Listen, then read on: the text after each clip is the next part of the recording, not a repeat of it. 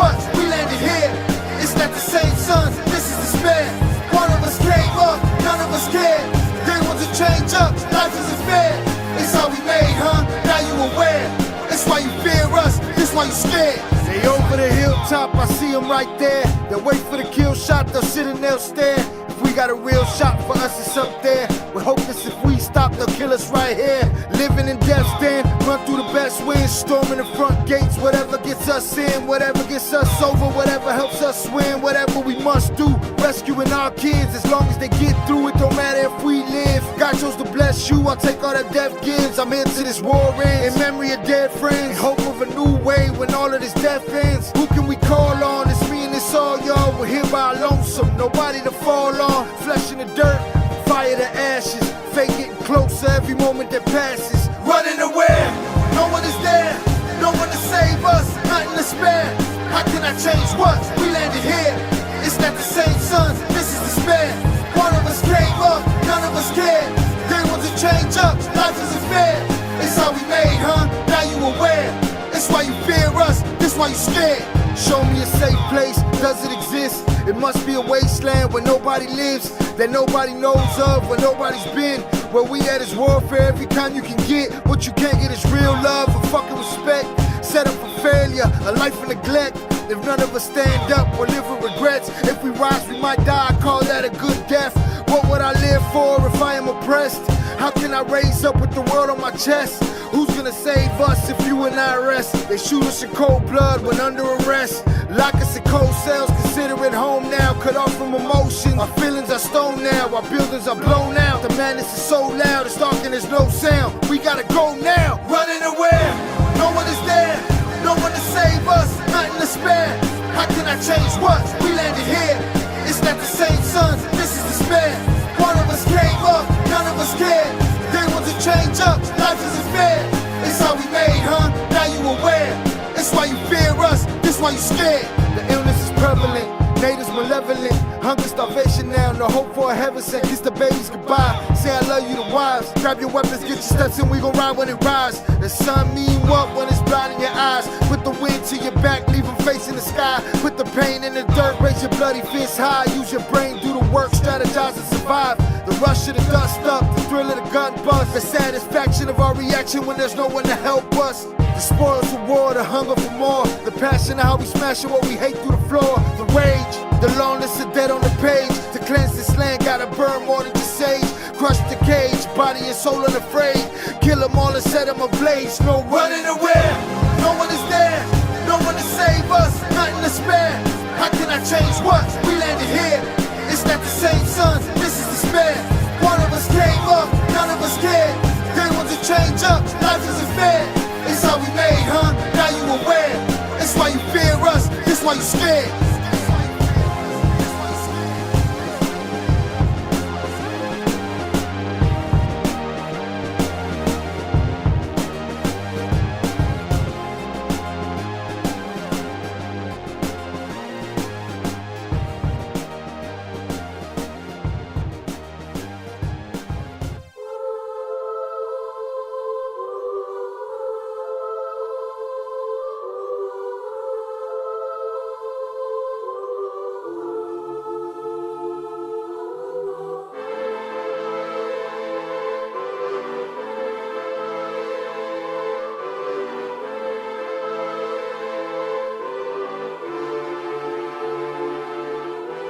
Hanging from a thread till you dead, cause your partner put a price on your head. Cause your chick was laying up in his bed, she getting details, spilling every word that you said. She working retail, thirsty bitch just trying to get ahead. If history tell us anything, y'all both end up dead. It's just a street tale, a fable, some shit someone said. Sit at the table and hope there's more to offer than bread. Pulled out the cradle, first steps you getting chased by a fed. No head starts, just body parts and lead sparks. Old religion, brand new hate and weak hearts. Oligarchs, krakens, dragons, you see sharks. Imagine you could manage to maneuver the deep part. You a savage, you can have it, just show all your teeth sharp. If you could grab it, you could stab it, just aim for the bleeding heart. The ones that show compassion, a soldier that seeks art. Does the artist that wage war take over never take part. Taking a knee, thinking no one faithful is me. I'm good people in bad lands, no evil live within me. I mind mine, I survive, find this lands for the free. If I'm mistaken, I'm forsaken, no one rescuing me. Residual effects, straight bullets through familiar necks. For any number of infractions that I deem disrespect. Your beliefs, you deserve better, but we both in the shit. You just haven't come to grips with it yet. Fight or flight, and they ain't really nowhere to go. If your back is against the wall and you ain't throwing no blows, you gon' crumble in the rubble, become blood in the snow. If you a victim, they collect them, grab the body and go. Dig them and ditch them, total disregard for the soul. Gas them and lit them, watch the flesh burn in the glow. Where we live and catch a shiver, this a hell you don't know. Your best hope is that your dying ain't slow, or your dying's a show. Where we at, it's every man for his own. A bloody backdrop, where killers just zone and slice flesh to the bone. Masked and gloved up front of your home. A flash of gun, but the side of your dome. Fresh blood from a stone, dents in your sense. Kick your fucking ball through the fence, dare you to say something. No sense in sitting around in suspense. Find out what's next, open your fucking mouth, disrespect. See the extent of how my life is intense. She beautiful and oppressed in a permanent summer dress. She a servant and still she blessed. Children cradled against her breast, whispering prayers, wishing their souls the best, knowing that they forgotten, not forgetting they're blessed. The bloodiest red lights, just piles of dead life. Something must be broken, the glyphs wasn't read right. You think them Bible papers was shed light? Yeah, right. Burn after reading, tell the preacher I'm leaving. I'm gone.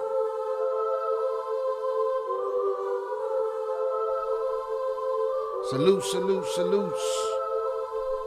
Welcome back to Shy Ill Reacts. I am your host, Shy Ill. On this lovely Friday evening, hope everybody's having a great night.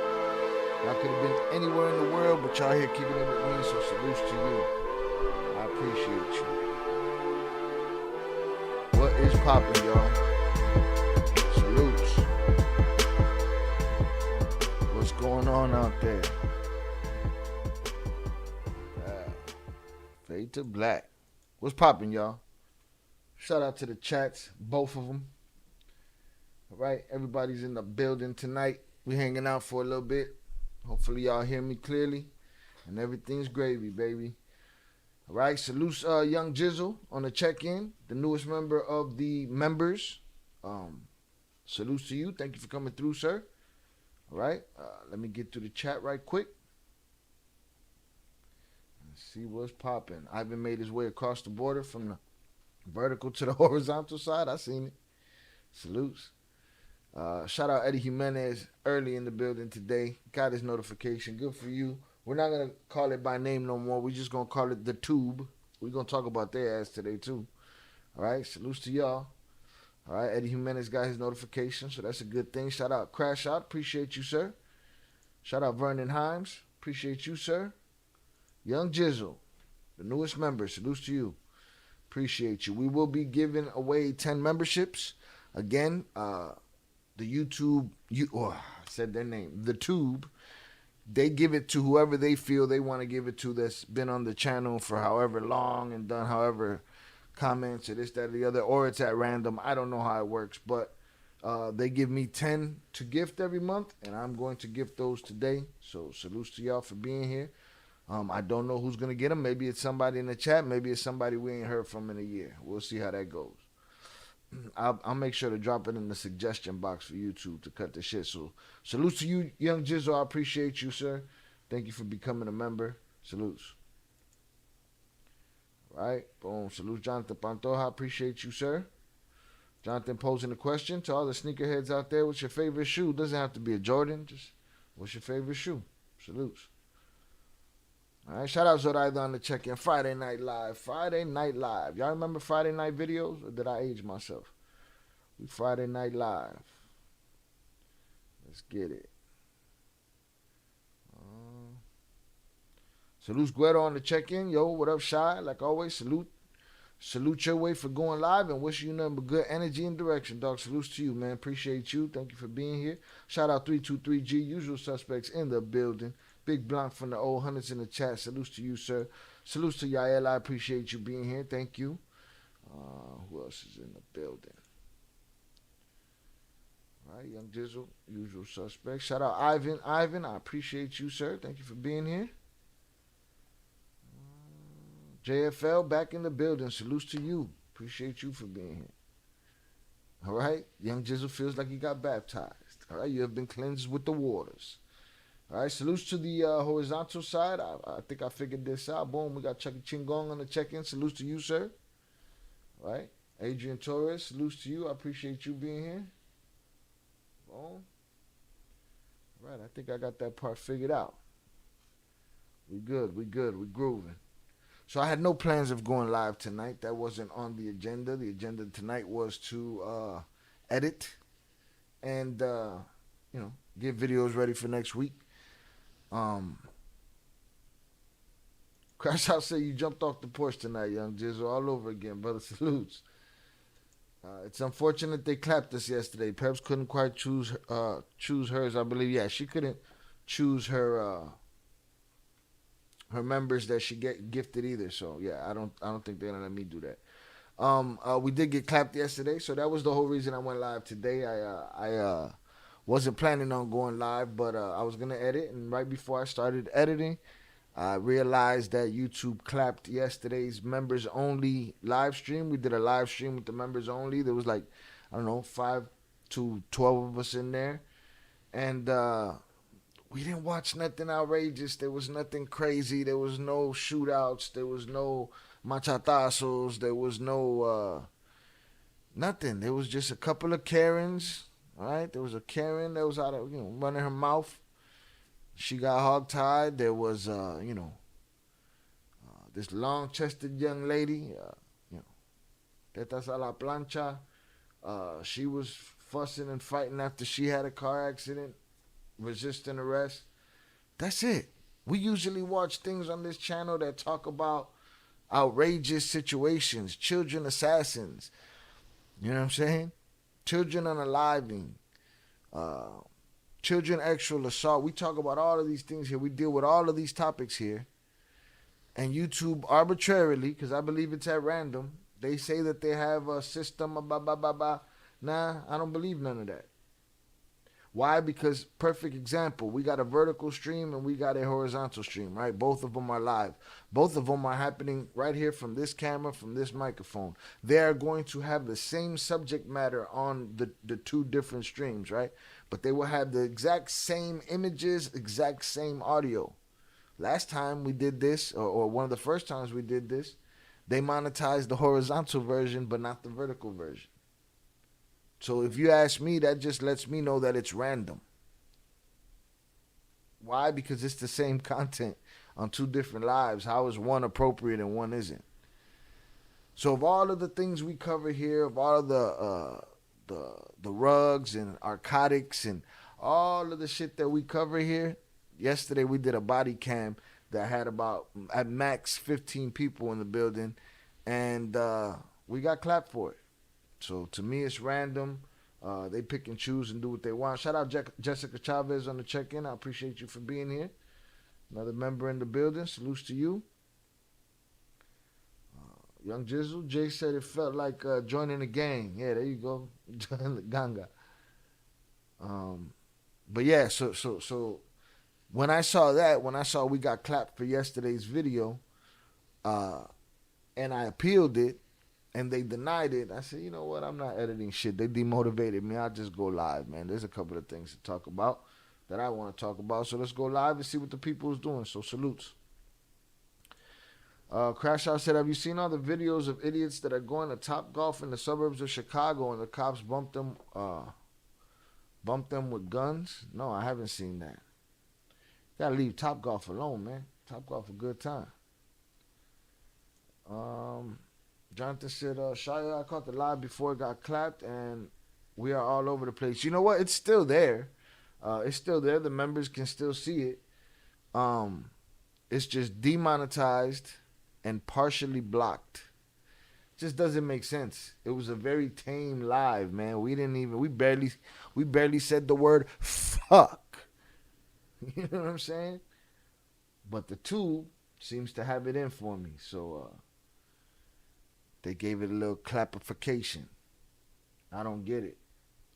You know, and then it annoys me too to another extent, because I see all these other channels that get the opportunity the moment that a Eminem album drops, or a Kendrick album drops, or this album drops, or this album drops. They could automatically jump on their channels and by mid-afternoon have their reactions out there. I can't have that. You know, I get copyright struck. How they getting around it, I don't know. Is there a license that I have to pay for? Cool. Let the channel starts paying for itself, and I'll pay for those licenses. But if everybody else is getting around it and I'm just getting smashed for it, I don't understand the process here. Again, YouTube isn't a place where you could just talk to somebody in customer service and be like, hey man, this is arbitrary. I said their name again. The Tube. The big bad wolf. The Tube. You know what I mean? So I don't know, man. I don't know how to work around those issues. It's frustrating. I mean, there was Eminem's new Slim Shady album dropped yesterday. There's a million channels out there that got it. If I were to do it right now, the moment I did it, boom, clapification, done deal. Videos down, blocked, can't be used, can't be monetized, can't be this, can't be that. There's mad different levels of it. But again, they say it's not a random system. They say that they have humans that are watching and reviewing my videos for monetization, and I don't believe that. First of all, I believe there's too many videos, too long length of a time, and there's too much criteria they're looking for that to be done by humans. Google got money, they ain't got that kind of money. That's number one. And number two, the proof is in the pudding. The proof is I put out the same stream in a vertical format and in a horizontal format. One of them gets flagged and the other one doesn't. It is random. It is random, or it is targeted. That's basically what I got to say about it. I know y'all don't give a shit about it because a lot of y'all don't have channels. I get it. But I just had to give my reasoning for why I ended up going live tonight. And it's because the Tube frustrated me and kind of pissed me off, because I do put in a lot of work in an attempt to get this channel to pay for its own time. That's it. I just want the channel to pay for its own time so I can do what I have to do. You know what I mean? I can't do that with YouTube constantly throwing shit in front of me. I got to come here and change vocabulary, change the words. There's just no free speech on this platform, and they suck the life out of being a creative. A lot of people think this is not creative. See, understand something. My whole life has been a creative endeavor. All right? Making music, film, TV, whatever I'm trying to do, it's always been a creative endeavor. It's something that I had to completely create from scratch. YouTube, I didn't want that. YouTube, I wanted to come watch somebody else's creation or somebody else's debacle and give my unfiltered, unapologetic opinion of it. That's what I wanted to do. I didn't want to come here and have to find creative ways to beat the Tube at this game. You know what I'm saying? And that's what it feels like sometimes. All right? But being who I am, I put the extra effort into it. I put the effort into it. I go hard. You know what I'm saying? I do it like if it's paying all the bills. And they kick me in the nuts every time. So it's like, en que no quedamos? You know? Again, yesterday's live stream, members only live stream, was extremely tame. So I don't even understand what the whole hoobla was all about. I even appealed it thinking, okay, maybe this is an AI mistake. They say, oh, we got 72 hours to respond. 20 minutes later, nah, fuck you. We checked. You're trash. Fuck out of here. All right, cool. Well, fuck you too. And maybe that they don't like. Maybe I'm supposed to sit here and kiss their ass. Oh, it's a free platform you get to do. Yeah, but it's also the biggest platform. If you give me a paid platform that had the same amount of viewers, but I could say what the fuck I want to say, then I'd pay for it. You know what I mean? But they want to say, oh, well, so you got to do what they say. Well, it's getting down to where we got to say what they want us to say. And we got to do what they want us to do. And if I don't do no fake shit and do no dances and no flips, they won't stop flagging videos. I put out a video about a 9-year-old assassin, right? Having a shootout where his 2-month-old sister was killed in this story. Right? That got monetized. That got no flags. That got no problems. I did a couple body cams yesterday that were very soft in nature. They were just people resisting arrest. We got an age restriction. You got to be 18 and over and signed in to see it. Most people 18 and over are not signed in. A lot of people that watch are not signed in. They're just watching. So YouTube is trying to hamper me and trying to, handicap me, but it is what it is. I've always been the business of continuing to try to make it undeniable. You cannot deny me. No matter how much you fucking want to, you can't deny me. I'm stubborn that way. So that's why I went live. So we live. Salutes to y'all. I appreciate y'all being here. We're a little later than usual. My West Coast people is in the building.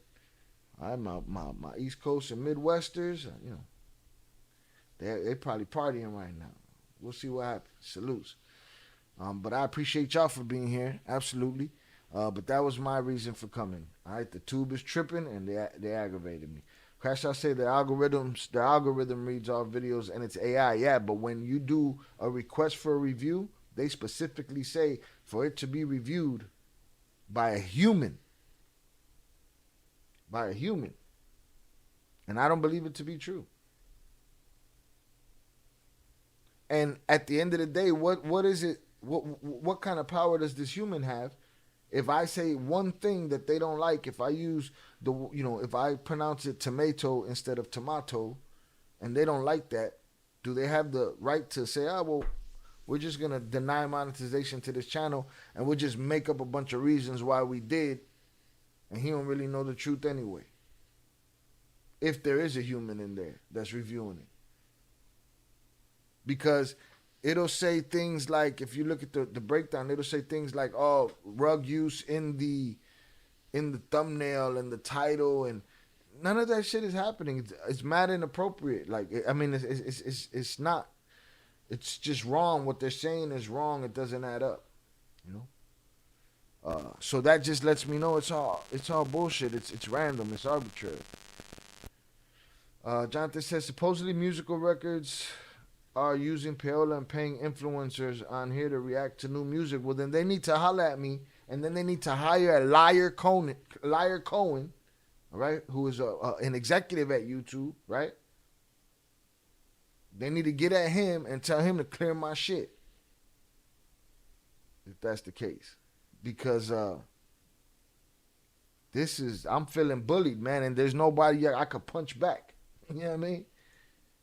Shout out JFL. Shout out, we appreciate your hard work and dedication. Salutes to you, and I appreciate y'all. I really do.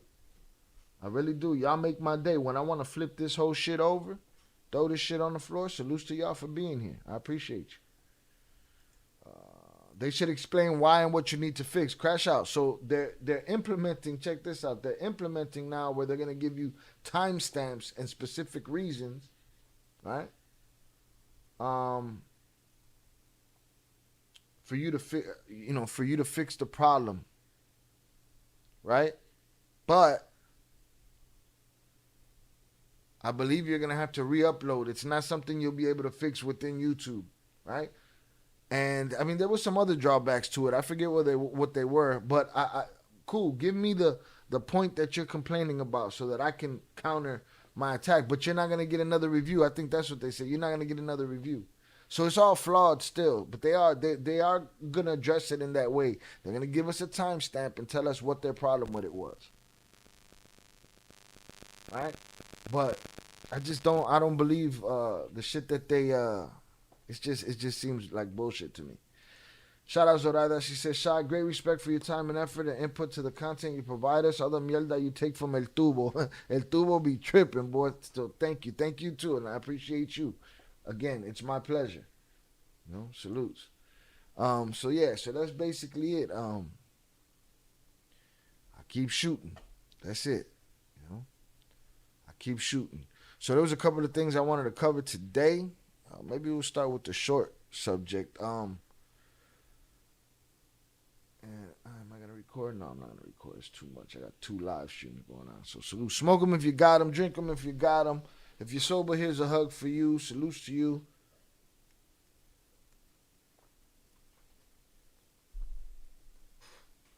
I want to check out something that I saw today, something that I've covered before, that just keeps coming up. And I would like for the person that this is a very simple, rumors go out there. People have haters and people have detractors, and sometimes rumor go out there that's very simple to, to dead. You know what I'm saying? You could dead the rumor very simply. And some people don't do it. Crash, I said 3 years sober. Salutes to you, sir. I appreciate you. You know what I'm saying? Well done. Congratulations. Salutes to you. So sometimes there's very easy ways to kill the rumor, right? And they don't. Well, another video popped up today. Popped up on my radar today. It's on the Panda Chop channel. All right, I'll link the video in the I'll link the full video in the chat. Well, I'll link Panda's channel in the chat. Let me get this here. Let's see, link as open a new tab. No, not the image, bro. Open the link.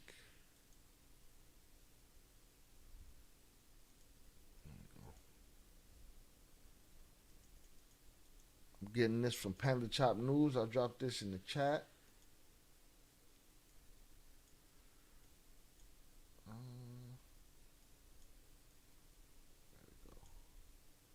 Don't forget, we're going to be gifting out 10 memberships today. Hopefully it's to somebody in the chat, man. We shall see. Salutes. Boom, there's Panda Chop News link right there, the channel that I'm getting this video from. And this video is titled Cuban Link. Fat Joe stole from Big Pun's rhyme book. All right? This keeps coming up. This keeps coming up, and I keep bringing it up whenever I see it because it's kind of frustrating to think, especially being an MC, to think that the sanctity of your own death means nothing. If somebody could take your words and make them their own. You know what I'm saying?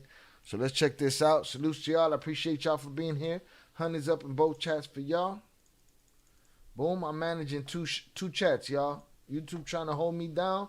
Meanwhile, I'm over here pulling hat tricks and shit. Literal hat tricks. Switching out teams and colorways and shit. Salutes.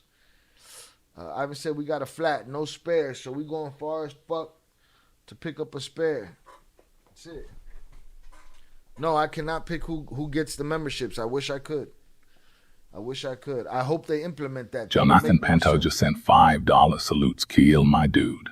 Thanks for your resilient grind and always being here for us. Finding ways to grow with your quality content. Shoot it, and blessings to the committed chat members. Like and subscribe. It's free. Shout out to Jonathan Freeman. Salute Sha'il, my dude. Thanks for the resilient grind and always being here for us. Finding ways to grow with your quality content. Shout out and blessings to the committed chat members. Like and subscribe. It's free and don't cost you a thing. Salutes to you, Jonathan. We appreciate you. We appreciate your $5 power chat. Salutes to you. You heard the man. Like and subscribe. It is free. All right. Salutes. Yeah, Crash Out. I wish I could pick who it was, but that should be something that they do because again, if there was somebody that was active on this channel a year ago, right? And YouTube just randomly gives them to people who have a history on this channel, you're throwing the membership away. So on somebody that's not even here anymore. So I wish we can give them to specific people. We can do that. We can gift them to specific people. I believe. I'm not sure. Got to look into that shit too. All right. Shout out Crash Out. He said, Ghost Watchers, hit the button. Salutes. Appreciate you, sir.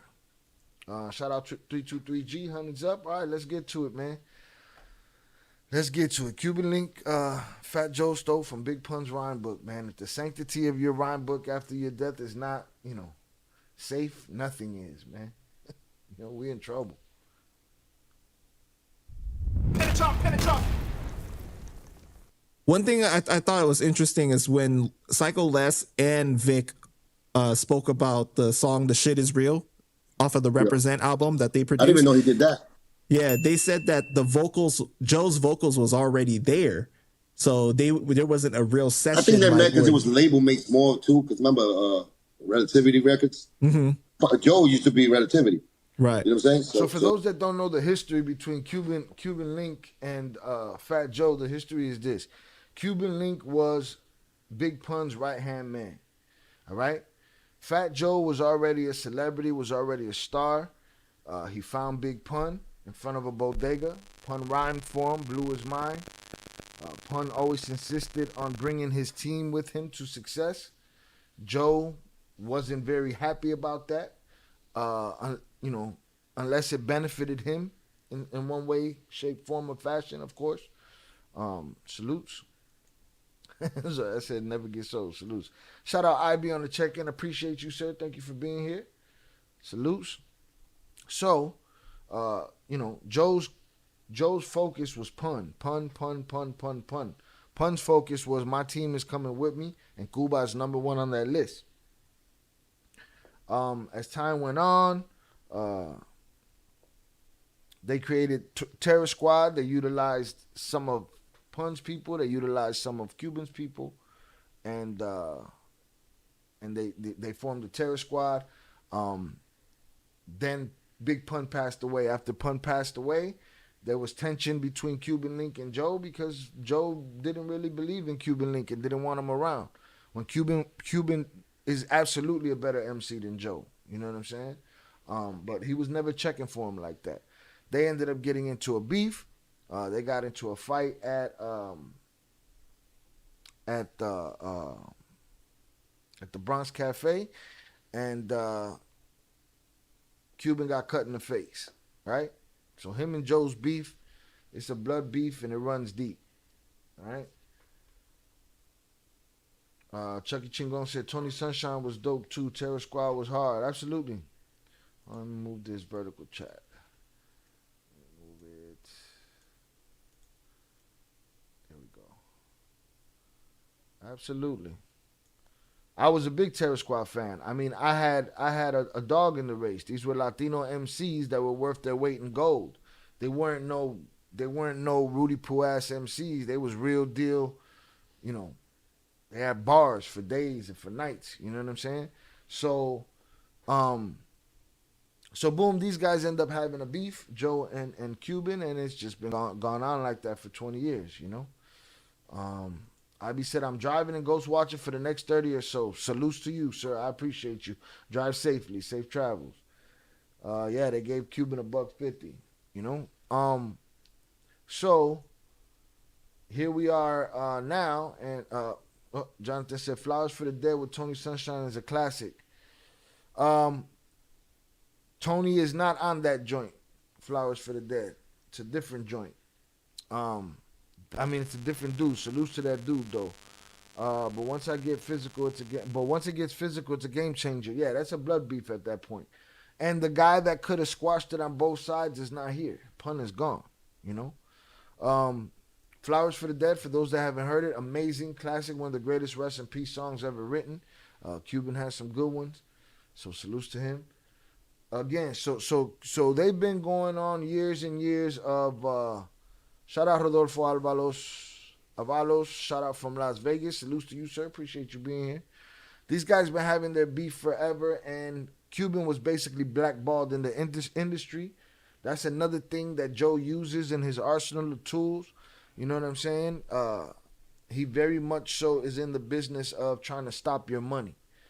And he did that for Cuban. For those that believe that Cuban was not blackballed in this business, you wildin'.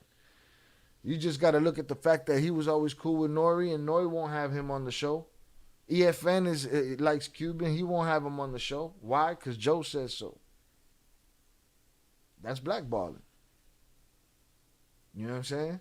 We got beef. You own part of the station. All right. You own part of the station, or is that an excuse for you to keep me off of it? Even if you own it, it's a conflict of interest for you to be involved in who gets, on here and who doesn't.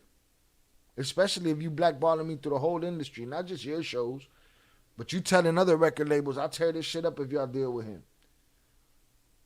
So Joe pulled off those tactics. So Cuban's been on a mission to scream "fuck Joe" as loud as he could scream it for as loud as he's, for the last 20 years. It's been going down like that. So now here we are. He's with Panda Chop, and he's gonna have this conversation. Salutes.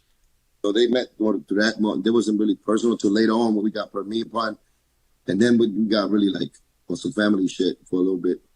You know what I'm saying? But they had to produce the beat around his vocals though, instead of like him laying it on the. Before we got to him, the shit is real with my shit. I like that shit. They did a video for. I think that's the back in the day. Yeah. Back in the South Bronx, at the age of 14, I was already knocking out chops. You think you hardcore? Cuban had bars. If there was somebody that was after pun, as far as I was concerned, me being who I was, it was Cuban. Always was. I performed my pun rest in peace songs in front of him a few times. Front for you wear gold fronts. Faking the funk, kid. No, What's Love is the song. Here we go. Joe. That's when he was the nigga we liked. Oh, you don't like the What's Love? Kid, you be getting up your ass if you ever did a fucking big. See, I like that shit. I can restate so much shit. That was the Crash Out, I believe that. Cuban knows all the shit Joe did to pun, so Joe didn't want it all out. I believe that. classic Joe. That's when he was the nigga we liked. Oh, you don't like the What's Love? Got to... That was Punch It. What? Pun Road. Boom. All right, how many of y'all know that song? We can't play it because YouTube will get me kicked off the planet. The What's Love got to do with it. With Ja Rule, with Ashanti, the shit that Murder Inc. gave him after Pun was gone, and Joe needed to come up, and Joe needed to get paid, right? Panda Chop just sang that hook, and the first thing that Cuban said is, that's Pun shit. That classic Joe. That's when he was the nigga we liked. Oh, you don't like the What's Love? Got to... That was Punch It. What? Pun wrote that hot tub. I mean, no, not the hot tub. No, What's Love is the song. The bridge. What was the bridge for What's Love? At the end, the outro. Put it on me or some shit. On top of me. Yeah, that one. Right? I'm taking my back. That was Pun. Pun wrote that. He was supposed to use that didn't for his What's song. Love come out after Pun died though? Like way after? Yeah, but Pun already was writing that already. Like he had a. If you go in my book and you take a hook out of my book and use it as a bridge on a song, use it as a hook on a song, use it as a verse on a song, stay the fuck out of my rhyme book, bro.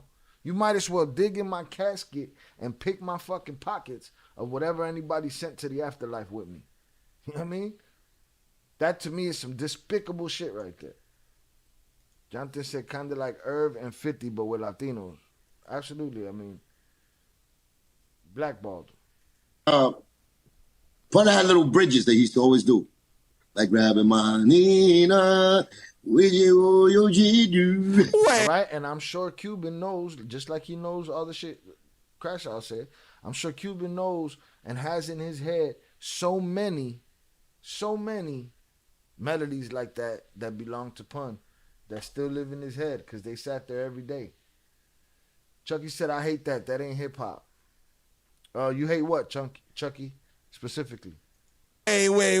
Like, that song didn't come out until 2002. I know that. After Pun passed, I was after Pun passed, but Pun had that it was a fast beat that he was gonna do. Pun. He never got to use it on Yeah Baby album, but he's I'm gonna rain on top of me in the that shit. That was already Pun shit, and Joe remembered that. He added that on the What's Love at the end. Took credit for that too. He let Ashanti do it. Oh, shit. He let Ashanti do it. Chucky said stealing rhymes. Yeah, it's the worst. You might as well open my casket and dig in my fucking pockets, bro. Yeah, on top of me in the And that right there, to me, listen, man, I try to always give Joe the benefit of the doubt because Joe was the first Latino in hip-hop that I looked at and said, brother is like me. I could be that dude. I can get to where he got to. You know what I'm saying? So I always try to throw him bail, right? But you got to answer for this shit specifically because I keep hearing this too much. And if you're able to do this, if this is in your character, a lot of that other shit's in your character too. What did he say? I didn't do none of it. Not one of those things is the truth. And then a video came out of one of those things being the truth, which threw blood all over all of the other things he said were the truth, right? So I'd feel the same way about Joe. If I find out that you picking out of a dead man's book to save your ass because you feel like you deserve that, and there was no on paper situation where, you know, and it's different if you grab one line out of homage to, but if you just, from what I'm hearing, he picks out of that book whenever he needs to, or did, to get him the lean backs and the, you know, the shit that saved him when shit got hard. You know, Joe started off stealing packs, then lyrics. That's what I'm saying, though. It seems like his nature is just, ain't that what we do? We do snake shit and then we lie about it in public. Right? I feel like he surrendered to that. Like, that's gravy. Bruh, if you dug in the man's rhyme book a day after he died, any day after he died, you might as well have opened his fucking casket and robbed him. That was already punch it. And Joe, and baby, it was a fast beat that he had that he was gonna do. Pun. He never got to use it on Yeah Baby album, but he's the I'm on top of me in the that shit. That was already punch it, and Joe remembered that. He added that on the What's Love at the end. Took credit for that too. He let Ashanti do it. Shit. He let Ashanti do it. You understand? I know that. And everybody That's crazy. there. I've never heard anyone say that though. Yeah, that's what's the truth. That's the truth. Another Panda Chop exclusive. Yeah, that's 100% true. I was Punch fucking Bridge. He was going to use it as a hook for his song, It's Yeah Baby, but they didn't make it. Because he had, you know, he passed away. And he didn't get to do that. That shit is fire too. Yeah. That's like probably like the best part of the song. Yeah. It was a song called Camaraderie. Yeah. That was the song. That was the song for that. It was a remix for that he was going to do for his album. I remember that. And he used that. Joe used that and he let Ashanti sing it. Because, of course, he told her to sing it. And she sung it beautifully. But he never gave my brother no shots on that. Bruh, that to me, that shit, you might as well sleep with his chick, bro. You might as well slap his kid. You might as well spit in his baby's face. Like, what? You could take a man's rhymes? And we know that he did that. So, you know. Damn, man. That's crazy. So when he was saying, like, they thinking that I found Pun's rhyme book, it's almost like, it's like true. Yo, you remember? So to add context to that, there's a line in the song that Joe has where he made his comeback because he felt like everybody thought he was going to fall off without Pun, right? And he said, oh, you know, he's back and now they acting like I found Pun's rhyme book. Bruh, you just did what Drake did. You jumped in front of the truth, right? You said it first. Remember Punch, right, bro? That's what happened. That's what happened. It's like true. Yo, you remember Punch, right, bro? That's what happened. That's what happened. And yeah, he mocks things like that so people could like stay off that subject. Like made a joke about it so people be like, I know he did. He just said that shit to be, you know what I'm saying? Whatever. He just said it to say it. You know, said to make fun of it. Like he got his own rhymes. No, nigga, you really are from Pun's rhyme book. You stole from Pun's rhyme book. Because, you know, if you'd have gave some credit back and some money back to where they deserve and give them some credit on the actual producer's credits, then you'd have been all right. But you didn't. So we know you don't give a fuck. You know you try to steal for money. You're stealing. That's called no credit, no nothing. Nothing. Stealing. Acting like, oh, I forgot. Yeah, oh, I forgot. Just like the jelly bean shit. Oh, I was getting jerked too. You're lying.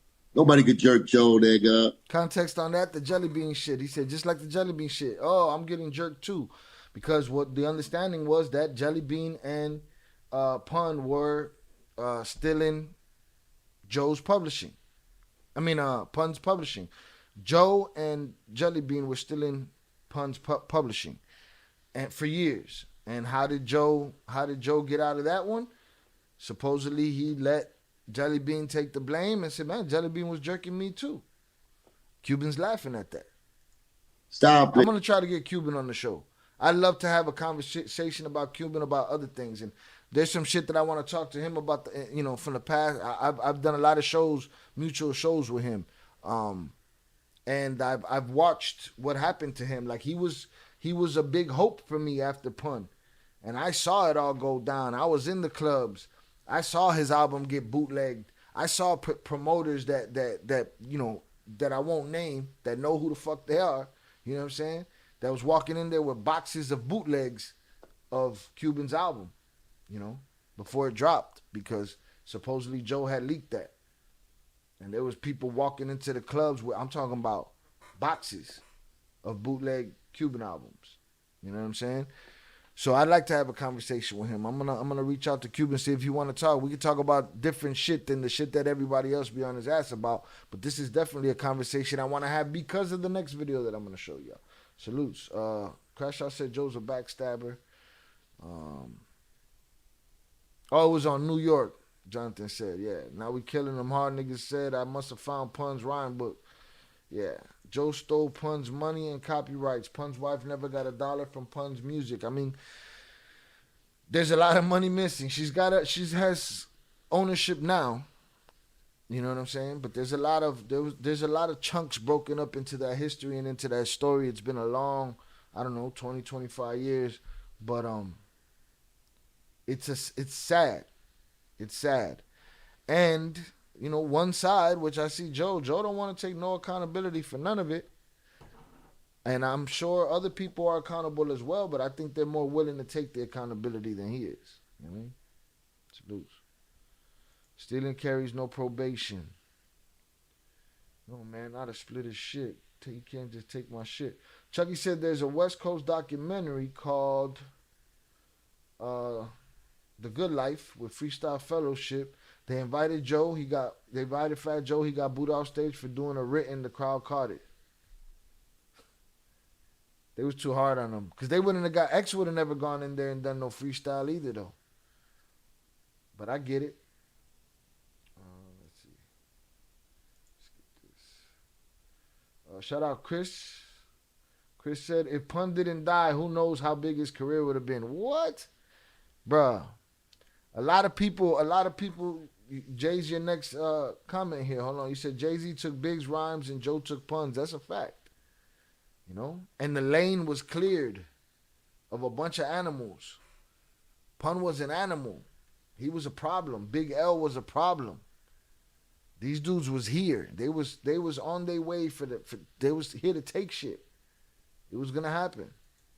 Chris said Pun's wife has been trying to get what's owed to her kids. Yeah, she did. She did. They have a settlement.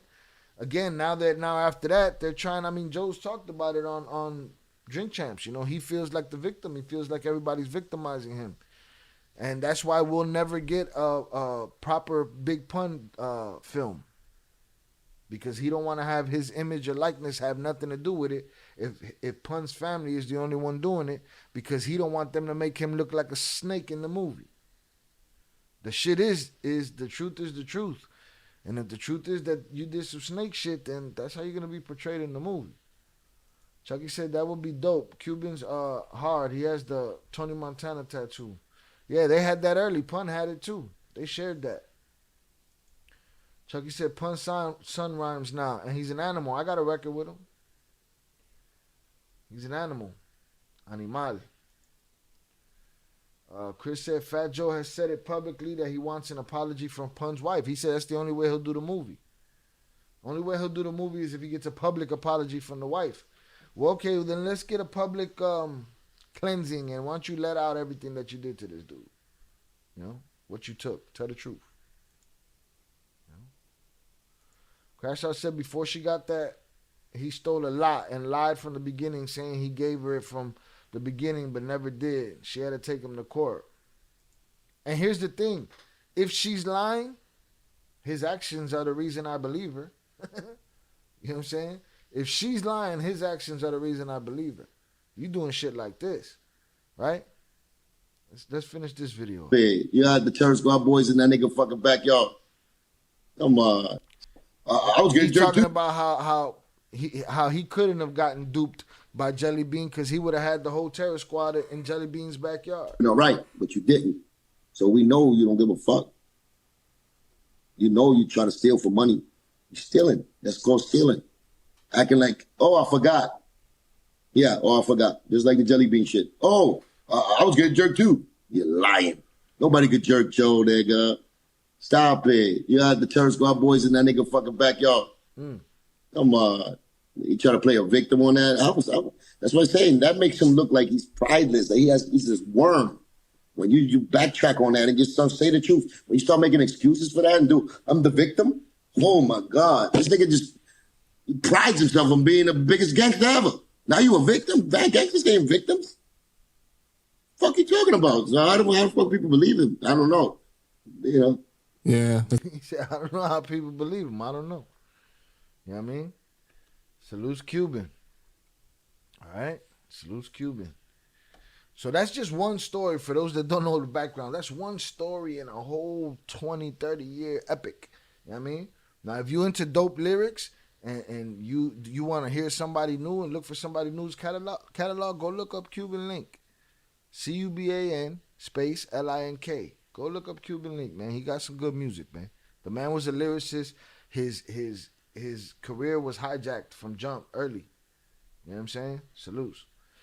Chris said, I think lyrically Pun is my favorite. You could argue maybe the best. And the way Pun's voice sounds on record was crisp and sharp. He quite possibly can be the greatest of all time. He didn't have the people won't give him that. But just on Capital Punishment alone, there's enough bars for that dude to have, that status. I believe that. Salutes. So then I harken back. I use words like harken. I'm a cultured young man, right? I harken back to a video that I did on this channel a long time ago. Chris said Joe still has music of puns. Did you hear Thug Love from Pun and Remy? I don't recall. I might have heard a leak of that a long time ago.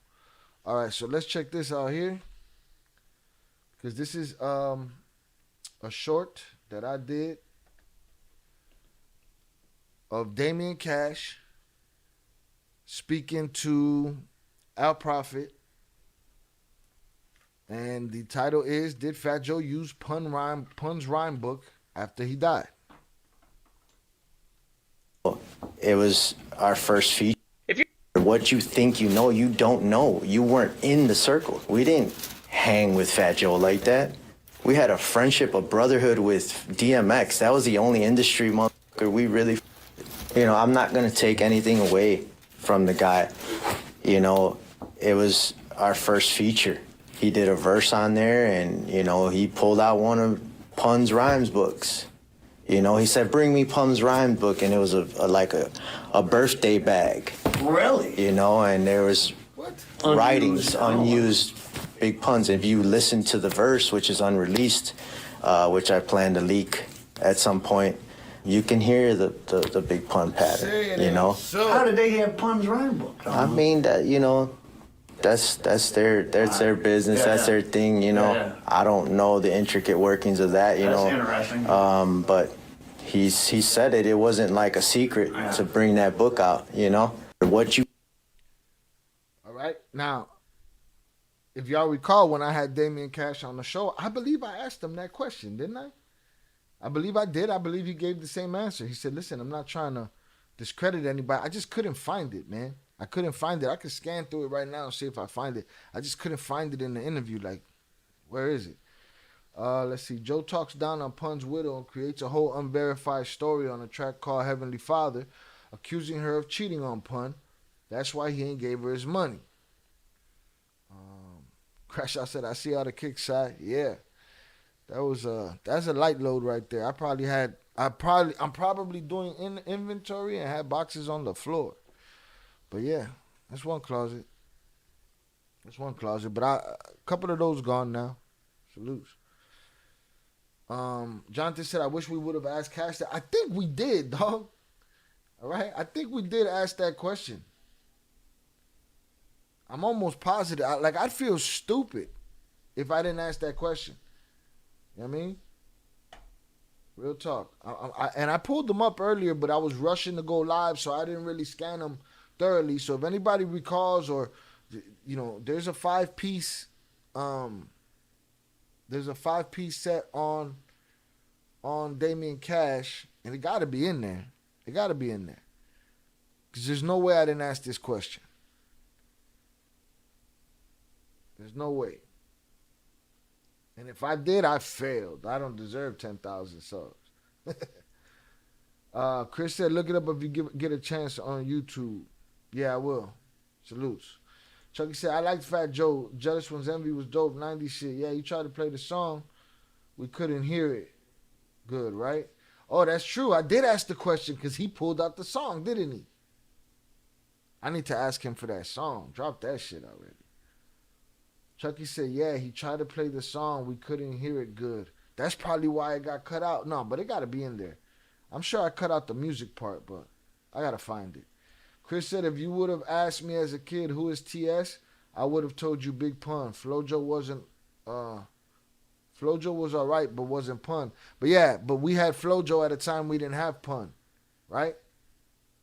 We had Flojo at a time that we didn't have Pun, and then we got... Right? We got Off the Books, and they gave us Pun.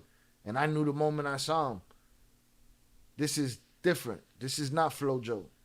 This is different. This is the guy. How did he find another fat guy and this guy rhymes even better? Instantaneously. You know what I mean? So for us older, I don't know how old you are, Chris. For the older ones though, but we had Flojo when we didn't have no Pun. Pun came later. I think he was quiet and kind of rapped the verse, but not in its entirety, if my memory's correct. Yeah, but I did. So I did ask him the question. So he says it right here. They pulled out. You think you know, you don't know. You weren't in the circle. We didn't hang with Fat Joe like that. We had a friendship, a brotherhood with DMX. That was the only industry motherfucker we really. You know, I'm not gonna take anything away from the guy. You know, it was our first feature. He did a verse on there, and, you know, he pulled out one of Pun's rhymes books. You know, he said, bring me Pun's rhyme book, and it was like a birthday bag. Really? You know, and there was writings, unused Big Puns. If you listen to the verse, which... And see, me, I'll ask those specific kind of questions, right? To a person like Cuban that might be in the know, right? And if he doesn't know and I ask him that specific question... I'll give you the question in a second. If I ask him that specific question and he doesn't know, but somebody that's watching and paying attention to his interviews that does know will speak up. Because my question is going to be like, do you know anything of a birthday bag? You know what I'm saying? That they walk around with Pun's lyrics in them. Which is unreleased, which I plan to leak at some point. You can hear the Big Pun pattern, you know? How did they have Pun's rhyme book? I mean, that, you know... That's their business. Yeah. That's their thing, you know. Yeah. I don't know the intricate workings of that, you know. That's interesting. But he said it. It wasn't like a secret to bring that book out, you know. What you think? So it was no secret. It was a party. Just pull out Pun's book. See, Chris said I'm 35. That makes sense. You know what I'm saying? So your generation Pun would be number one first, as far as Terror Squad, all of that shit. Flojo, we had it. We knew it. We were there already, you know? Shy, you got any songs with 50 Cent? No, sir. 50 Cent? No, sir. I got songs with Coogee Rap. I had a couple of decent features. Jonathan said he pulled it off on an old phone now that everyone's chiming in. I believe he played it on the speaker. I'm going to see. I'm going to take a look real quick and see if I can find it. Salutes. Sorry, I got these chats overlapping each other and shit, but we getting there. I got rid of the black box. We good. Let me check this real quick. Hit the like button if you have yet to do so, y'all. Let me scan these videos and see if I see a part where he got his... Joe probably has tons of unreleased songs from Pun. He said there wasn't. He says there isn't. they said that Pun was the kind of dude that was gonna whatever he made, he put out. And I could understand that too. But I don't know, but who knows? Maybe he got a stock of a million songs that we ain't heard. Crash Out said, yeah, I remember, but we couldn't hear it good. Yeah, so I did it. So that means if he played the song, I must have asked him the question, and he must have co-signed it and said, yeah, you can hear that shit. But see, I don't want to say all this must have. I want to play the video of me asking him the question. All right, let me see. I got 5 parts. I'm trying to remember which one it's in. Let me scan and see if he's holding the phone to it. Let me see.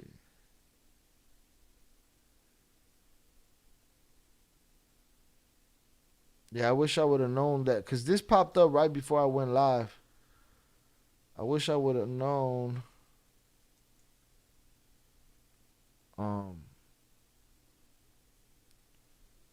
But I believe I did ask him that question, man. That blows. Let's see. Yeah, we good. It's and on the other note, I want to say something Him about and Jay. Trained before I even got home, and that was part of the interview, right? I sure know Kay put Kanye in a headlock. So I mean, there's a lot of. Oh man. Maybe right here, maybe. Join.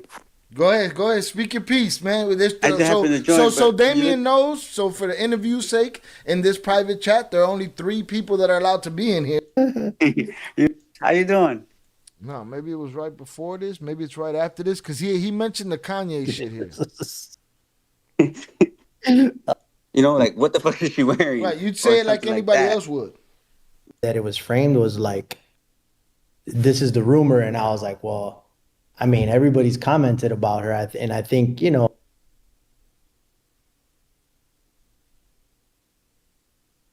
he definitely played it on the phone. So for those, just to have the context, for y'all to have the context, Young Jizz on the vertical side now too. Hit the like button over there too, sir. Appreciate you.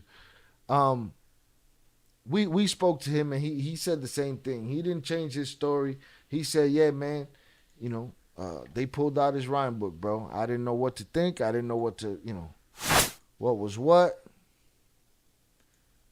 and there's a lot of people will comment on her, but like, anyway, she's in a flight on a movie, like unbelievable Hollywood, the little business that slipped between business, Absolutely. and they'll tell you. I don't know where it's at, and I don't want to look for it right now. So salutes to y'all. I appreciate you. I'll add it when I edit this portion of the video, because it's a conversation that needs to be had. But just where the hell did I have it with him?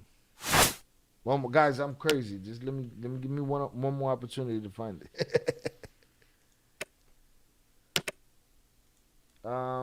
Chris said, do you have any of your music on the channel? I do, sir. We play 2 songs at the intro, but there's mad music on the channel, and you could just type in CHI-ILL, and a whole bunch of stuff should pop up on you on Google and YouTube. Appreciate you.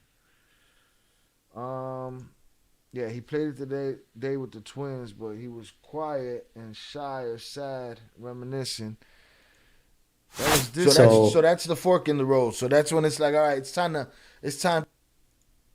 Rough around the edges. He's been around the streets. You know what I'm saying? I've told the story about X waking us up in the middle of the night while we're babysitting him at the Talking about organization have with him or anything around the street. Like, I got to see a different side of him, man. Like, people can't really tell me about him.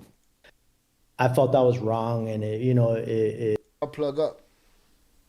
I think what level, of respect. So at what point y'all get, y'all, or I knew all the promote.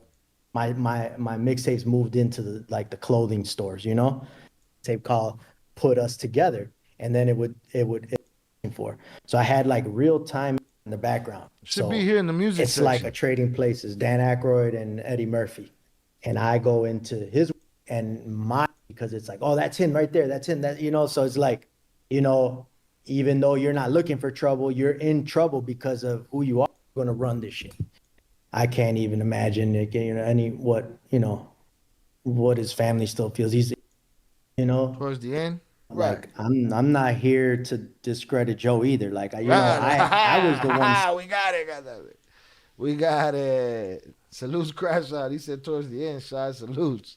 Comes from his rhyme book on a record, and to me, Fat Joe, and it's like I that don't know what I'm talking about is. Here we So go. like, man, ain't nobody in the history of Chicago music that didn't make it, that did that level, like, and not made it. You know what I'm saying? Like, this is all like pre even making it. Like, We all did it on that level and didn't make it. those were the conversations were just so legendary, so big, so large. Like, um, and then Did Fat Joe pull out Pun's rhyme book? yes, he did. Boom. It was like a glittery purple bag, and right when he got stuck at a few bars, and he's like, you can hear it. I mean, I might as well pull it up and play Is it that for joint you. out there? Nah, it's in my phone though, and I'm gonna play it right now. A little clip. So and for you're gonna those hear that don't know what it. I'm talking about is I did a short maybe a year and a half ago off of a clip that I saw of Damien speaking to, I believe it was Al Prophet. People are always, there's always something about Fat Joe, and it's like I try to stay out of it. But then Damien said what he said. He said, man, Fat Joe pulled out Pun's rhyme book. And I remember people used to talk about that in the hood. But again, I hear a lot of bullshit in the hood. I hear a lot of rumors. I hear a lot of innuendo, shit that wasn't real. And I try to find, what was real and what wasn't, So I hear this. He says, Joe pulls out Pun's rhyme book and used rhymes from his rhyme book on a record. And to me, I was like, that's probably the lowest shit you could do besides taking the ring off a dead man's finger. You know what I'm saying? Yeah, I mean, I don't know how I feel about it because in the moment, you know, bro, you're like, wow, when it's this guy's happening? about to spit something legendary, you know? Right. Like, don't get me wrong, he wrote most of his shit, Right. Like I'm not here to discredit Joe either. Like I was the one sitting on the couch with Joe while he's got the Hennessy bottle telling me his son's name is my government name. And I, like I like y'all Chicago niggas. Like, man, he gave me great advice about like the angle to take about music. Like, he's a mogul in his own right, bro. Don't get me wrong on why I bring stuff up, but like, that just happening in front of me is like, you can't make that shit up. Like, you know what I'm saying? Like he brought it out, uh, this. No, we couldn't hear it. BX Shot Town, yeah. Get down, we cracked the dawn. Yeah. Gracias.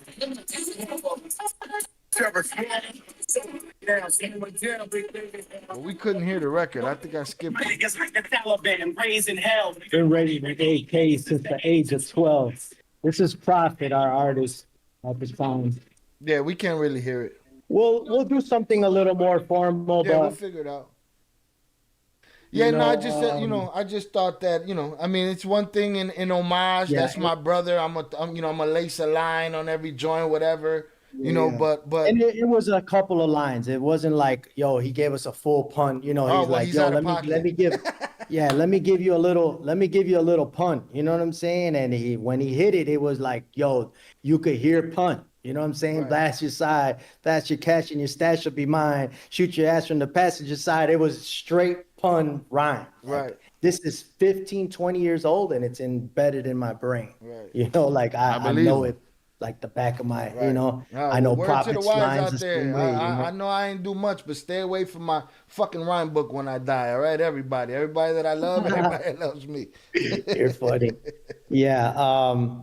But yeah, man, I mean, all of that stuff is legendary stories, man. Like we took some people with us to New York for their. So there it is. Like,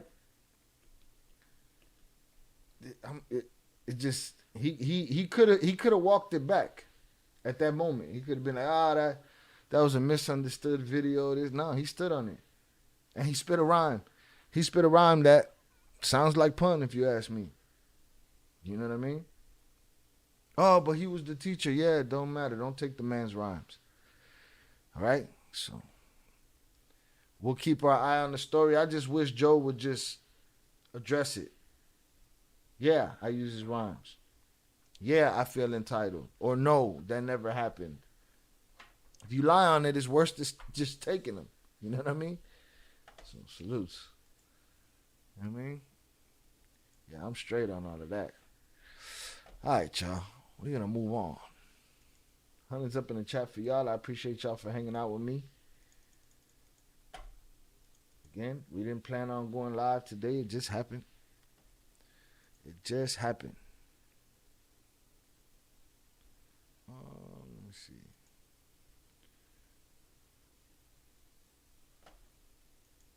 Would you do a song with Joe or a feature? It's a good question. I don't feel like I'm on that now, but there was a time where I hell yeah, I wanted a feature with Joe. You know what I'm saying? But I don't know, man. I think my morality wouldn't let me. You stole somebody's rhymes that ain't here no more, bro. Like, I don't know, man. You know, I'm trying to weigh that in the, a person wants to have the most eyes on him as possible, right? But what's he willing to do for that? Now I know a lot more history than we just get from these videos about this guy and the way it works, and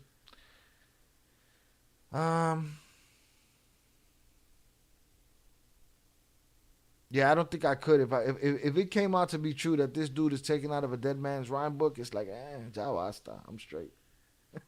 I'm straight. Snoop and Dre admitted to Jay writing their rhymes on a classic. See, I don't mind. To me, I'm not looking at Dre. Dre is different from Drake. Drake runs around and says, I'm the best, but he got ghosts. You can't say that. Dre's not out there saying, I am the best rapper. I am the best MC. No. He just out there making the best songs. So salutes. Salutes to y'all. I appreciate y'all hanging out. Chris said, who would you want to do a song with? Oh, that list is long. I never got a song with Dog. That would have been nice. I would have loved a song with Pun. Now again, another reason, and we can't ignore this. We can't ignore this. Pun. I had a point I was making. I saw a comment, threw me off. Oh, Pun's wife. This was a major point of contention between Pun and Pun's wife and Joe. Right after Pun passed away, a couple years after Pun passed away, his wife was participated in a documentary, and in this documentary, she showed video of Pun being abusive to her. All right, Pun was looking for a hammer in his house. He couldn't find it. Turns out her brother-in-law had moved it, and he smacked her in the face with it. Right? He was abusive. Right? Joe disagreed with her putting that footage out there and felt like, how do you expect me to sell Pun's image after he's gone and feed your family if you putting out videos that are making him look like shit? But again, same as if they would have put Fat Joe in the movie. The truth is the truth. And the domestic violence was not something that Pun did not talk about in his records. He talked about it. All right? These dudes that are real dudes with demons, those demons, they come out and they're spoken about on the records. You know what I'm saying? So she felt like, hey, man, he talked about it while I can't talk about it. And Joe disagreed. Joe disagreed, and now Joe wants her to apologize because she's accused him of stealing, and he won't do nothing with her unless she gives him a public apology. And it's like, cool, then give us a public confession. Confess your sins, Joe. You know what I mean? Chris said, I didn't know you rap, man. Where can I find your music? Right here on this channel. Google me. Snoop claims to be a rapper, though.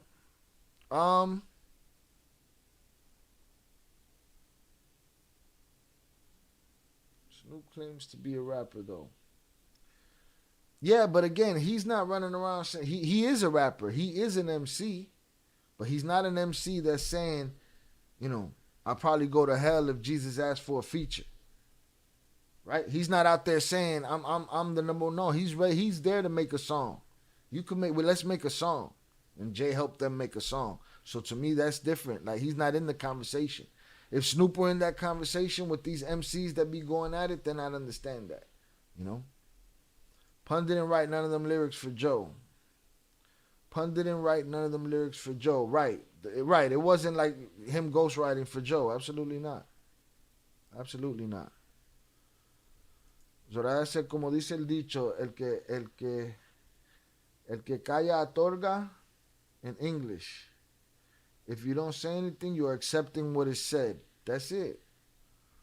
I just feel like Joe got to talk about it. You know, and he get insulted by the question. I'm not insulting you over the question. Again, I'm the one always throwing you bail. I just sat here and still consider doing a record with you. Not that I'm nothing special. He asked me a question. Chucky asked me a question, I believe. Or Chris, somebody asked me a question. You know what I'm saying? But, you know, just what you mad at me for? You know what I'm saying? Answer these allegations. IB said, got to where I was going. Despite the crazy street racers do with their lights off through the mountains, thinking this was a midnight club or something. Good live. Interesting info. Salutes to you, IB. Appreciate you. Glad you got there safely. I don't like people that just act like they're by themselves on the road. That shit annoys me. Crash Out said Pun wrote them for himself. Absolutely. Absolutely. And if there was anybody in the world that had a right to use it creatively in any concept of sense, you know what I'm saying? Even if you wanted to spit on himself, it's Chris. That's it. Salutes Raven Jefferson on the check-in. I appreciate you. Chucky said, I saw that documentary. That was crazy. Yeah, man. Crazy shit. Chris said Snoop is a snake. How he did Pac. There's a lot of things he says don't add up. The more he says them. So it's like, and this is with everybody. Which is why it leaves me in a place of disenchantment. Like, whatever. To the 10 free memberships tonight. Welcome to the new Shail channel. Matter of fact, let's see if we can do 5 of those right now. Let's see if we can do 5 of those right now. All right? Salutes to the chat. I hope this goes to somebody in the chat that's deserving. I am sorry when it doesn't. All right? When this channel starts taking care of itself and earning for itself, I will make sure to reinvest that into getting members up in here that really deserve it, that it's not on their priority or in their budget to be throwing around money like that. You know what I'm saying? But right now, I got 10 to give away, 5 for free, and YouTube gives them 10 for free, and YouTube gives them to whoever they decide to give them to. All right? So please do not feel left out, forgotten, none of that shit. You know what I'm saying? To the people that have been here, that are always here, you are not losing nothing. You are not losing nothing that you didn't have before. You know what I'm saying? All the membership program is an opportunity for me to offer perks to, and not Percocets, but perks to these people that pay the monthly subscription. Again, you know, I appreciate everyone's help. I appreciate you hitting the like button. I appreciate you subscribing, all of that good stuff. You know what I'm saying? So salutes to you. 5 are going out right now. They're going to somebody. We just hope it comes to somebody that we see in the chat. Salutes. Here we go. First 5 out now. And there they are. Chucky Chingon got a membership. Vicente got a membership. Ivan got a membership. 298 got a membership. And Alonzo got a membership. All people that are active on this channel in the recent time, like now. That made me happy. Hell yeah. Hell yeah. Hell yeah. Let them ring. Hold on. Let me get this off the screen. Let them ring. Boom. Ivan has become a member. Come on. You gotta let the other ones ring. Hell yeah. They gotta make sure all of them ring. Stop playing games. There we go. 298 Sosa. Salutes. Hell yeah. Way better than the first round. The first round had me depressed. Remember that? Y'all remember that shit? That's funny. That's hilarious. Hell yeah, Alonzo. Appreciate you. Y'all don't see Alonzo much in the chat, but you see him in the comments. But Vicente, Ivan, 298, and Chucky, y'all already know. Them dudes be in the building on a regular basis. All right, hold on. Let's see. They're going to keep bringing them off. Keep bringing them off.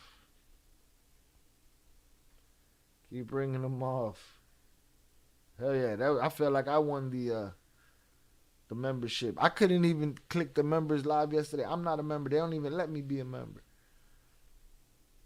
Boom. Hopefully Eddie Jimenez gets hit up in this next round. We're going to see what happens right here. Salutes.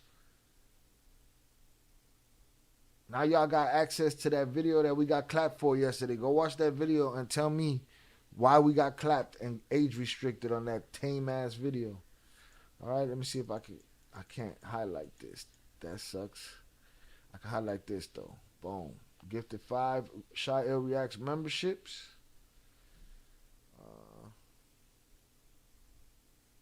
Zorada had a good point right here. Why does he get mad if it's not true? That's it. What you mad for, bro? Huh? Salutes to everybody, giving them their congratulations. Some of them are here, some of them are not. Again, we're later than usual tonight. Boom, no ghostwriting. Congrats to all the winners. Welcome. Salutes. Chris said, "Have you checked out Pun Sun?" Yes, I have a record with them. On I believe it's Shy L 1871. Salute Chucky Chingong. I appreciate you. All right, man. That's the first 5. Let's get it. That was a deserving 5. Good lineup. I appreciate that shit. That's dope. That is dope. All right. Second thing I wanted to cover is I want to get into this Alec Baldwin shit.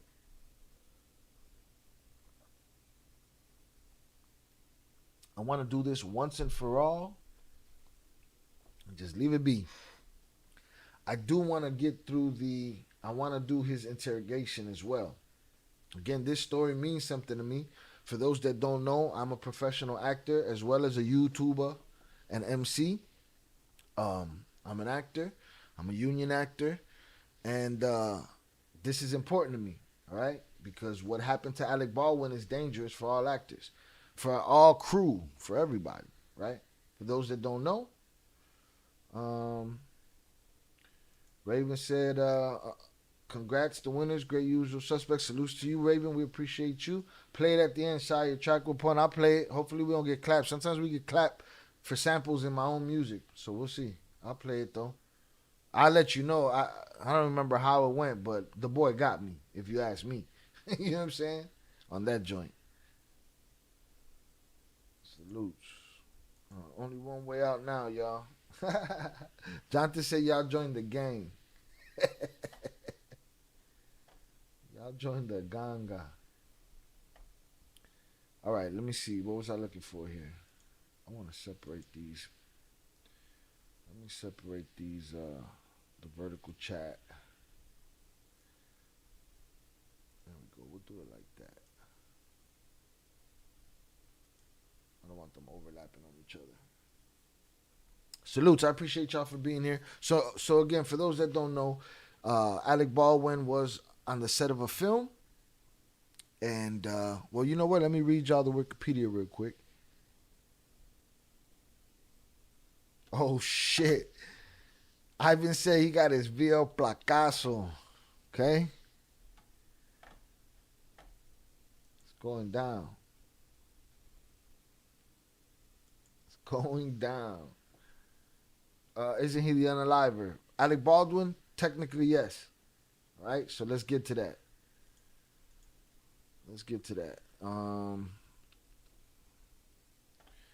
Here we go.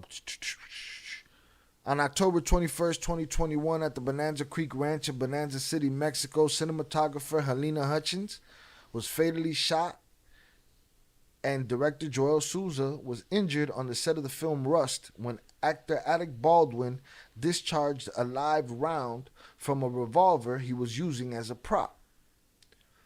The incident was investigated by the Santa Fe County Sheriff's Office, the New Mexico First Judicial District Attorney, the New Mexico Occupational Health and Safety Bureau, and the FBI in an affidavit. Santa Fe County office stated that neither Baldwin nor his assistant director David Halls knew that the gun in question was loaded. On January 31st, 2023, the Santa Fe District charged Baldwin and armorer Hannah Gutierrez Reed with 1 count each of involuntary manslaughter. Halls agreed to plead guilty to the charge.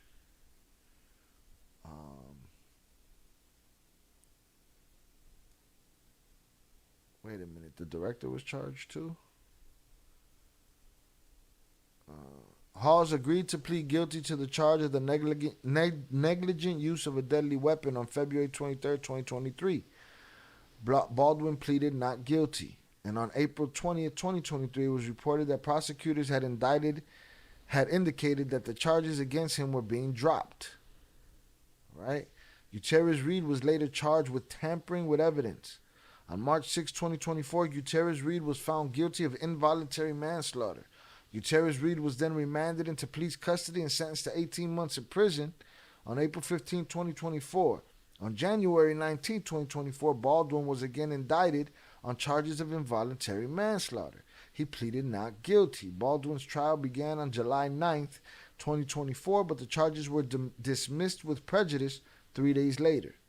The incident prompted a public discussion on occupational safety in the film industry and the treatment of its employees and the use of real guns as props. Right? Pocos pero locos, homie. Salutes. All right.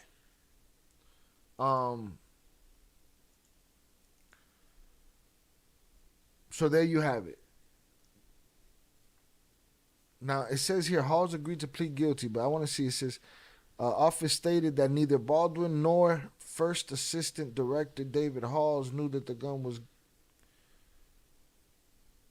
was loaded. So I guess Halls and Baldwin were charged. So anyways, there's a chain of command on a film set. All right?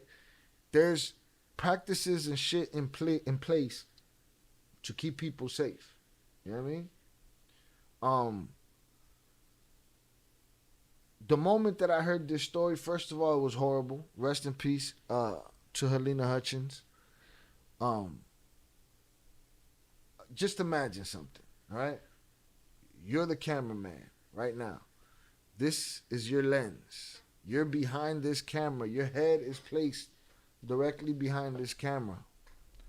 And my job in the scene is to put my barrel to your camera lens and discharge, right?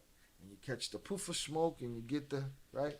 But instead, a bullet rips through your camera, rips through your face, and rips through your director. You know, that's what happened, right? That's what happened. You hear the story and you say, well, why the fuck was that gun loaded? You know what I'm saying? Oh, we're going to talk about it, Raven. We about to get there. Why was that gun loaded?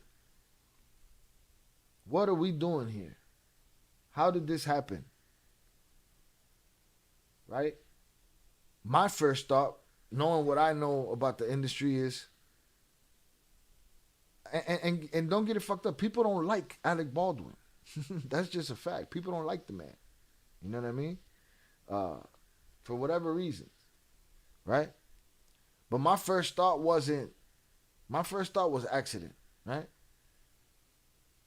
my first thought is not Alec Baldwin put in a live round in a revolver and let it loose on the director of photography and the director.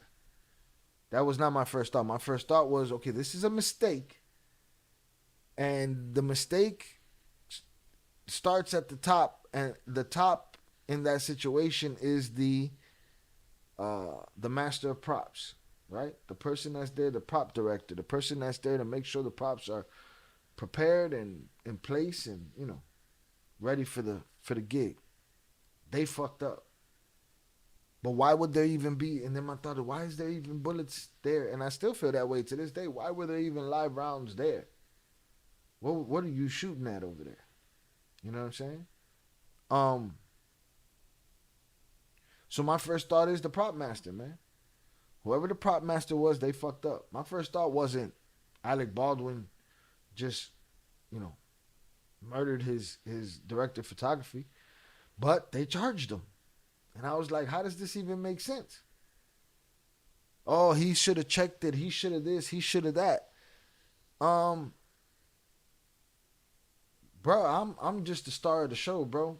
You see that person over there? That person with the vest and all of the gadgets and the radio and it. That person came over here and handed me this weapon for this scene where I say this and I do this. Right? So when they did that, I felt like it was dangerous for actors. Like, hold on, you putting the mistakes of your production on the star of the show? Why? Because he pulled the trigger? He pulled the trigger of what he believed and had no reason otherwise to not believe was a safe weapon used for filmmaking. That's what he thought.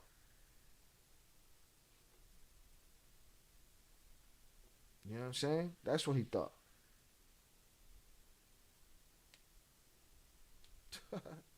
That's crazy.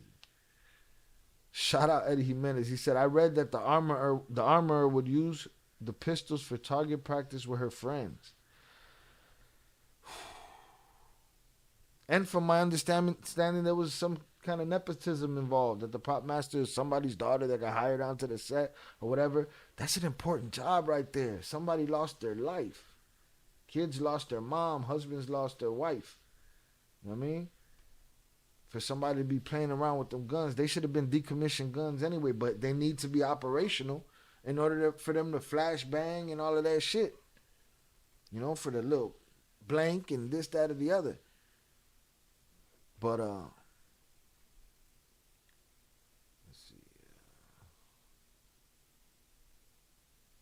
But yeah, so I felt like that was a bad precedent to set.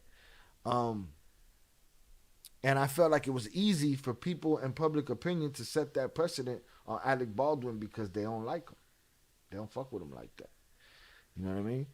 So that struck me strange when I found out that he was, you know, he pled not guilty and this, that, and now that they threw it out, good, because that was very dangerous to be putting that in the hands. There's somebody there whose job and their responsibility and their license is to do so. You know what I'm saying? It's not the actors. Now, should the actor be responsible? Shit. Knowing that shit like this happens and it's happened before, yes, they should be responsible. I forget who it was. Will Smith was standing at a production table and they had mad weapons and one of the actors picked up the weapon and turned it in. Will instantly pushed it out the way, took it from him, racked it, made sure he checked it, and then handed it back. Like, what are you doing? You got to be responsible, especially even on a movie set, because it has happened before. It happened to Brandon Lee, Bruce Lee's son. All right? Had something lodged in the barrel. They pulled off a squib load and boom, shot right through him. Ended him. Yes, there's a million conspiracies, but, you know, those are what they are. At the end, we know one thing that happened on The Crow. That squib went off and that bullet went through that young man. You know what I mean? We know that happened. So now me as an actor, oh, absolutely. Put another hammer in my hand. I'm not just assuming that the prop master got it all figured out and nothing gonna come out this thing and shoot nobody in the eye. No. Me knowing what I know about weapons, I have to put my experience to the test and check that shit out. Because again, there's a director of photography, a mother and a wife that's not here no more because somebody fucked up. Raven said people haven't liked him since he called his daughter a spoiled little pig bitch, pig witch. Was right because she was being disrespectful, and she's probably a spoiled little pig. You know what I mean? Everybody want to judge him. They're at home with worse skeletons in their closet. You know. I know you know. Eddie Jimenez said yes. Her dad was an armor for movies with many years of experience. His daughter got the job because of her dad. She really didn't have experience. Plus, she was fired from her last job. Look, she already showed a pattern of irresponsibility. That is not the job to be irresponsible in. All right? You're pointing guns in people's face. You know? Didn't Bruce Lee go the same way? No, Bruce didn't. Brandon did. Bruce Lee went out in a stranger way. Big Blanc said, but on a movie said, why would they be using real rounds and not blanks? Exactly.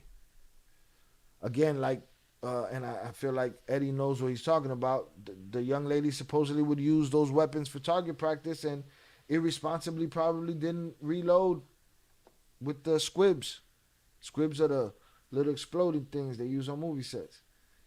They shoot out of them guns and shit.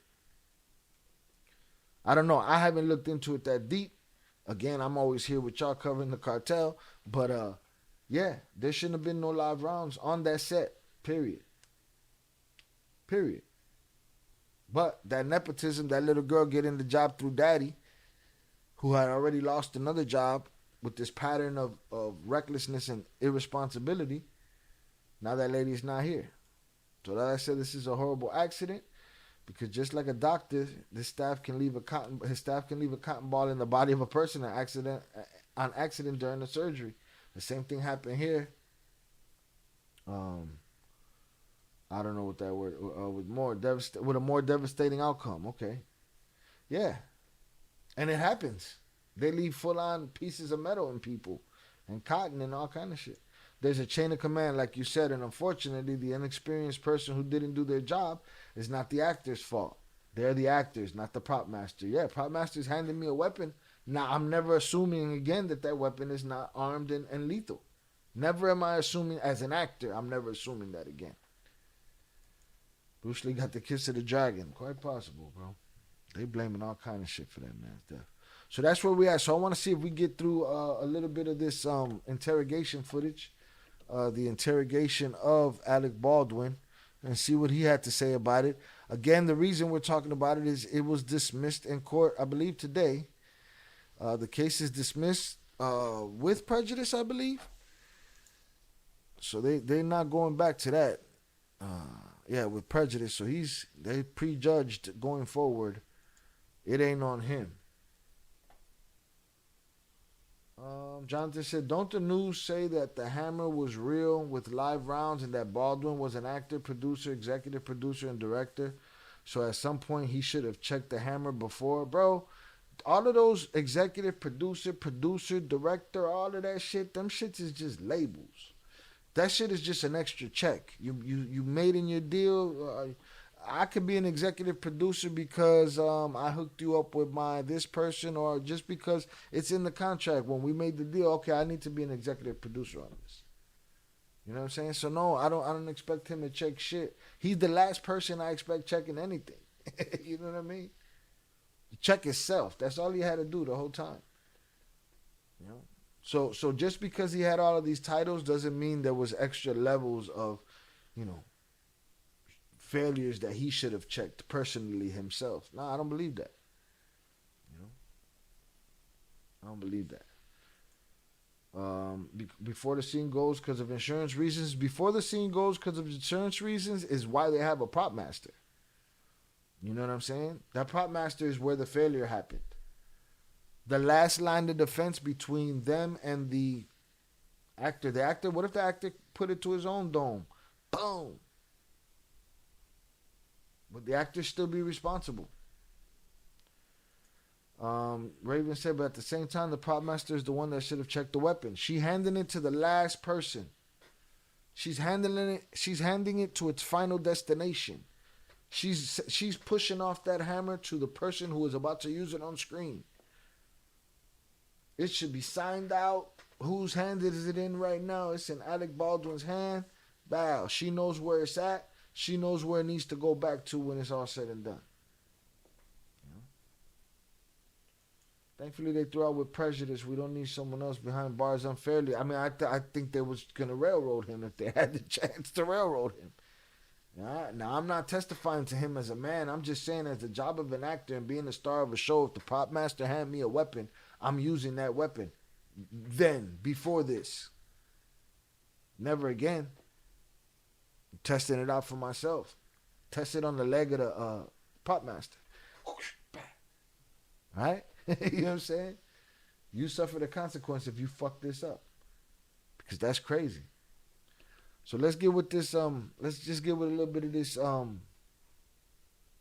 scan through it if I have to. It's kind of long.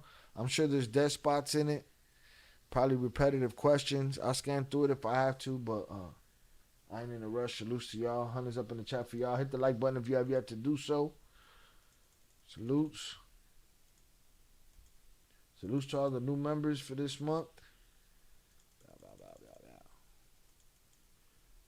There's a bunch of members that deserve it. Now they have to opt in. So they're going to get a notification or they got to opt in. Salutes to them.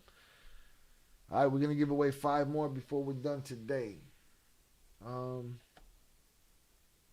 I at here? Crash Out said the scene could have been different, like a suicide dude would have been gone. Right. And then who they're going to blame after that, Crash Out? You know what I'm saying? They can't. They'll be like, that asshole Alec Baldwin, he did himself in. Like, what? Jonathan said, I appreciate you and your first-hand knowledge first, so we don't go based on the media, on what the media throws at us and condemn him without knowing. My dude, salutes. I appreciate you. And that's it. That's all I want to do is help you understand that, you know, it's easy for the media to do that. Very simple. Very simple. And it's a dangerous precedent to set. You're going to set the precedent that there's a person responsible for these weapons, but I'm the actor and you're going to hold me accountable for some accident that happened? Come on, man. Yeah, that's it. Raven said that's why he hired all the people to do props and to be prop master. That's their job. That's their contract. That's their mandate. You know? Salutes. Let's get it. Let me give it a little volume real quick. Just in case. We'll deal with it manually from there. Bow.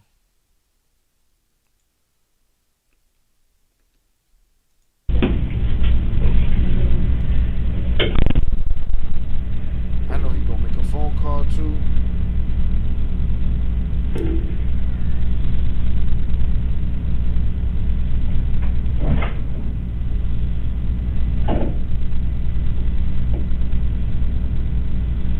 This has to be like the day of when it went down. I remember trying to find this video before and couldn't find it in its entirety.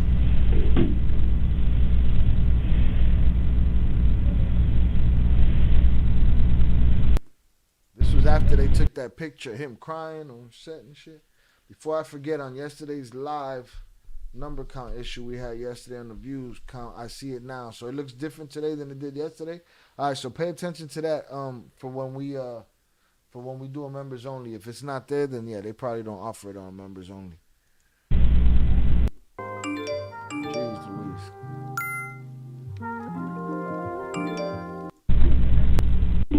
Can you hear me? Can you hear me? Hear me now. Can you hear me? You start flipping out. Fuck! Son of a bitch! God damn it, can you hear me? Hey.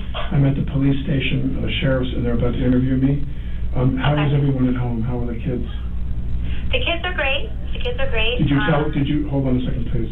Did you tell Carmen what's going on? No, I didn't. Okay. Are you convinced you don't want to come tomorrow?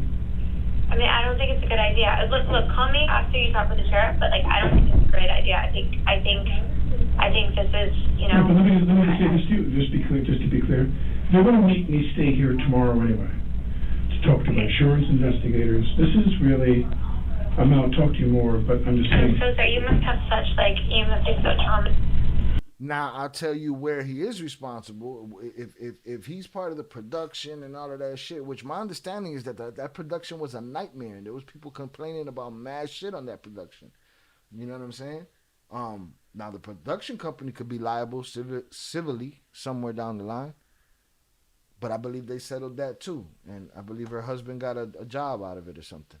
Raven said that's just like smoking a joint that's ruled by somebody else that you don't know. You need to check it. Right, exactly. You got to know what you're putting in your body. Just like with these fighters that say, "Oh, it was a tainted supplement." Well, it's on you. You're responsible for what you put in your body. Absolutely.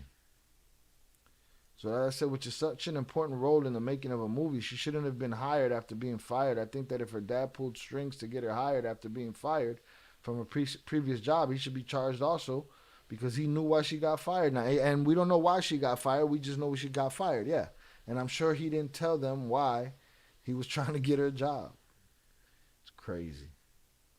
Crash Out said, "Hey, Shy, come to find out they did it just to make a movie about it in the future." Psh, shit, boy. Let's put our conspiracy theory hats on right now, because that's crazy thought. But guess what? They going to make a movie about this in the future. It's going to happen.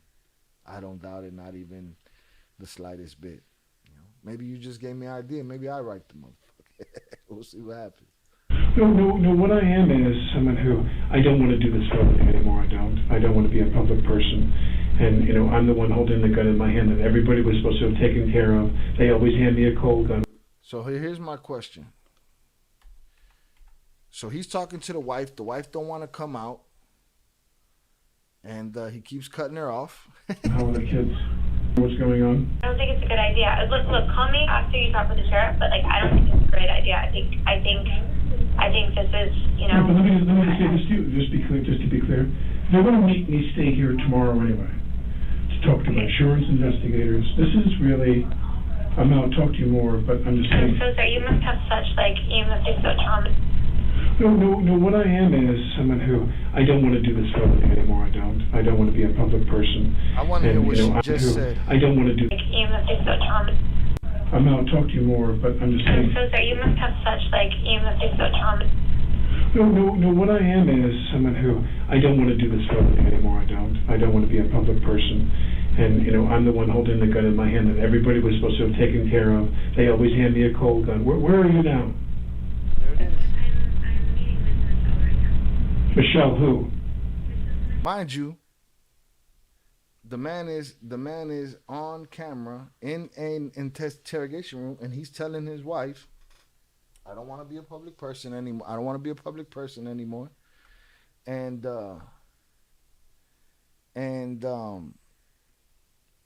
I'm the guy that had the gun in my hand. They were supposed to take care of this. They've always handed me a cold gun before. So he's sitting here. He could have damned himself in this video. You know what I'm saying? But he's candidly speaking, and he's ridiculous for being on the phone in there. But he just to me solved the case. This is the prop master's fault. You know what I'm saying? Crash Out, I got you. You get your 15%. Don't worry. Wouldn't it be amazing if they had Trump play Alec Baldwin in the movie? That's funny. That's funny. Well, and where are you? Okay, right. I'll call you back when I'm done, okay?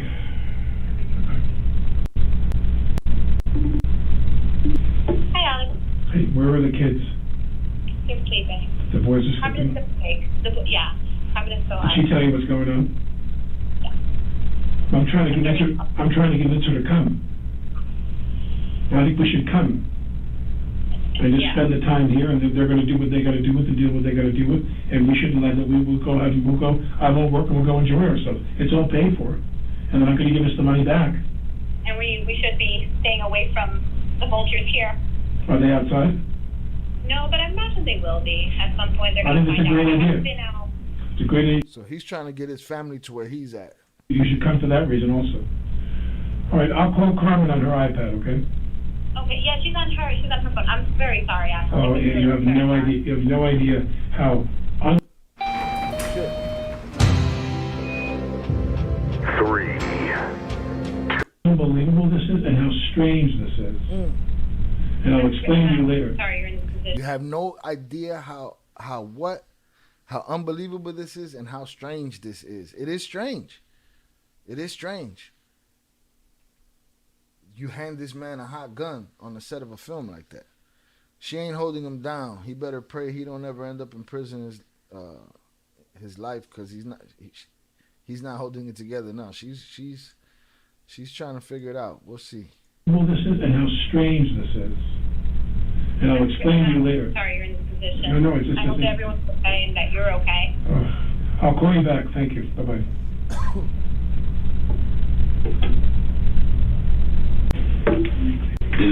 Hi. Unfortunate later. Yeah. I know you already agreed to talk to us and everything, and that's great. We're just gonna go over the rights. She's gonna read these to you. As you understand that, anything you say may be used against. Have an attorney appointed to answer any questions for the purpose of I don't, that's fine. That's all I can. I'm not worried because I'm not, yeah. We have to do our job Yeah, no, just tell me that. at advising you your rights write my because name here? this is an investigation. Yeah. Just a formality. You have to do it. You're here. Mr. Eddie Jimenez said he has to know he's being recorded. Is he doing this to help his case? I don't believe he has to know that. You know? He's not from where we're from. We instantly think that we're being recorded. We know what's going on in police stations. He don't know. He's just an actor, man. These guys be in their own shit. These people don't think like we think. They're in their own world, you know? Raven said, because Alex played a great Trump. No, absolutely. On Saturday Night Live, I watched that about 10 times over, and it was so funny. The wife seems out to lunch, mentally speaking. Yeah, she sounds like she's like, handle that shit, bro. You know what I'm saying? Yeah, this is a strange spin-off for the first 48. Salutes. Do what you do, whatever you want to do. What is today? It is the Not to digress on some commentary here, that we've done this for 2 weeks and we did it the right way every day. Oh. long day. Well, what's interesting, not to digress on some commentary here, that we've done this for 2 weeks and we did it the right way every day. So we've done this for 2 weeks and we've done it the right way every day. Every day. Crash Out said he knew, Shy. They loved the camera. We thinking too hard about it, Papa. And they is me too. You know what I'm saying? But we thinking too. We think too hard for these people. He not thinking about no fucking camera. Not when he was on that phone. Not at all. I don't think so. He's in his own shit. They don't move like that. Like they're kind of some of them are kind of oblivious to the shit. You know what I mean? I'm an actor. We could say, oh, he loves the camera. Not really. You know what I'm saying? I love acting. But to just say, oh, he loves the camera, nah. It just ain't like that. The wife wasn't having anything to do with what he got going on. She wanted no part of it. And I don't know where they were at. Where it happened. But she don't want to be there. And she knows the vultures are coming to her house. You're on a set. You rehearse. They bring you what's called a cold gun. Crash Out said he's acting the whole time, fake crying and all. But this is what we suffer as actors. If he was really crying, you'd still say he was fake crying. That's the thing an actor suffers. Listen, I started acting late in life. I was 37, 38 years old when I started acting, right? Everybody after that, oh, that's because you're an actor. And this is because you're an actor. And that's because you're an actor. I've been a real motherfucker longer than I've been an actor. You know what I mean? Ivan said he's acting. As soon as he starts talking, everybody gonna say he's acting. He just answered their questions. You know what I mean? We're always gonna say that about actors. It's just what it is. We're always gonna say that about actors. So even if he's telling the truth, he's acting. And you say he was crying. He wasn't crying. He was just on the phone, fucking talking his shit. You know? It is the 21st of October. And how can we say he stopped too fast? He stopped too quick when I'm fast forwarding through this, we're not even taking account of the spaces between conversations on the phone and him talking to this people. That's what I'm saying. We do this shit to ourselves, bro. We do this shit to ourselves. October.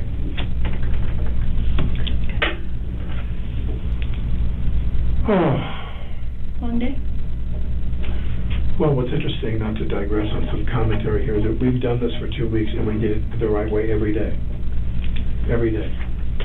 You're on a set, you rehearse, they bring you what's called a cold gun. The gun is either completely empty, the chambers, or there is a cosmetic piece. So, for example, if you're the camera, and this is going to sound silly and specific, but if I'm pointing the gun close to the camera, you want to see into the cylinder that there's material in there, cosmetic material. So those rounds are cosmetic rounds.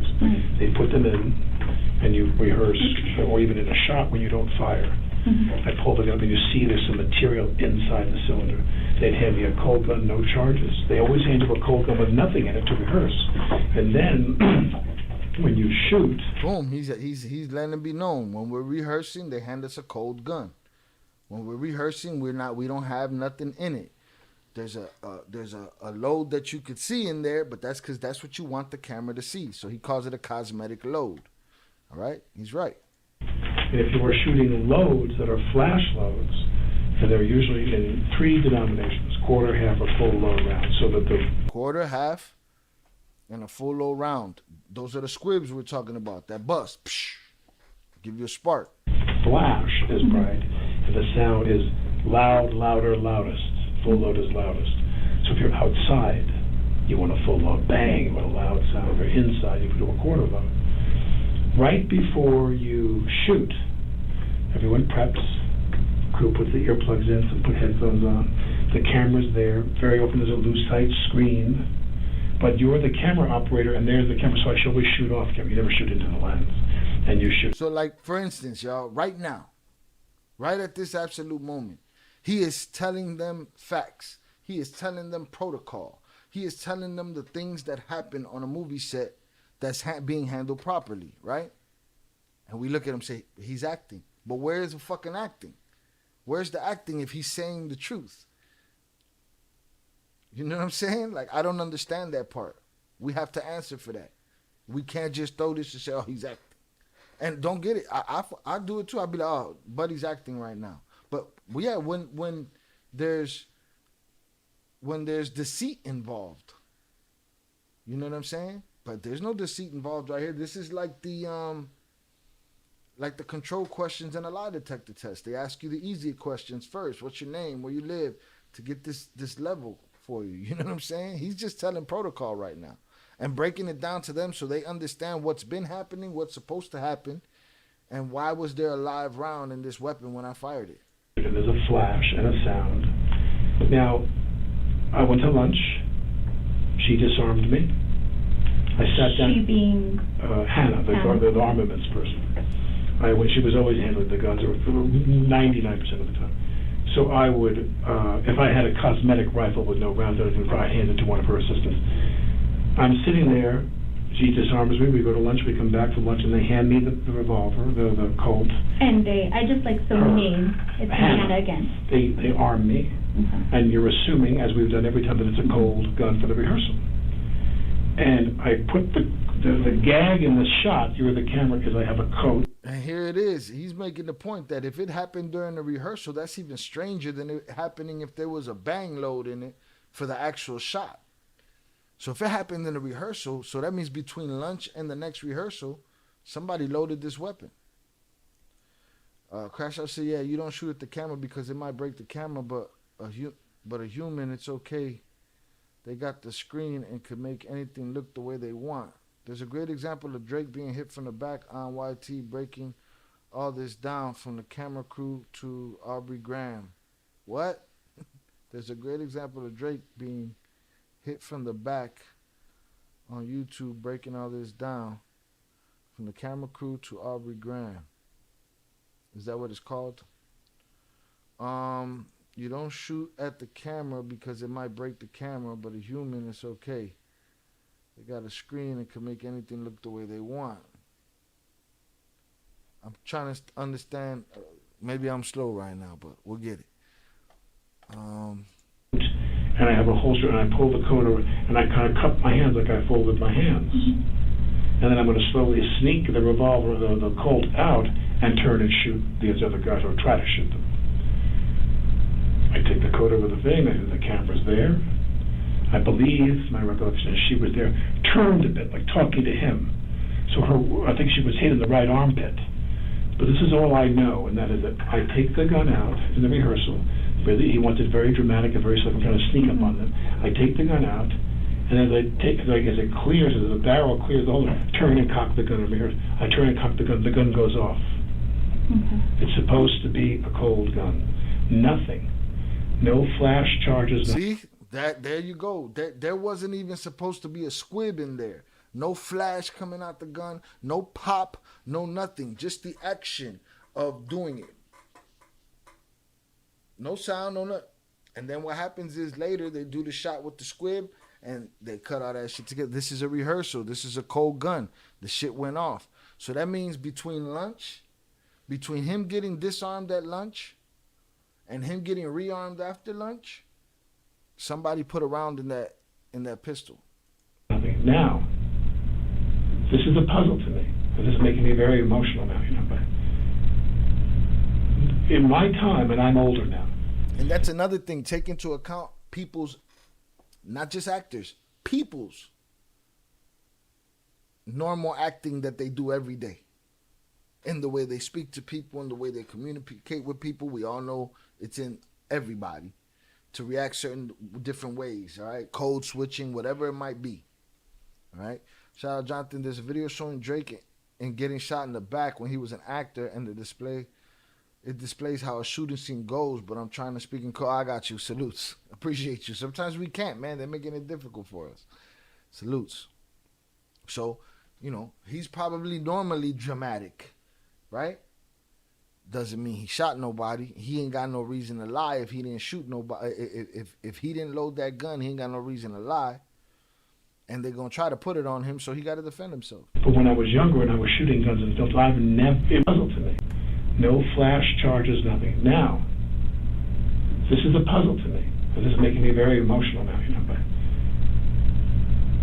in my time, and I'm older now, but when I was younger and I was shooting guns and films, I've never seen a theatrical flash round where the material went through someone's armpit, came out their body, and hit somebody else in the shoulder. Yeah. I'm wondering if your department is prepared to go find out what comes out of his shoulder surgically. Is that a live round? That's what we are actually... See, and he's putting pieces together. He's saying even if it was supposed to be a cold gun, if this is a squib with a wad in there that's supposed to come out and just be theatrical, right? If this is just a squib, it's never going to go through somebody, out somebody, and into somebody else, which is what happened. So it's dawning on him, this had to be a live round, right? This had to be a live round. And another thing, stop giving actors credit for writing. A person can act all day long, but they're acting something that somebody gave them. For a motherfucker, some of these actors, you ask them to freestyle some acting shit, you sitting there staring at a motherfucker that don't know what to do. Real talk. Because I don't, it doesn't make any sense otherwise. Yeah. It's in the armpit. You say it gotta be a what bullet. comes out of his shoulder surgically. Is that a live round? That's what we are actually looking Is that at. a lot? Because I don't, it doesn't make any sense otherwise. Yeah. It's in the armpit, comes out her shoulder, goes into his shoulder, and he just told me on the phone, I talked to Joel. He said, they showed me the x-ray, and the shape of the thing in my shoulder is the shape of a bullet. Now, all the rounds, I was told, you need to verify, I think this is an important note, they take the gun, they enter and all the rounds that are in there. Are you an actor? Are you Yeah, trying bitch. to book your next big role? Don't know where to start? Were Shout out Chucky Chingon. Peace out, brother. Gotta be up early. Not you. Come on, man. You the nightlife guy, bro. Salutes, bro. Have a good night. Mañana. Right? Salutes. IB said drama is literally his business, and a man pretty much becomes his business, especially if that business is any type of art. So it makes sense that it's his default to speak like this dramatic cadence. And that's how we're seeing it. A dramatic cadence. No, that's how that asshole talks at the dinner table. All right? Same way he screams at his daughter on the telephone. It's all the same shit. A squab is a bullet that get stuck in a barrel. If you're talking about what I'm talking about, a squib is an explosive device that give off the flash. You know, they stick them to walls, they put them on people, shit like that. You know, it's made to make the gun look like it bang. It's a fake round. You know what I'm saying? But you know, and something can get stuck in a barrel. Anything coming out of a barrel with the forces of gas exploding behind it is, you can consider it a bullet. What was it, Jonathan? What I miss? Salutes. Were either dummy rounds, no flash, and all the rounds that are in there. I was told you need to verify. I think this is important. They take the gun, they enter, and all the rounds that are in there were either dummy rounds, no flash, cold rounds, or rounds with a flash. In the rehearsal, there should have been nothing. It should have been a cold gun with no rounds inside or dummy rounds, cosmetic rounds. The actor ad. I'm leaving that in there too. No flash. I take the gun out slowly. I turn, I cock the pistol. Bang! It goes. Cold gun with no rounds inside or dummy rounds, cosmetic rounds. No flash. I take the gun out slowly. I turn, I cock the pistol. Bang! It goes off. She hits the ground. She goes down. He goes down, screaming. He's like, Jesus Christ. And I'm going. And I thought that maybe sometimes the wadding can come out if you're closer, you get a burn. Right. The wadding could come out and burn you. You get, if you're close enough, you get caught by the gases, something. All right, salutes. 2 actors who killed themselves with guns can come out if you're closer, you get a burn. 2 actors who killed themselves with guns, with theatrical guns, John Eric Hexum and Brandon Lee. They put the live round in, and I'm told even with the flash powder, you can cause contusions and you can do a brain bleed and die, which both of them died. Right. I think with Brandon Lee, there was a piece of material lodged in the thing that shot from the or something. Yeah. I don't remember vividly, but my point is, I've been doing this. I shot enough guns in my day in movies. I've never seen this before, where a flash round. But from my understanding is, can I borrow your pen for a minute? Of course, you could even borrow And at this point, he's confused. Whether y'all think he's acting and wrote the most amazing script about being confused about, but I'd be confused too if I'm doing a rehearsal and I'm thinking, not only is this supposed to be a gold gun, but how did a squib just blow these people up? How did a manufactured round like this just blow these people up? Somebody, and it's so alien to him that he cannot figure out how a bullet. There's no way it was a bullet. How does a bullet end up on this fucking set? He's asking all the same questions we asking right now to himself and to them. You know, when you look at the revolver as you're pointing it, you can see if it's loaded, so I call BS. You're not understanding, though, Crash Out. Regardless of what's the gun is set up, it'll either have a bullet in there, that you could see from the back, you could see it from the front, but it doesn't do anything. Might as well be a Nerf bullet, right? His thing is, he not looking for none of that. He knows this is a rehearsal. You're going to hand me, you're going to disarm me. I come back to the set. You arm me. I put it in my waistband. I pull it out and I just bust. I'm not necessarily looking through it. And if I look through it, maybe I think it's a dummy round because this is what you're supposed to be thinking. This is what you're not supposed to be thinking. There's a bullet in this gun. So he not looking at what's in there. No, the scene is, I'm in rehearsal. She hand me my shit back after lunch. I hosted my shit. I didn't open it. I didn't look at it. I didn't do none of that. I'm on the fucking film set. And then boom. But he said it was empty, so he would have seen it if he looked. But the way he describes it is, she handed it to him. He cuffed it. He pulled it out and used it quickly. Right? First, the pop is already surprising because this is supposed to be a cold gun. And secondly, it just blew up 2 people. You know? My understanding is that in a bullet, you know, here's the thing with the pin, and here's the bullet itself. And now here, when you have a cosmetic round, no flash, no nothing, they drill a hole in the side of the brass to show, to signify that it's a cosmetic round. There's nothing in there. There's no powder. But when you have a flash round, and there's stuff in there, wadding and powder to make the charge. This material here, that is the bullet, is made of a clay or some material that just disintegrates. So what you have is bang, and you see the flash go bang, and you get a sound, but nothing. There's no projectile. And what I'm curious about is what came out of that bullet that went through her body and into his shoulder. That's pretty. He's saying that's what I'm curious about. How the fuck did a real bullet get in there? And the only way the way you're explaining it, Crash Out, the only way that works is that she handed him an empty weapon at lunch. And he put it in his jacket, and then he slipped a round in there, and he aired out the lady, and now he's being the greatest award-winning actor the world has ever seen. That's it. That's it. To me, I'm looking at a dude that is dumbfounded. And he's telling them, make sure y'all figure out what the fuck came out of dude's shoulder, because that was not a squib. That was not a manufactured round. That was not a flash round. That was not a dummy round. That was a bullet. Blew these people up. Powerful. I've never heard of it. Now, some people say you can lodge material in the barrel accidentally, a rock, something. That happens. Which is why every time we've done this, I'm here to tell you, to testify that every time we've done this, she's done it right. She cleaned the barrel, made sure nothing was lodged in there. We went hot when they were ready. You always announce, going hot. Crew gets ready. That's still, and we're then going hot. Always announced, we're going hot. For the camera, and I shoot away from me. I sit there like, he could have been throwing her under the bus all this time too. He's not.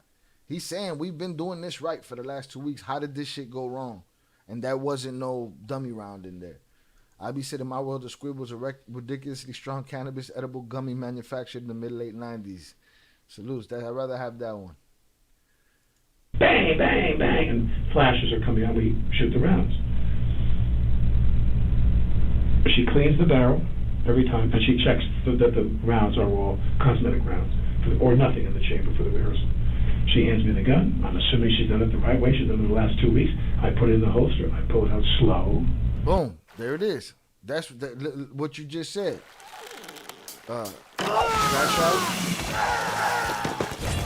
He ain't saying he looked at nothing and he saw empty this or empty that. He not thinking none of that shit. He thinking she just handed me the weapon, same weapon she been handing me for the last 2 weeks. I put it in my shit. I pulled it out slowly. I let it ride. She hands me the gun. I'm assuming she's done it the right way. She's done it the last 2 weeks. I put it in the holster. I pull it out slow. We're rehearsing. We're not filming anything. I pull it out slow, turn, cock the pistol, bang, it goes off, and she hits the ground. And then he starts screaming. And I'm thinking, in a flash round, I could see maybe if there was wadding or there's some stuff that's hot, and maybe it hits you and burns you. As they say, sometimes that happens. And you say, oh, but he's over-explaining himself. That's his character. That's who he is. You know what I'm saying? He's going to over-explain himself. He's giving them... Listen, actors are very cerebral in the sense that we're going to tell you photographically what we remember happening and how it happened. And that's how he's breaking this shit down. You know what I'm saying? He's letting you know. My first thought was, why are they screaming if a squib came out of there? First of all, why is this hot? Why? He's telling you what ran through his head. The fact that it's taking, time and effort for him to say it, it come off like he's bullshitting, but the guy hasn't said nothing yet. He hasn't shit on nobody. He hasn't put in nobody's direction. He seems confused, and he knows that he's the guy that they're blaming him. They're asking him questions. He's the guy that had the gun in his hand. This video clears it all up. I never thought he was guilty yet. Of course, the media isn't saying that this was discussed in court because I'm almost sure it has been brought up as evidence. The media isn't saying that this was discussed in court. What wasn't discussed in court? This interrogation? Jonathan said, what does hot mean, if I may ask? Are those real rounds? I heard the term a lot when this unfortunate moment happened. He said that they'll make the call out that, we're hot. Meaning, this gun is gonna make a sound. It's gonna make a flash. It's hot. It's armed. Right? It's not armed with a bullet. He first fucked up by not just calling a lawyer shy. I mean, yeah, he's a not guilty actor, wants to have the conversation. I'm sure he got to his lawyer eventually. Again, it all worked out because his lawyer beat the case. The case is done. They threw the shit out. You know what I'm saying? But my point is that we're always gonna put that shit on an actor. I don't give a fuck who it is. We're gonna just be like, look at him, he's acting, he's lying. And it's like, no, fuck y'all know about acting. You know what I'm saying? That's just my point. We're always gonna, it's a knee-jerk reaction to just do that, you know? Yeah, he probably should have called the lawyer. They wouldn't have had no conversation. But if he give a fuck about Helena Hutchins, he's there to clear up what happened. Why is this lady dead? You know what I'm saying? What do I need a lawyer for? I'm not the last line of defense. The prop master is the last line of defense. I'm an actor. You just handed me a weapon. I'm here to use it. You know, not the interrogation, but these important facts he's giving. Oh yeah, that's why Zoraida. That's why the court of public opinion could shit on him, because they don't know what it means when somebody say, I'm getting a cold gun, I'm getting a hot gun. They called on a hot set. You know, it means it's hot. It's active. We live. We going. This is the one. We're going for the shot. We're getting the shot. We're not rehearsing no more. You know, those things matter. The protocol, how he's talking about how you know, how it's been done for the last 2 weeks, and how she cleared the barrel, and how it was her responsibility, and he handed over to the assistants. Like, I've done shows on TV where I've had to carry hammers in the street, and it'd be 20, 30 guys, you know, all over this, you know, whatever location we're using as a set. You know, and now it's time to go to lunch. Somebody that's responsible has to come get all of these weapons. Even decommissioned weapons that don't work no more. It's their responsibility to have them, and most of them are very anal about it, very on top of their game about it, because you lose your job. One of them guns come up missing. One of them guns is used in some kind of robbery or this or that, you know. There's a responsibility there. Crash Out said, not in civil court. He's going to have to pay still, but in money, not doing in the time. Maybe there is no civil court. From my understanding, old girl's husband got him a job out of all of this.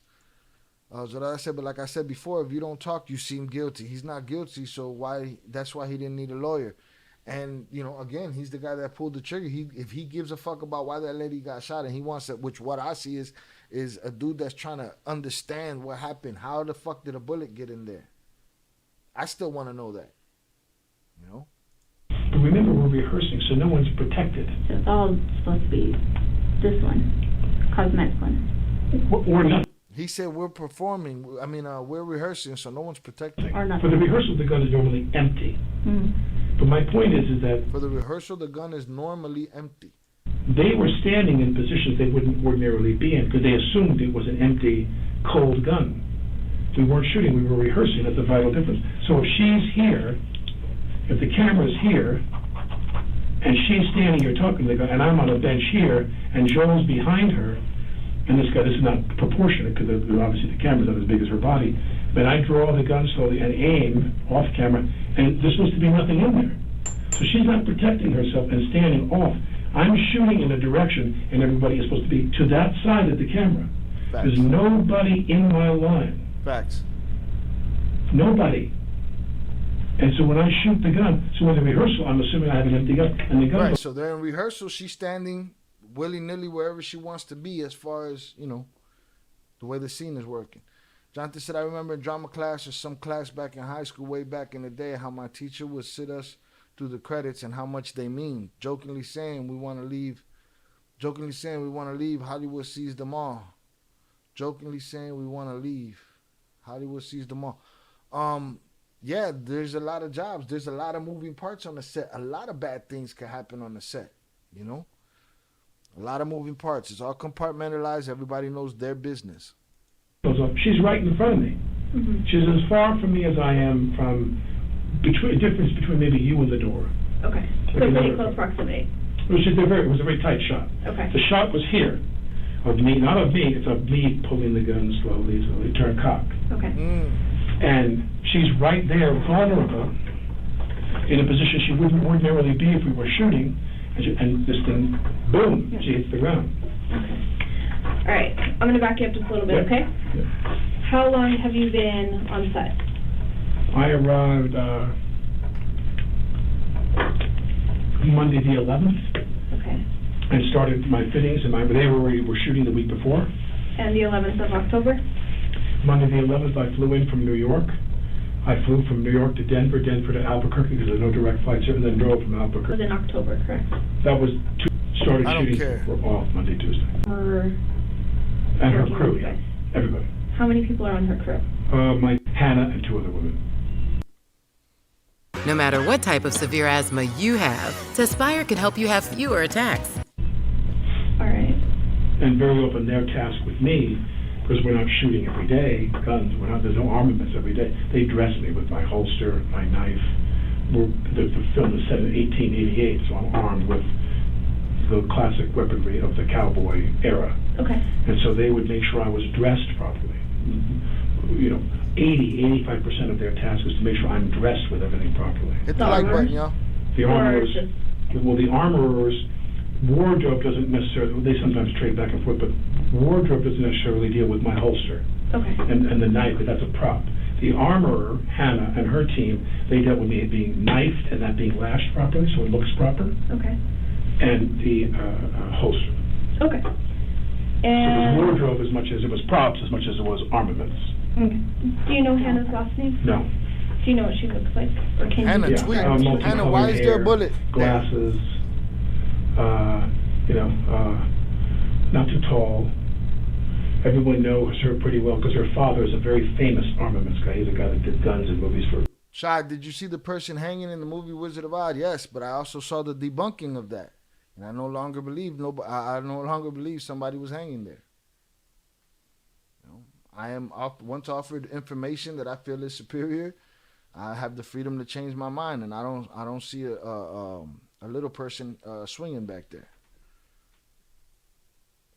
I've seen the video where they enhanced it and what it was, and it wasn't that. Jonathan said, him knowing the dates and having a great memory would be used against him in the court of public opinion, in my humble opinion. Of course, because the person without a memory like that, you know what I'm saying, to be like, it's impossible to memorize where he was and the dates. Some people can. Some people can't. I feel like he should have some food in front of him or something. He probably wishes he had some food in front of him or something. Decades. He's very well known. Okay. She's the daughter of this famous gun guy, movie gun guy. And what about the other girls? See, she's the daughter of some famous gun guy, comfortable in her position. He's a guy that did guns in movies. Everyone knows her pretty well because her father is a very famous armaments guy. He's a guy that did guns in movies for decades. He's very well known. Okay. She's the daughter of this famous gun guy, movie gun guy. And what about the other girls in her crew? I don't remember their names. Okay. Do you know what they look like? A blonde, thin, not too short, kind of medium height, and brunette, someone on the shorter side, maybe the same height as Hannah, brunette, and also there's Hannah you Tweet. go back and forth between. They're wearing a mask most of the time on set. They've been ordered to do that. Now the question is this: if Hannah was in this interrogation, Hannah, the armorer, the props master, if she was in this interrogation screaming and crying, would we be accusing her of being an actor, of acting? I don't know how that bullet got in there. You know what I'm saying? Nah, the actors catch a bad rap with that shit. But I've seen them with their masks. And rightfully so, because some of them use that shit. People from the set confirmed it in the video I watched about it. See, there's always going to be conflicting reports. Show me that. Link me if you can. But I feel like I saw I saw what that thing back there was, and it wasn't what they're telling everybody is. And I think we easily fall into these traps, you know. Again, there are conspiracies that I do believe, some that have been already exposed and some hasn't, some that haven't. You know what I'm saying? But I believe it was nobody swinging back there. Okay. All right. What time did you? And I want people to understand that you too have the right, offered other evidence, to just be like, yeah, it makes sense. Or not. That's your prerogative as well. They start today. I don't know what time they started. I came in slightly later because they had a couple of shots without me in the morning, so I came in at, I guess I arrived there at like about 7:45. Okay. Normally I'm there at like 6:30. All right. And then anything abnormal in the day? Who handed you your weapon in the day? Hannah. Handed it. Okay.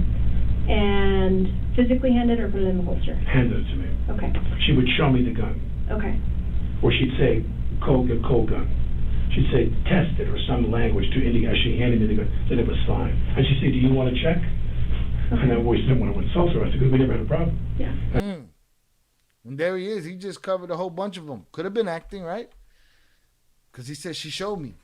And this and that. But all of those things are proper.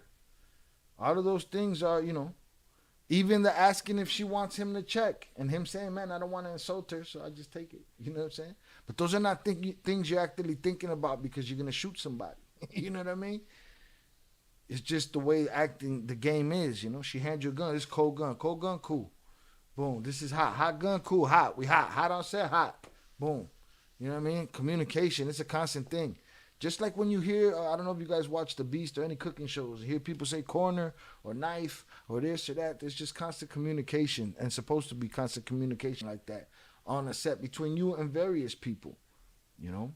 Various people. You got, you between sets, they yell cut, or you're rehearsing, they yell cut on the rehearsal. You're standing there, now you got a makeup person spraying shit on your face, dabbing shit on your face because you're supposed to be sweating, and then you got a wardrobe person at the same time digging around, pulling on the buttons of your shirt, you know what I'm saying? And then you got somebody that says, hey, let me get that back piece for your microphone. Some sound guy, he come and get that. And then you got some, let me get that hammer right there. All right, boom, hand it out, the hammer bow.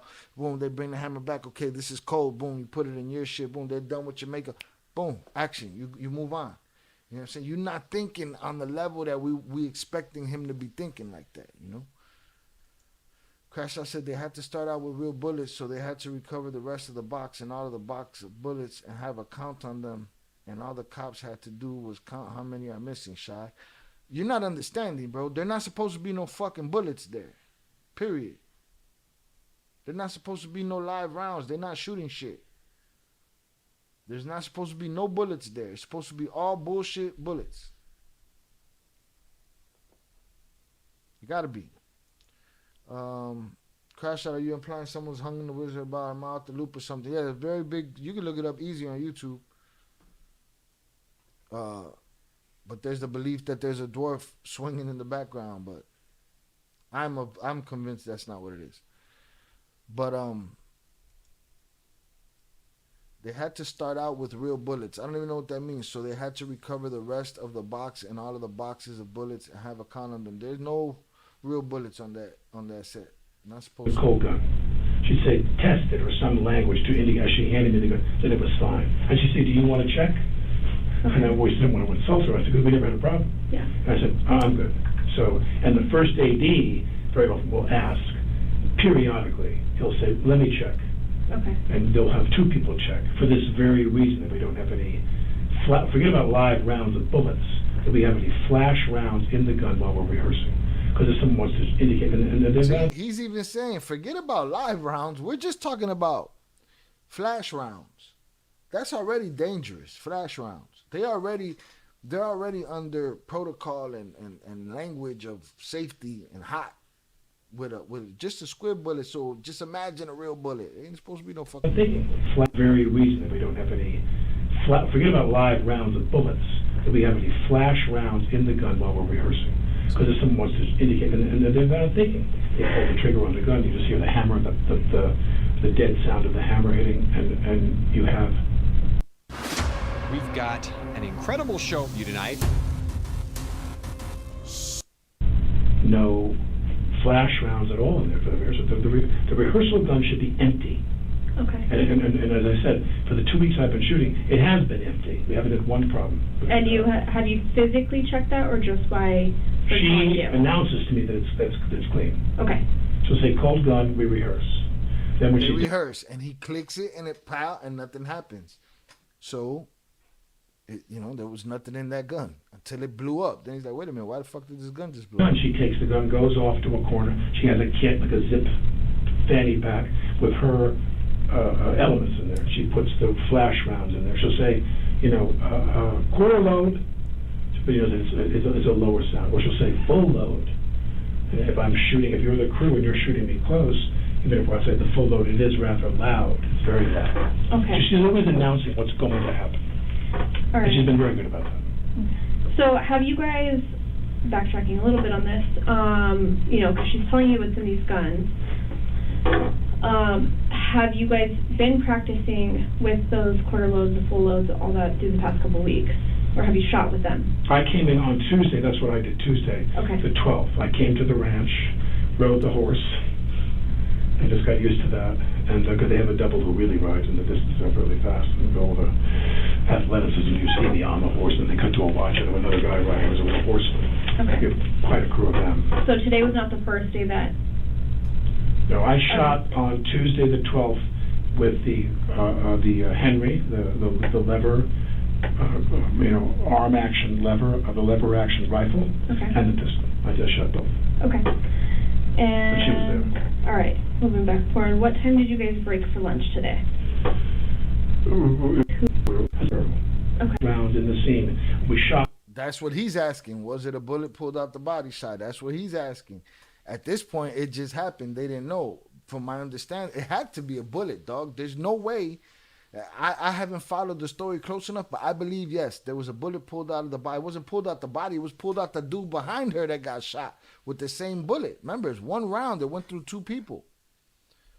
Jonathan said, thanks, guys. I had no idea that was going around. This interrogation, all the breakdowns put a lot of new knowledge into perspective and how I view my entertainment. Salutes. Yeah, so it was one round that went through two bodies, right? A squib is not going to fucking do that. A flash round, not going to do that. Cosmetic round, not gonna do that. Dummy round, not gonna do that. Blank, not gonna do that. So I'm I had to. They pulled the body. They pulled the bullet out of the other dude. We're gonna get to that. I'm sure they're gonna mention it when we read that last article, right? You know what I'm saying? But that's the point. The point is there wasn't supposed to be a bullet on that set, and there was. Not flash round. It was only Hannah. Only. With her fanny pack with the rounds in there, her equipment. Okay. Do you know what time you guys got back from lunch? My guess is 1:30 by the time we all get back to the set up. There's a base camp, and there's the set. So we go to the base camp for lunch, and they always just drive back, get their wardrobe touched up, get their hair touched up and makeup, whatever we do, and then we're on set. About an hour before we go back on the set. Okay. And was Hannah the one to physically hand you the gun at Yes. that point? Okay. During the time that you had it, was it ever handed off to anybody else? No. Okay.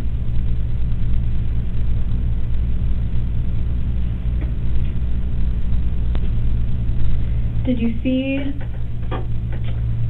where she got the gun from? No. Okay.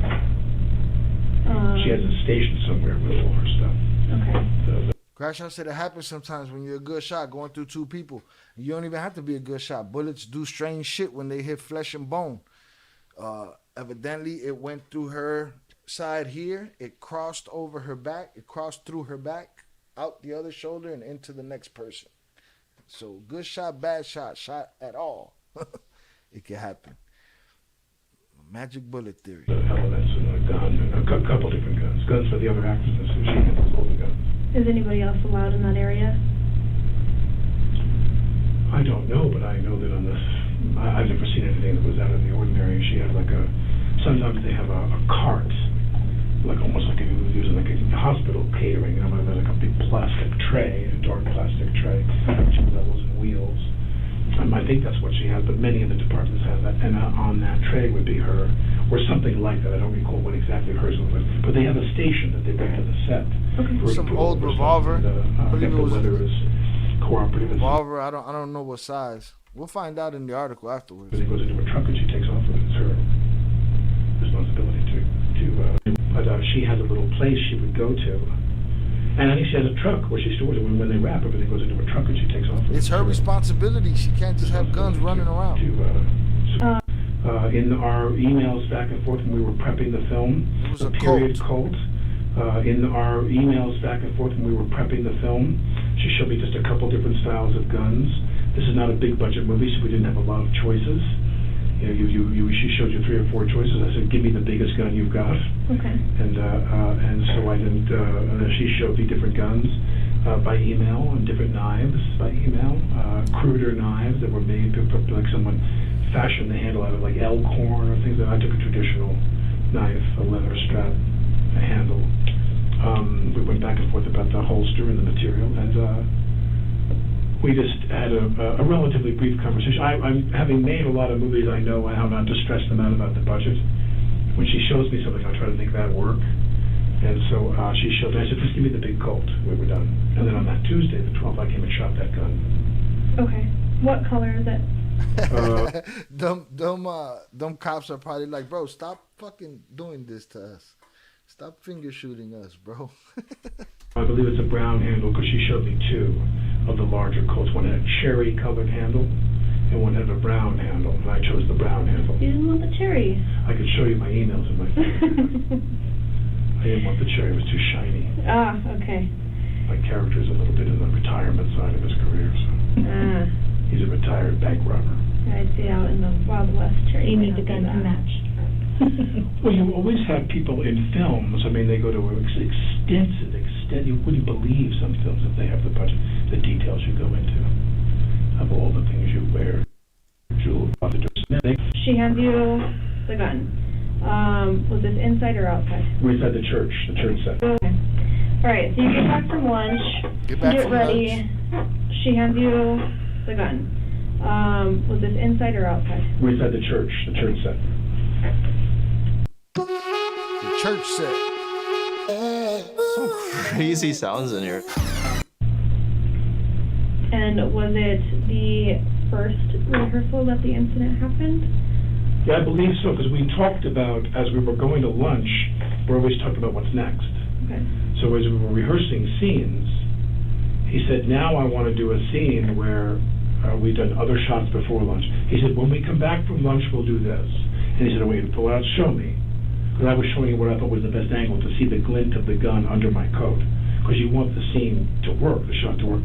So where the holster's here, the gun is here, my coat comes around, and I held my hand like it was like I was just cupping my hands, like I was just resting. Okay. And I showed him in the rehearsal. So when we came back after lunch, we rehearsed for the camera, and I took the gun. I'm showing him. I'm going to go like this, like this, like this. Cock and turn. Bang! It went off. The first time. Okay, so it was your. It was the very first time that we were shooting that shot, that we were rehearsing for that shot. Okay. That camera shot. And you may, if you don't know this, did you happen to see? So obviously you guys left from your upper shooting area to go have lunch, or did you eat lunch up there? No, we always go back to the base camp for lunch. Okay. For the stage. Did the armorers, or did you see the? See, now they're trying to figure out, okay, what happened between the last shot that y'all did before lunch and this, or not the last shot, the last rehearsal, and this rehearsal that you're doing after lunch, that in the first rehearsal, the first time you let that hammer go, it goes off and ends this lady's life. They're trying to figure out what is the discrepancy in the middle and how did a live round end up in that hammer. The armorers go down. No. No. Nor would I. Okay.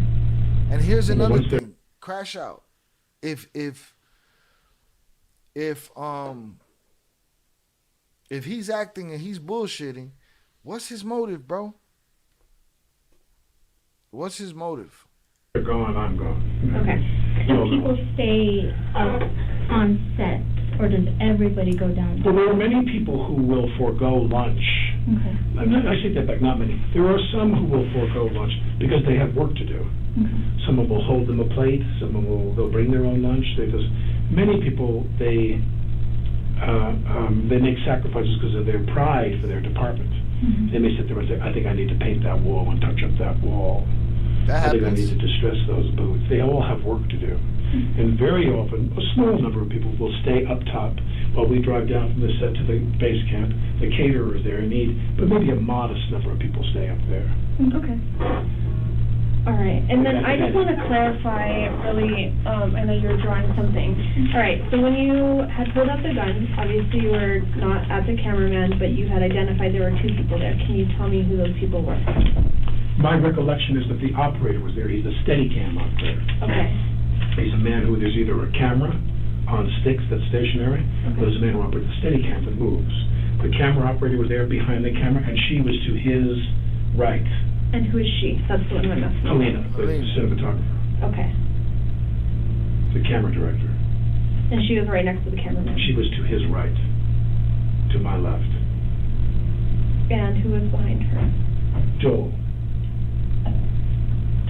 And he is? The director of the movie. Okay.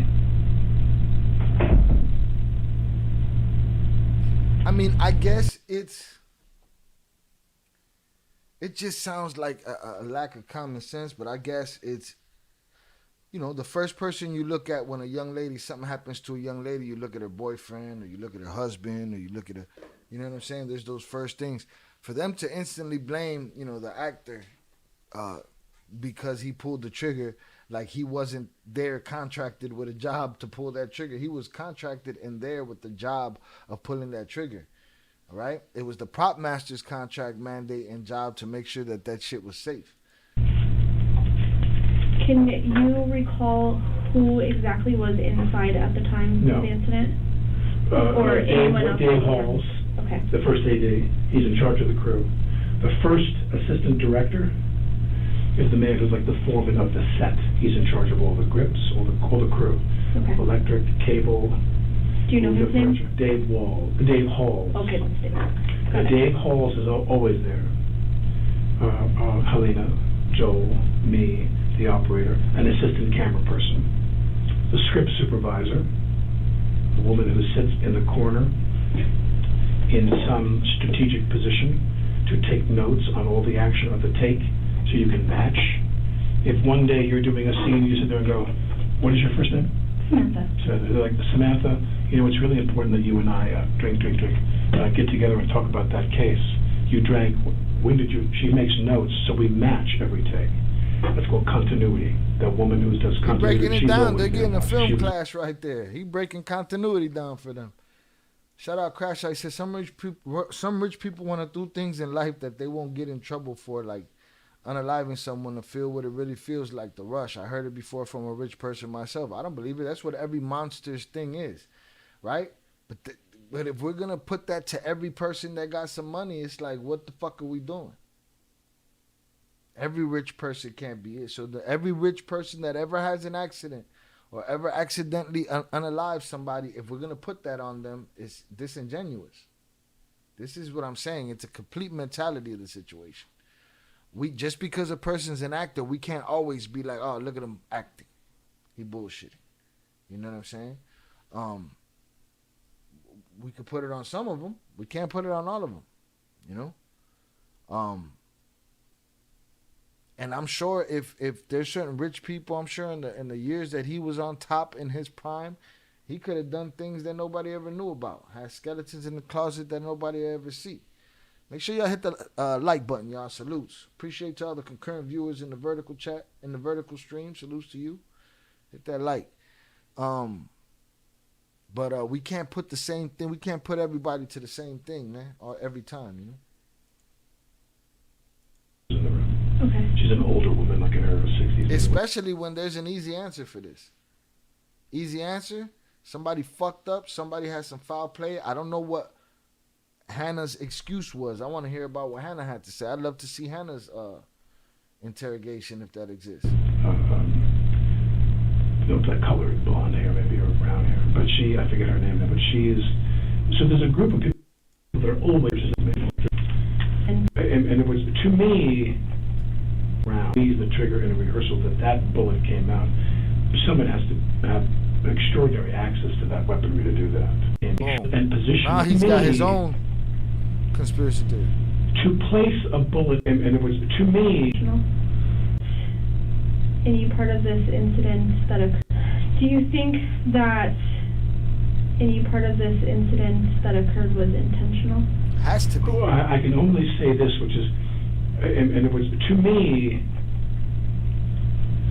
to place a bullet and position a bullet that is a live round, to make sure that bullet is in the chamber, if I were to squeeze the trigger in a rehearsal that bullet came out, someone has to have extraordinary access to that weaponry to do that. Facts. I can't imagine somebody walked around with a round that was a 45 caliber round. 45. So you see, other people on the set were speculating that if it was a 45 caliber round, she'd be dead. It would have blown a big hole in her.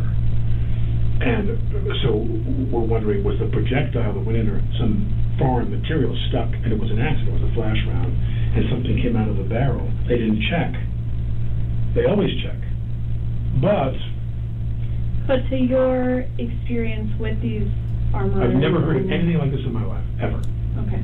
I've never heard of a projectile coming out of a prop gun that went through a person's body, regardless of her being a smaller woman, that the bullet went in here.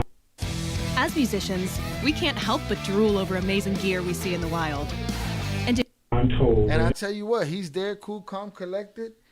If he wasn't, if he was crying like a bitch, we'd be like, look at him. He's here for an Oscar. You know what I'm saying? The fuck? Shy is its mentality. The fact that a lot of people don't like this man, allow their emotions to overrule logic. Someone didn't do their job, period. There's an easy answer for this shit. Someone didn't do their job. Now the question is, if there's not supposed to be a live round there, you know, did she go shooting on lunchtime and then came back and left a round in there, or did she intentionally put a round in there?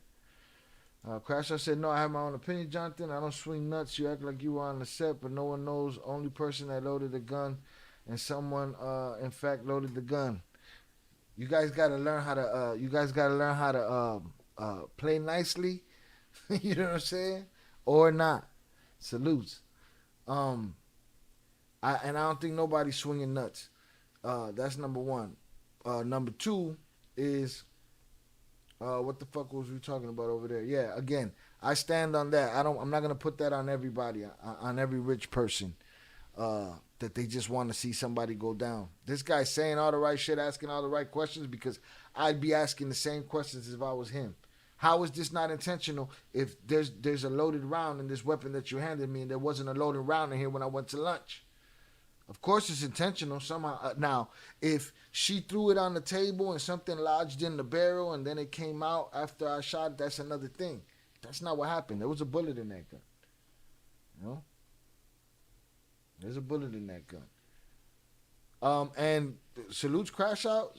Jonathan could defend himself, but shit, Jonathan's opinion is that you were stretching. You know what I'm saying? Pretty much. The Matrix. Just kidding. What's the Matrix? Yeah, that whole two world shit. Yeah, but you guys watch too much science fiction, man. No, I got you. Salutes. I appreciate you, Crash Out. I don't think you're taking shots at me. I'm just stating my points on it. You know what I'm saying? There should have never been a bullet on that set. I've never heard of anything like this in my life, ever. Okay. I've never heard of a projectile coming out of a prop gun that went through a person's body, regardless of her being a smaller woman. That the bullet went in here, I'm told, went in here, came out here, her shoulder or whatever, and went into his body and buried. I've never heard of that in my life. I don't know of any projectile in a gun, in a flash prop gun, that could accomplish that. Now, if somebody put a live round in there accidentally, see, a very important question for Hannah is, have you ever commingled live rounds with theatrical rounds in your kit? Because they're forbidden to do that. Mm-hmm. According to, I think, the union rules and the safety rules for all the unions, you're not allowed to do that because of the fear of what will happen that you commingle. So whether someone accidentally, and I can't even imagine this, deliberately placed a live round in that gun, I've never heard of that in my life, and I don't know anything about what happened. But all I know is when I see the other thing about this is, in a live round you'd have a recoil usually. When I shot that gun and it went off, I didn't shoot it when it went off. I didn't intend for it for what happened to happen. When that happens, I'm always told, but because I'm not a gun person, I don't have a gun. There it is. I'm not a gun person. I don't have a gun. We assume that these people, these actors, they should know what they're doing. No, they don't come from our world, man. These people is petting kittens. Some of them is petting kittens, kissing babies, and voting for their local politicians, bro. He ain't a gun person. They asked me to simulate the recoil. Always told, but because I'm not a gun person, I don't have a gun. They've always told me they asked me to simulate the recoil. When I shoot the Colt, which is a big gun, 45 caliber bullet, they always teach me when we should be go action. I go, get back here, boom, and they make me take my hand and go boom and have the kick, because there's no kick in a flash round. Okay. And when this happened, I don't recall there being no kick in a flash round, no kick in a dummy round, no kick in a rehearsal. You know what I'm saying? You got to play that shit. My job used to be stretching people out in the street back in the days, just like Baldwin. Baldwin did it on accident. You saying you was an accident stretcher, man? Come on, man. Baldwin's claiming an accident, bro. Any kick either. That's important. Okay. Are you, I know you said you don't own a gun, but are you experienced with shooting guns? Only as much as actors have to be experienced. Okay. Which is normally not really. I mean, like, if you do a movie, safety with weapons. You see that answer right there? That was it. Guns? Are you recall there being any kick either. That's important. Okay. He don't recall there being any kick as well, right? When the gun actually went off, right? But that makes sense. He's sitting there acting. He knows that he has to play that recoil. You know what I'm saying? It went off. You know how many millions of things ran into his mind when that shit went off? So I'm sure he don't remember that, feeling the recoil and none of that shit. You know what I'm saying? I'm sure that shit was nothing in his mind. And he's making a point to say it. I don't remember feeling no kick from it.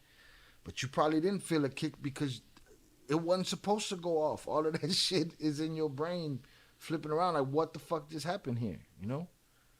And then she asked him, you know, are you, you know, you say you're not experienced with guns, but are you experienced with shooting guns? He said, as much as an actor should be. Are you, I know you said you don't own a gun, but are you experienced with shooting guns? Only as much as actors have to be experienced. Okay. Which is normally not really. I mean, like, if you do a movie, safety with weapons is primary. You go off with people. You go off with armaments people to ranges. I've gone to ranges in Arizona where we shot a lot of guns in a movie many years ago, and you go to a range and you shoot for a few hours, and they teach you how to shoot shotguns, Walther, different, you know, little small guns, James Bond guns, big guns, Uzis, machine guns, whatever you're using. They make you go and rehearse for hours, like a whole day. Okay. Yeah, oh, they're very safety conscious, as they have been here. They've been very safety conscious here throughout. That's what puzzles me. Well, We didn't have anything. yeah, and I guess that's more like the question that I'm trying to get at is, do you think someone would deliberately do this? I can't imagine who would. Okay. Now, people have said, you know, that 6 people got fired from the crew yesterday because they He said 6 people got fired from the crew yesterday. said that the union. I don't want to get into a long diatribe about this, but the union, the International Association of Theatrical Stage Employees, IATSE is their name. IATSE is the union that controls all the actors. IATSE, actually, were they on strike at the time? No, they weren't on strike at the time. They were working. Salutes. Jonathan said, crash out, I'm not an actor. I'm here trying to hear out what's presented before me so I can come to my own informed conclusion with Shia being an actor walking us through. Salutes. Yeah, we definitely still going at it, young Jizzle. Crash out said, me too, self-defense. Self-defense. Okay, no problem, Jonathan. Everyone has their own opinions. Period. Easy. Eddie said, let's remember that Colt he keeps referring to did not use the 45 ACP ammo of today's 45s. The ammo used in those single-action pistols were, quote, long 45. That's one very powerful round. Which is why he's saying that some people were saying, well, why didn't that round blow a hole through her? Why did it go through her and into somebody else? Because bullets do weird shit. You know, who knows? But salutes to you. I appreciate the information, Eddie. So yeah, that shit went off. That shit went off. Went off on the first rehearsal. That shit right there is a mindfuck. He said in the beginning he shot Gusto back in the days, and first thing they teach you is always to treat a gun like it's loaded intel. You can check to make sure it's clear. Again, prop master hands an actor a gun and says, this is cold, this is hot. Most of the time, not me, not ever again. All right, and even then I always made sure I checked. We used a lot of decommissioned guns that didn't actually function anymore. But now even more, like, it'll always be a mental note. I'm not listening to the prop master. But people do. It's just a fact.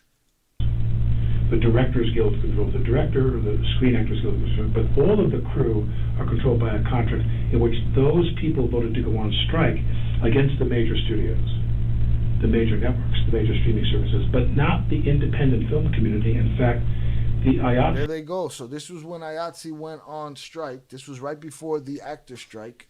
IATSE went on strike before that. And again, but not on independent films. And this was an independent film.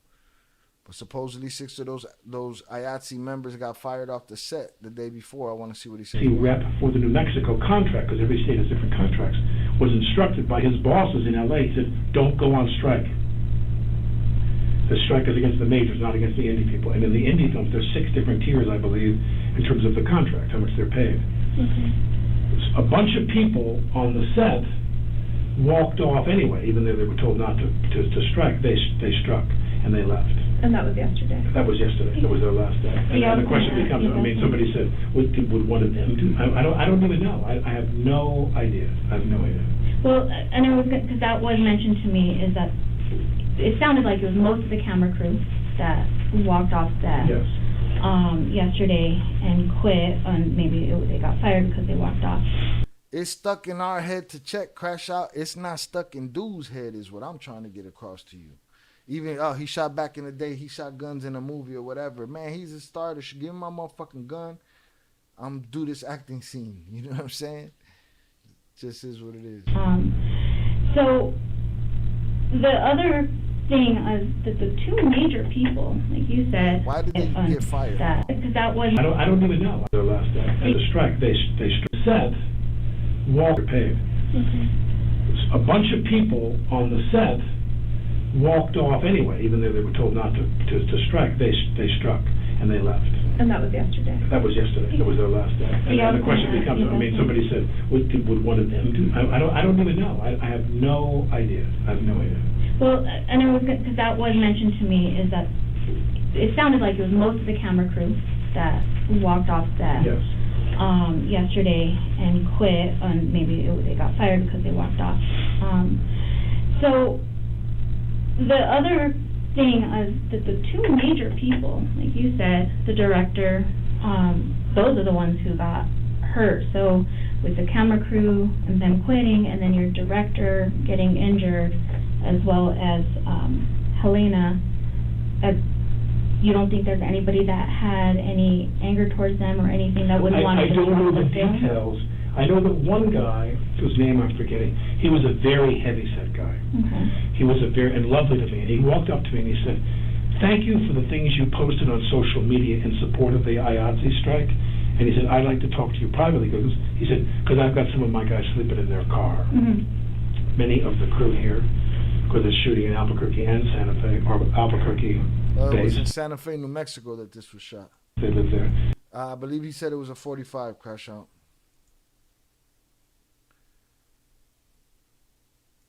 So the drive time, it's kind of common knowledge in the business that the unions in New Mexico signed very bad deals in order to attract movie shooting here.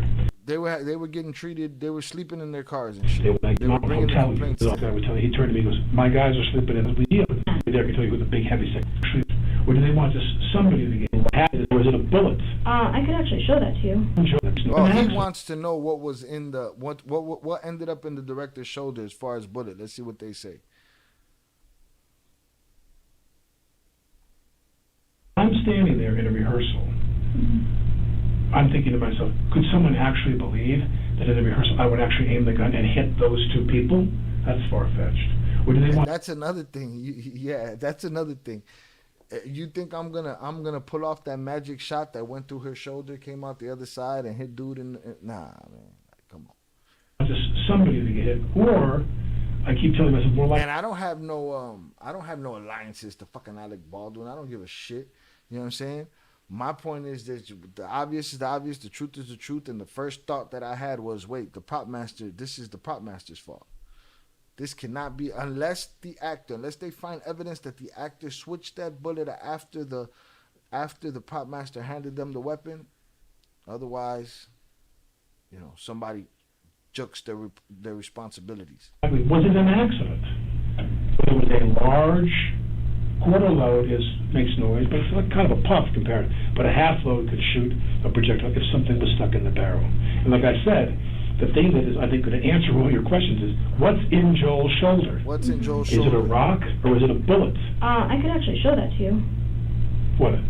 What was in his shoulder? We did Did they pull take it out? So you being on set for so many years, like you said, have you ever seen? You said you've never seen anything come out before. I've So never have seen. No, I've never seen a projectile come out. No. Right. No. But do you know what the bullets look like? Would it have looked something like this if anything did ever come out of something? Okay. No. Okay. So let's backtrack a little bit. Let me say this here. Hold on. That's a bullet. That's a bullet. That's a bullet. So Right. as I suspected, somebody put a live round in the gun. That right there, if I'm him and I'm an innocent man, that's fucking terrifying, bro. That's terrifying right there. He looking at a live round. This is what you dug out of the director's shoulder? That's a bullet, bro. Who the fuck put a bullet in this gun and handed me this pistol? If I'm him, I'm wanting to whoop Hannah's ass right now. If that's a bullet that was pulled out of his shoulder, then someone loaded a live round into the gun I was holding. So now, let me ask you, did you see the rounds that were in the gun? No. Have you seen, throughout the whole time on set, have you seen what they look like? Yo, what's up, bro? She's asking him a distorted question. Good? Just got done with this mix, the second one we just... She's asking him a distorted question. Have you seen the rounds in the gun? He said no. Throughout the whole time, have you seen them? Well, which ones are we talking about here? I ain't seen this. I ain't seen no real bullet. I seen prop bullets. You know what I'm saying? Dummies, cosmetics, flash ones. But I ain't seen this. I've watched her load and reload the gun many times. Have you seen the bullets and stuff? Well, meaning yes, meaning you see sometimes the head, it's the casing, and the head is a pinched, it almost looks like a dumpling. It's closed at the top. There is no piece. And you put the cosmetic round in when you know you're going to see. If I hold the gun, if I say to you, what is your first name again? Alex. If I say to you, Alex, don't you move a muscle, darling, I'm going to blow you. Anyway, the camera shoots me. You want to see the material in the cylinder, the cosmetic, clay-based, non-bullet round. So can you describe to me what those clay-based rounds look like? They look like a bullet. What colors? They're gray. They look exactly like a bullet. Brass head and a brass base, packed with something, I'm assuming, and then the heads look like a bullet. So cosmetically, you see that in the cylinder. The other rounds you shoot have it's the base with the pin. That's the thing. It's not a cut and dry question what they're asking him. That's why he's telling them. The color of the bullet itself, not the casing, the color of the bullet of itself has to be enough for the camera to pick up. So that might not be the same as one of the ones that's packed up with the shit that's supposed to blow out the poof of smoke and the spark. You know what I'm saying? So, it's not a cut and dry question. And that's why he can't give them cut and dry answers. This comes up, and this comes up, and it's a round like this. And if you look at the top, if you're looking down at the bullet, with the not the pin down here, the top of it, if you look at it's folded in almost like a it's like a dumpling, like a pinch. Exactly, it's like a folded up thing, and the chart and all that just goes boom. So there's no projectile there. If I showed you a couple rounds, would you be able to tell me if they're the ones that look like they were on set? Probably. I think I could probably tell you which were the rounds that were put in cosmetic. Okay. And which were the rounds that were the flash rounds. All right. Now, forgive me because I'm very upset right now. I know. But you know what I'm saying, so please don't forgive my weirdness about this. That's what came out of Joel's shoulder. Yes. Yeah, he's dumbfounded. How did that happen? If I ain't do it, how did that happen? Young Jizzle said, getting my sip on, making drinks. I'm at my cousin, still got to drive home. All right, make sure you pick yourself a cutoff time and drink some water, my brother. Safe travels. No drinking and driving. Salutes. Yes.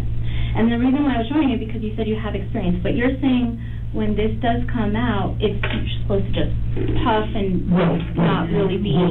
See, she don't understand. You showing me two different things. She's saying, yeah, when this comes out, well, that don't come out, lady. You're looking at a bullet. when something comes out of a round, it's either you know, the wadding that they put in there to create the blast and the spark and all of that shit. Like, no projectile. She's looking at the projectile saying, when this comes out, no, there's no projectile supposed to come out of it. A hard object. If there's any chance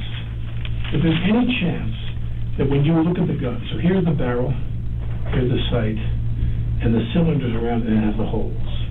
Mm-hmm. We're just looking at the gun, the camera's eye view. Yeah. When you look at the cosmetic rounds go in, they have no flash.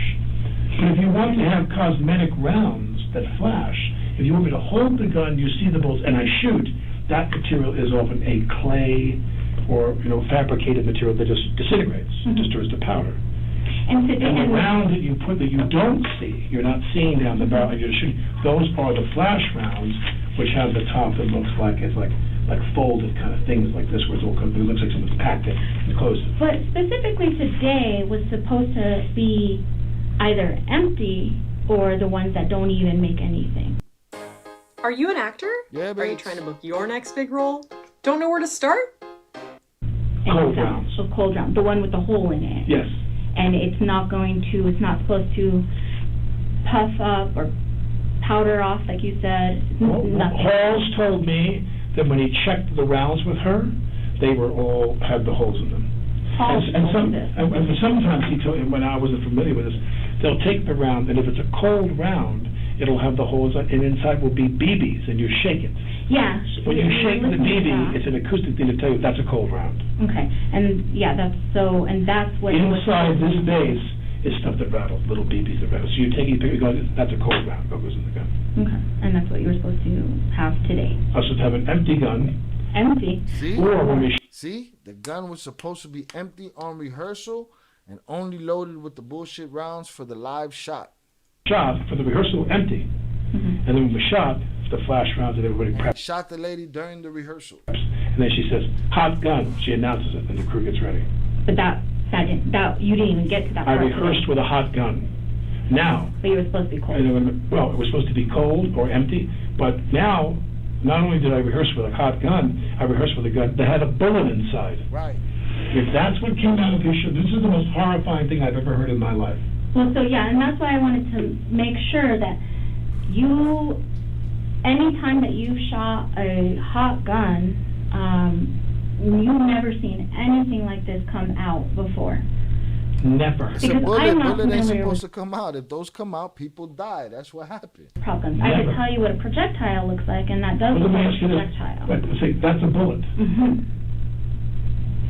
Yeah, so that's what comes out of. Well, I think the question. I mean, I don't want to tell you your job, but I'm so sickened by this, that a bullet passed through this girl's body. She's in critical condition in a hospital right now, and I fired the gun. And you don't think I feel really, really shitty about that, I do, but the question becomes, to ask Hannah, did you commingle live bullets? What they call live rounds? Just give him the benefit of the doubt. If you believe he's an innocent man, again, the courts believed he was an innocent man, and they threw the case out. If you believe he's an innocent, just pretend you believe he's an innocent man. Think about how confused he has to be right now. A person who has shot guns and filmed before, he's filmed a million scenes. You know what I'm saying? Jonathan said, don't some hammers have like the orange mark or something at the tip to help differentiate, help prevent? Absolutely not. It's supposed to look real. You can't see no orange nothing on no, you know.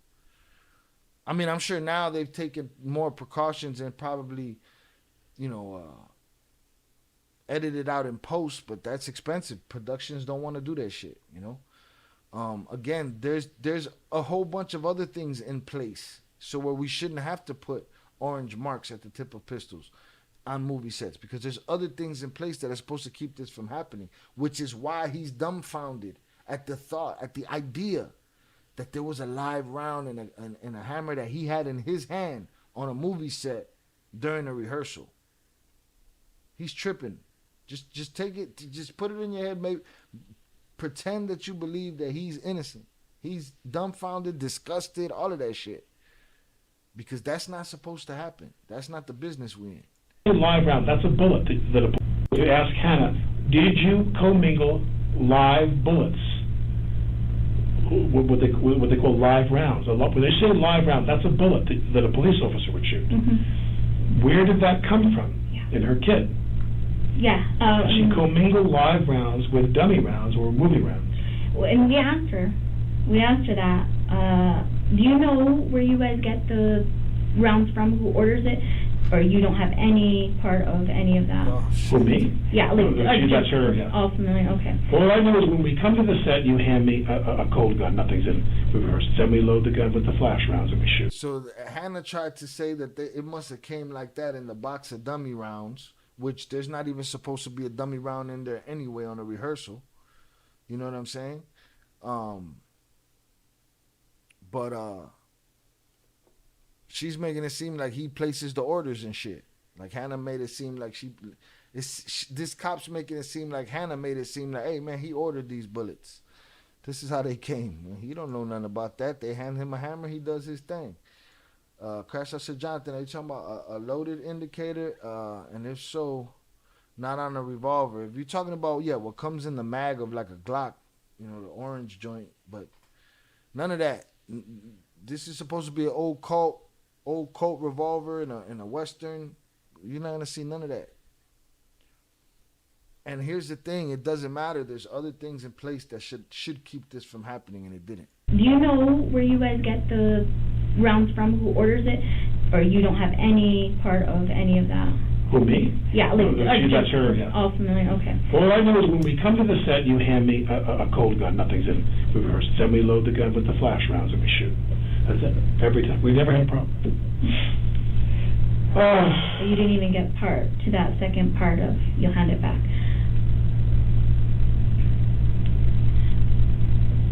I do want to ask you about Dave Hall. I understand sometimes she'll hand the gun off to Dave Halls and then he'll hand it to you. Did that happen at this incident? No. I never recall him ever doing it. It was Hannah handing I it. never recall. I recall that when we would stop the scene. Sounds like Hannah was throwing everybody in between her and that weapon. Now Hannah told her, hey man, I usually hand it to Dave Hall, the assistant director. He hands it to Alec, so it could have been him. I don't know, Hannah. I think you are irresponsible with your job. Somebody died over it.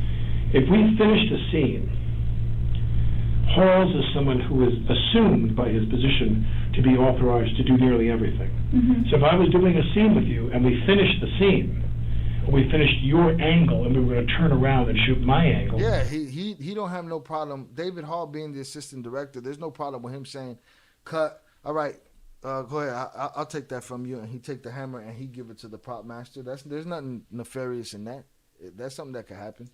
When they say turning around, that means it's time to go to the bathroom, go get a bottle of water, go get a coffee, go smoke a cigarette. We have a break. And if I was going to go to the bathroom, I'd hand Halls the gun. Oh, you want to hear that shit on a long day of set?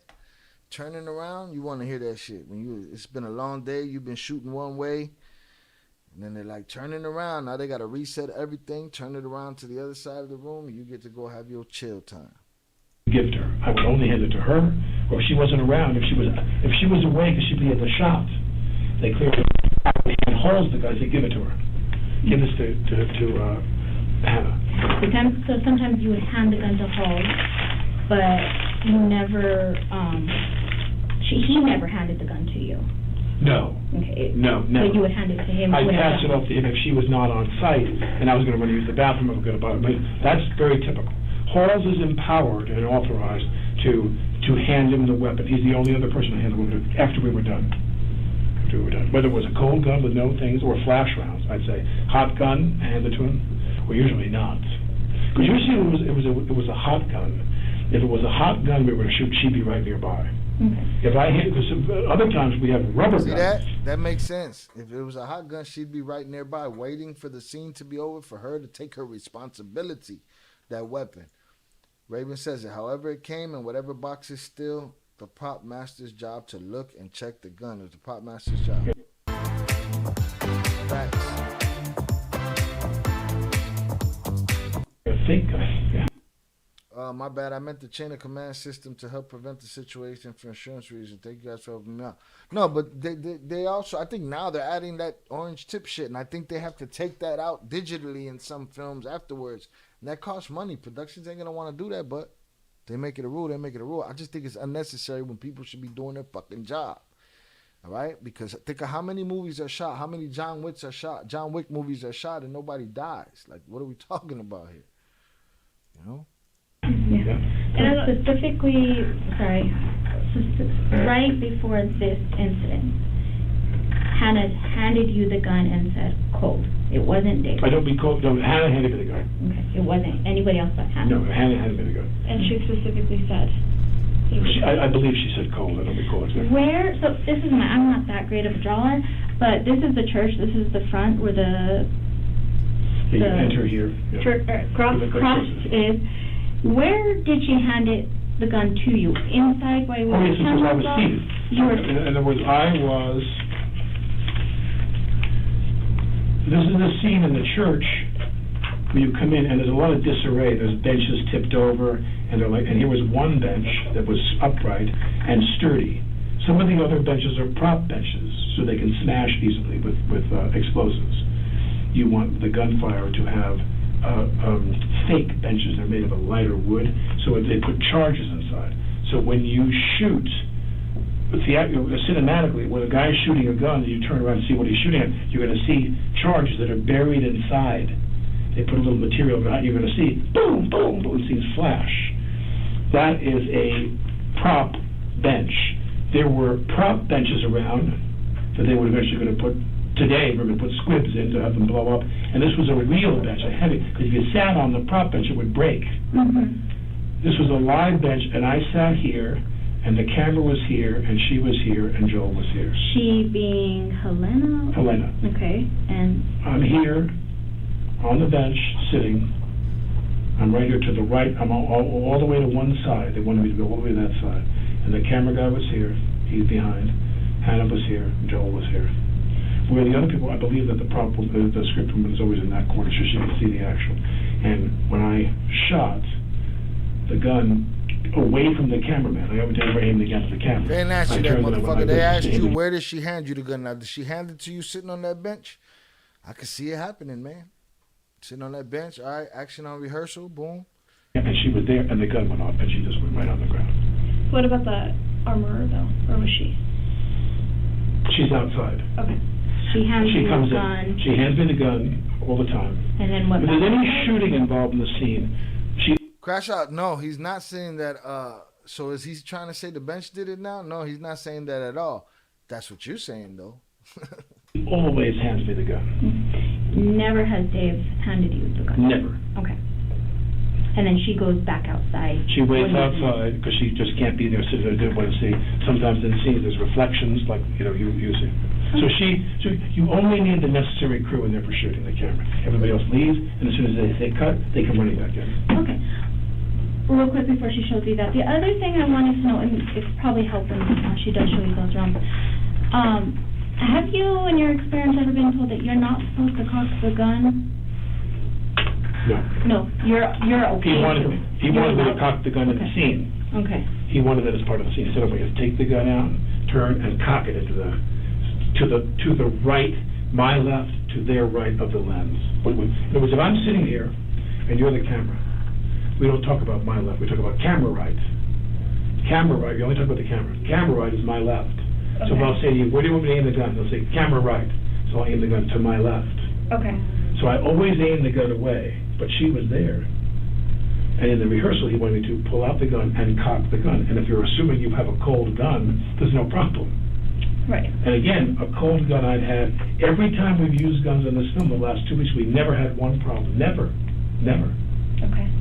And I don't, maybe we discussed this when I was going, after the gun was shot, who did you hand the gun to? I don't remember. Okay. I don't remember. I made everybody. Raven said, "Thank you, Hannah is at fault, and she may have to put the live round in to be funny. People do stuff thinking they funny all the time. Nah, that's just if she thinks that's funny, then she should have just pulled it on herself. You know what I'm saying? That shit ain't funny. She knows it's not funny. She didn't get that job for it to be funny. She knows it's not funny. I want to understand what was the reason there was a live round there. What conclusion they eventually came to. All right, that's why I'm still here at 2:00 in the morning trying to figure this shit out. Crash Out said I like him as an actor myself. Yeah, and you just got to be aware. You just got to be ready to not, die on a hill that you might be wrong on. You know what I'm saying? So far, I ain't heard no red flag from Buddy. And again, if I were to hear an actor that was up here and it sounded like he did some irresponsible shit, he would have caught it from me too. Yeah, that's devilish. That shit ain't funny. If she thought that's funny, that's just an evil bitch. She wildin'. It sounds like he hasn't been told that the actress has died, correct? I am certain he said, now someone is hurt. Yeah, no, he also says she's in a, he told the cop, isn't she's on ICU, so-and-so. So he does not know she's dead. And he stopped and he had to cry to himself after he realized that it was really a bullet. Just imagine he's innocent. You're an innocent man. You're at work one day, because that's what it is. It's a job. You're at work one day. You've been doing the same thing. It's muscle memory. 45 is not a revolver. Then I don't know. I don't know what it was. I don't know what it was. Then salutes Ivan.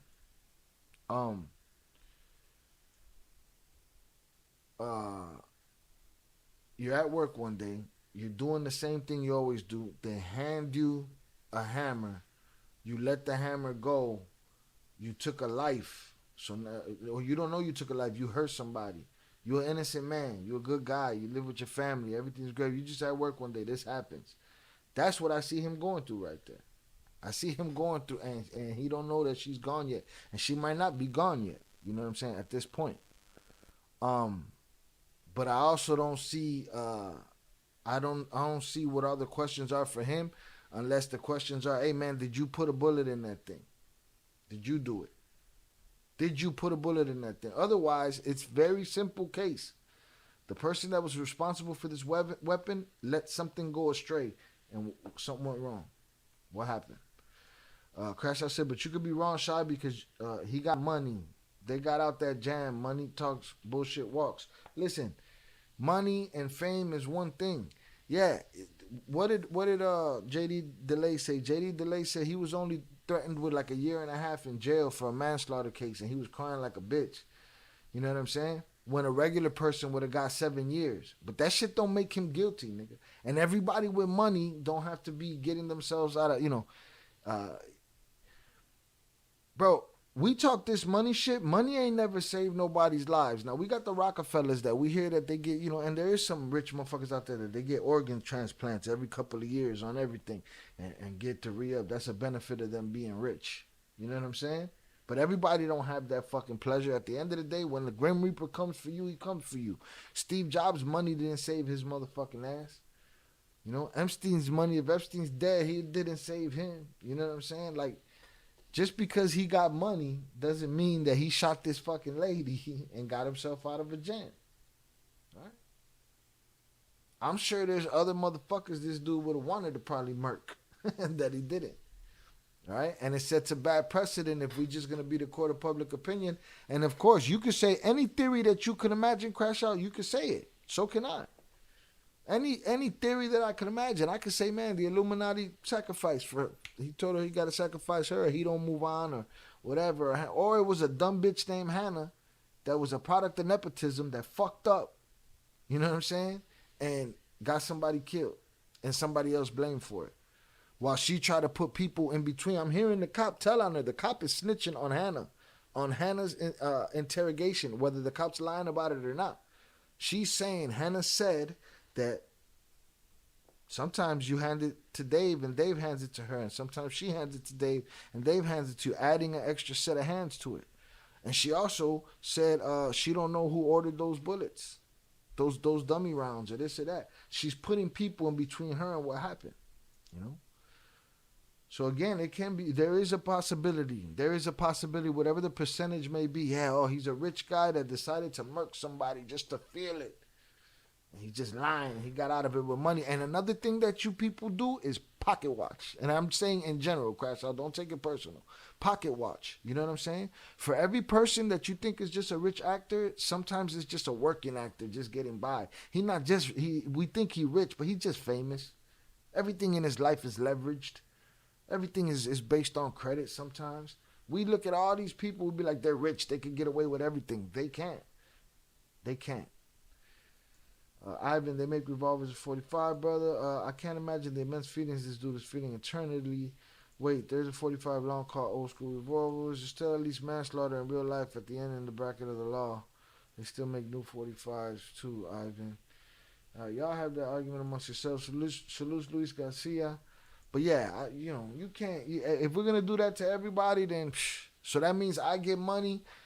Crash Out, I get money one day, and then all of a sudden everything I say is bullshit because I got money now, and I could just get myself out of shit. Like, it don't be like that. Everybody ain't like that, and everybody ain't got it like we think they got it. I'm down to keep going. Will you guys still be here in 20, 30 minutes? I need to take meds and have a dressing change real quick. Handle your business, bro. We might be here. If not, don't worry. The playback will be there, and we'll say our saludos to you before we go. But I think we'll be here. I still got some time on this video, and I want to read the final article from the New York Post. So go do your thing. Take your time. All right? Salutes. Health first, brother. Health first. Freaked out. Yeah, I think so. Okay. It was one of those two people halls over.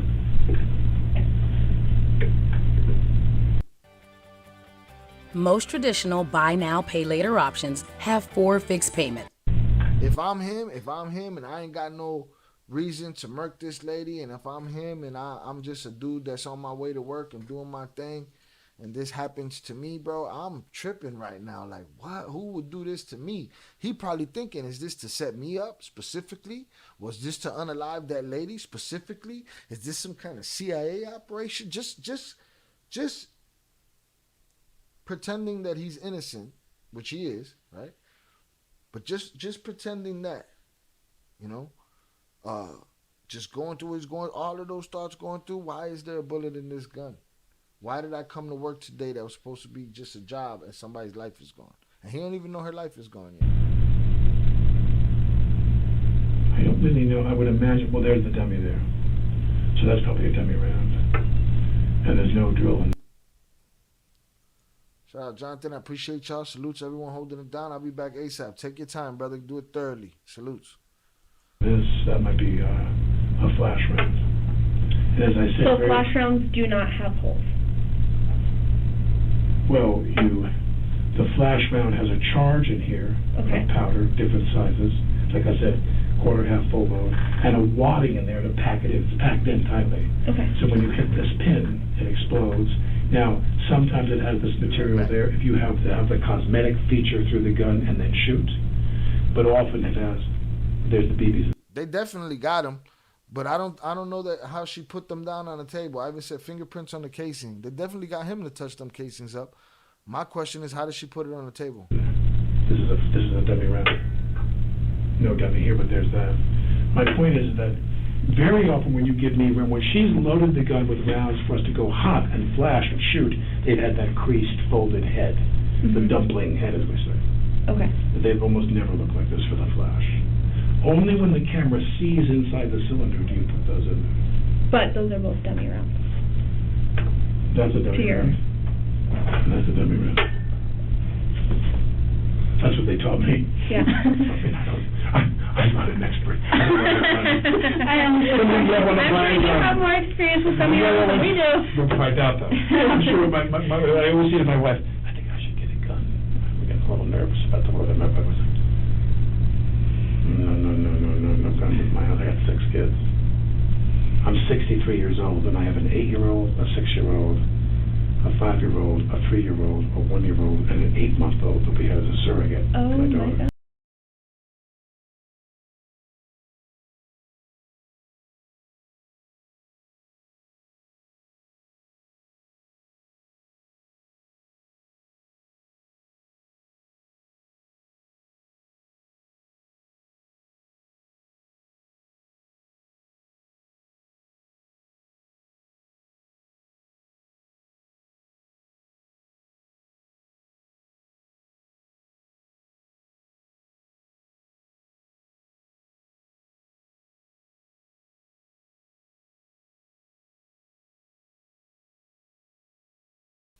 Sorry, guys, I was muted.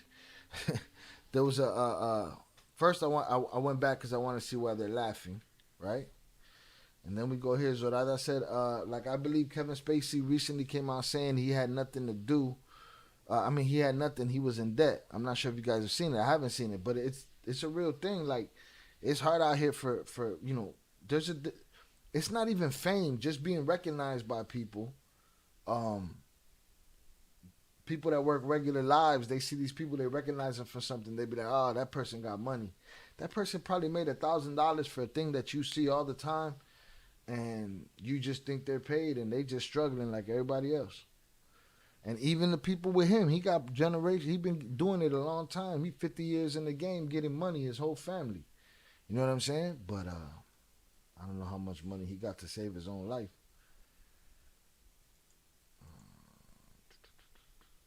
Yeah, sorry, I fucking muted myself a tweet. We back though. We back. It's 2:30 in the morning where I'm at. What's it? 2:15. And we chilling. I want to see what they was laughing about though. I'm 60. I went to refresh my drink and all of a sudden they started laughing and shit. But those are both dummy rounds. Camera sees inside the cylinder. Do you put those in there? But those are both dummy rounds. That's a dummy round. That's a dummy round. That's what they taught me. Yeah. I'm not an expert. I understand. I'm sure you have more experience with dummy rounds than we do. I doubt that. I'm sure I always say to my wife, I think I should get a gun. We get a little nervous about the word. I was like, no gun with my house. I got 6 kids. I'm 63 years old, and I have an 8-year-old, a 6-year-old, a 5-year-old, a 3-year-old, a 1-year-old, and an 8-month-old that we have. That's how I'm trying to be at 63 years old right there, man. All right? Y'all, I just want y'all to hear my future real quick. I got 6 kids. I'm 63 years old, and I have an 8-year-old, a 6-year-old, a 5-year-old, a 3-year-old, a 1-year-old, and an 8-month-old that we have as a surrogate. Oh my daughter. God. That's going to be me, 63 years old, with an 8-year-old, a 7-year-old, a 6-year-old, a 5-year-old, a 3-year-old, a 4-year-old, a 1-year-old, a 6-month-old. I'm 63 years old, and we had 6 kids in 7 years.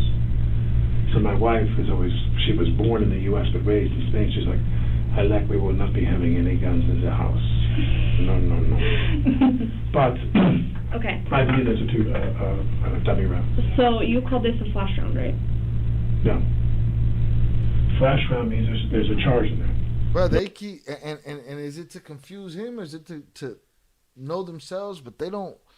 They be asking the same questions. They be posing the wrong questions like they did earlier when she's like, when this comes out, that don't come out. It's a bullet. That's a projectile. That ain't supposed to come out of there. No charge in there. Salutes. Young Jizzle said he made it home. Salutes to you, Jizzle. I appreciate you getting home safely.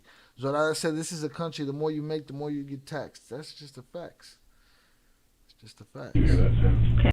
Zorada said, and a surrogate. He ain't playing no fucking games. And a surrogate. No charge in there if you see that. So what happens So I when was you shoot told. these? Or to what you? You put them in there cosmetically with nothing in them so that through the cylinder you can see that. Okay. You can see in the cylinder whether the cylinder is empty, or they look bad, continuity-wise, or that there's a round in there. So they put a cosmetic round in the chamber. They load the gun, close it, and then I hold the gun. You see the things in there.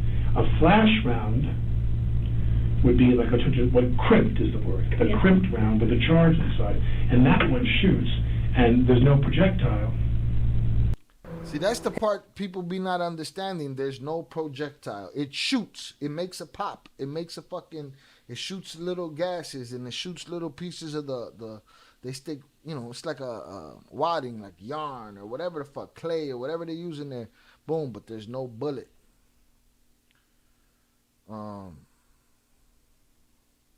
Why you touch it for? Not a smart move. Touch the bullets. 햄이 보기보다 되게 외로운 여자예요. I'm really challenged whether they ever see. I doubt. Sometimes they have these where you can do both, but that's the clay material. But usually, 99% of the time when we shot a flash round, it was the crimp thing, and you don't see it. And he not only touched it, he been all over them things, back and forth, touching them shits. The cylinder. Okay. So you're the camera, and I'm not pointing where you can see it. I'm off a little bit, and all you see is the flash. Do you know what would happen if you shot one of these? Have you ever had experience with that? Nothing. Nothing happens with them? There's no charge in them. This indicates. That's just to be seen by the camera inside the gun. There's no charge in it. It's just meant to be seen inside the barrel. Barrel's here, barrel's right there, and you see the bullet inside the gun. Well, sometimes they have the pin to create something. I'm just saying, when I look at this, when I go like this, now, by the way, there could be a charge in there. And that charge and those BBs could come out. I don't know enough about it to know whether this rattling indicates that it's an empty, a cold round. That's obviously a cold round because that's where the gunpowder would be in here. Mm-hmm. That's a cold round. This, I'm assuming, is a cold round because they go like this to tell themselves it's a cold round. He had touched all of them bullets. I believe, please don't take my word for it. Just in your experience. I'm a father of 6 children, pretty much. That's all I do these days. My experience is those are both cold rounds. Okay. And I was told by Halls that when they took the gun away and looked at them, every round inside the gun was a cold round except the one round was not only a hot round, it was a live round, it was a bullet. If you're telling me that that's what came out of his shoulder, there's something really, really scary going on here. Now he's saying that Hall told him there was a bullet casing in there, a real bullet casing. All cold rounds except for the one. Now, is he saying that to save his ass or to add some stank to it, or is it the truth? It was a live round, it was a bullet. All I do these days, my experience is those are both cold rounds. Okay. And I was told by Halls that when they took the gun away and looked at them, every round inside the gun was a cold round except the one round was not only a hot round, it was a live round, it was a bullet. If you're telling me that that's what came out of his shoulder, there's something really, really scary going on here. Well, and I think that's which is probably what Hall probably did tell him that. Hall probably did tell him that, and that's why he got there. And he's like, I need to know what was in that gun. What are y'all gonna pull out of that man's shoulder?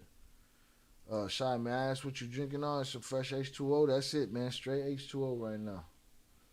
Straight H2O. What he was trying to ask is if any time, well, you said these are cold ones, but the ones that are not cold, the quarter, right? Those they have the crimped head.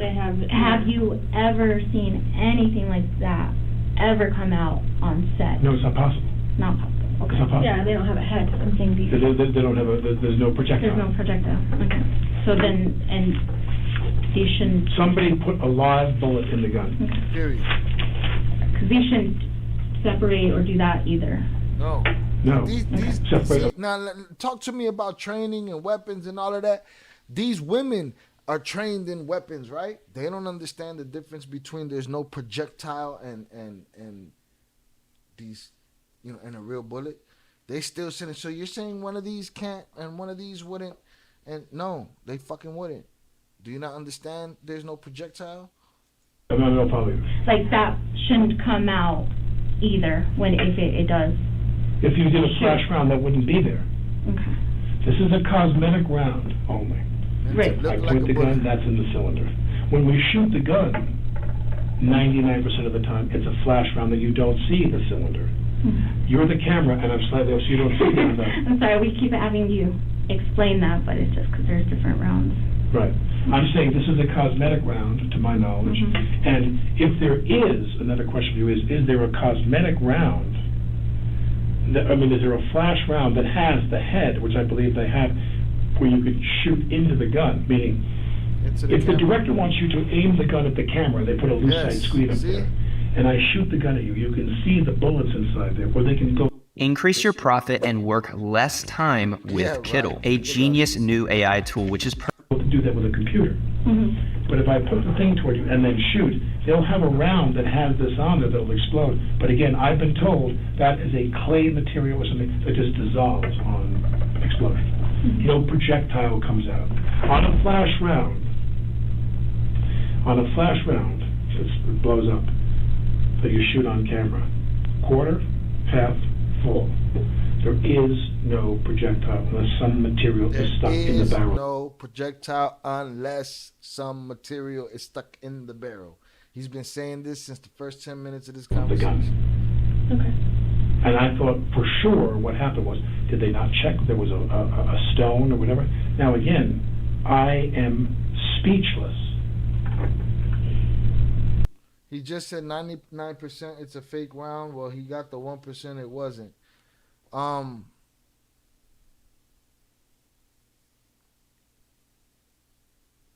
don't know what context he said that in, but whatever happened. We're here shooting, everything was going fine. Joel is my friend. I'm one of the producers on this movie. We've developed this movie together for 3 years. I left my wife and 6 kids in New York to come here for a month to shoot this movie, and I'm the one that shot the gun today that had a live bullet go through that woman's body and into his body. And I need to know, how did that happen? Where did that bullet come from? Where did there are no live rounds in her kit, I'm told. Everybody is sitting around waiting for me to come here with all the sheriffs and all the people that were there, waiting for us to get ready to come and do this with you. But all they did was talk about that. But it's speculation of like, in her kit, she doesn't have live rounds. And that's what we were told. That's what when we asked her, she said there's no live rounds, not even in her kit, not on set, anywhere. So for that very reason, we want to know the same question too. Yeah, how, if there's not supposed to be any live rounds on set, then it comes down how to and who possible manufacturer defect for them. That a cosmetic round shot this projectile through them? No way. Is that possible? Did you find out? I don't know. It's possible. Oh, it is. They told you that mechanically if that's possible. Yes. So sometimes there is a charge in the end of not intentionally, but I can't trust her information because I don't know that she knows what the fuck she's talking about anyway. She's saying that can go through 2 bodies. That's that fucking bullshit clay top. Not intentionally, but by mistake. Today I sit here, and whether it was a misfiring theatrical round or a live one, I shot this. How was the party? I heard y'all had a good time. I went over there and said it was in a dress. I was like, all right, salutes. I had to go live. Salutes. Hope y'all had a good party. Nah, Shy's sober, so don't talk no shit. I'll get a wrench to get you. Huh?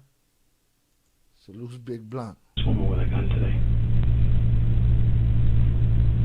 God, doesn't feel so good, you know, today. Misfiring theatrical round or a live one. I shot this woman with a gun today.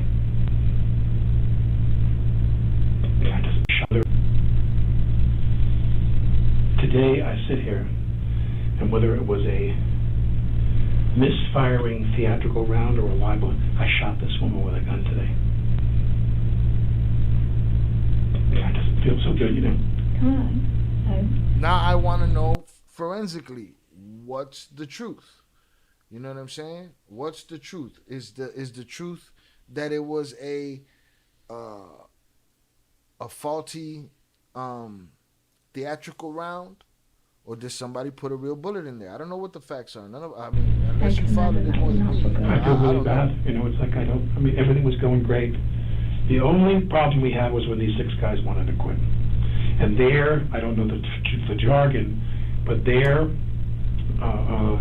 union rep or whatever in the New Mexico contract, different contracts in different states, the person that was in charge of these people and a kind of a pipeline, a lot of shooting going on, a lot of movie TV work in Albuquerque, Santa Fe. The person was their head person. I was told them, don't strike. It's not again. We don't want to cripple the indie business and put all of our employees out of work. Our indie contract is. If you've been in, that's nothing. False information, copper facts. Peb said you like his dress. Listen, all that matters, Pebs, is that he liked this dress. All right, that's all that matters. I do think he should have had on his I think he has a pair of Bart Simpson SBs. He should have had those on feet. Salutes.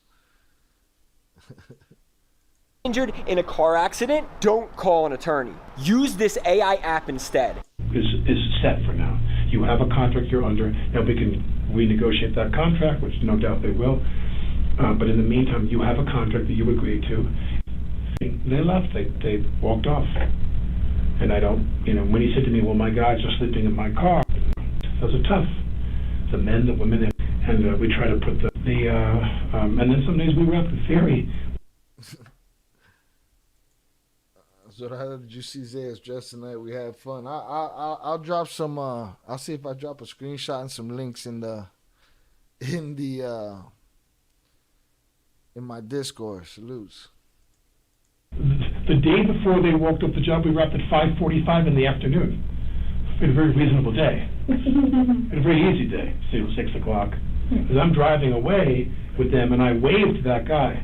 The guy said, "I want to talk to you." The heavyset guy. Yeah. And I'm leaving. I said, "I'll see you tomorrow," and I left because I want to get home. Right. I want to go call my kids before they go to bed in New York. And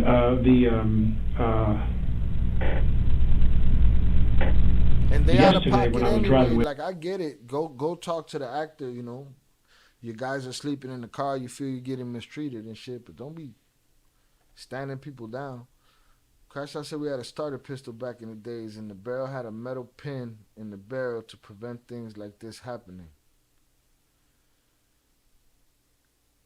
Yeah, but we did use, because things are changing now, we used a lot of real hardware on these sets. You just have to have a trusted prop master, bro. That's it. This type of shit ain't supposed when to happen. I saw him, the sun was still out. We didn't shoot a day like we usually shoot till we lose the light. Mm-hmm. That's why we're here, to shoot New Mexico. Yeah. New Mexico is the star of the scenery. movie. Yeah. Okay. So do you, in your opinion, feel that this could have been an accident? Or do you... I want to believe that, but let me ask you this, because I don't know anything about this, because it was such mayhem when this happened. Mm-hmm. Because think of all the years, like you said about the pin and the starter pistol, think of all the years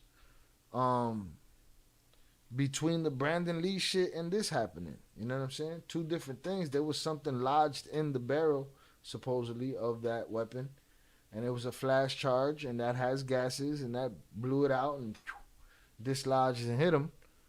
But all of this time, and nobody's, it don't happen often, but it shouldn't happen at all. That's why nobody be thinking about it. Like, nobody's worried about it. But that's why you have a good prop master that they're supposed to worry about it. They're supposed to be on top of that shit.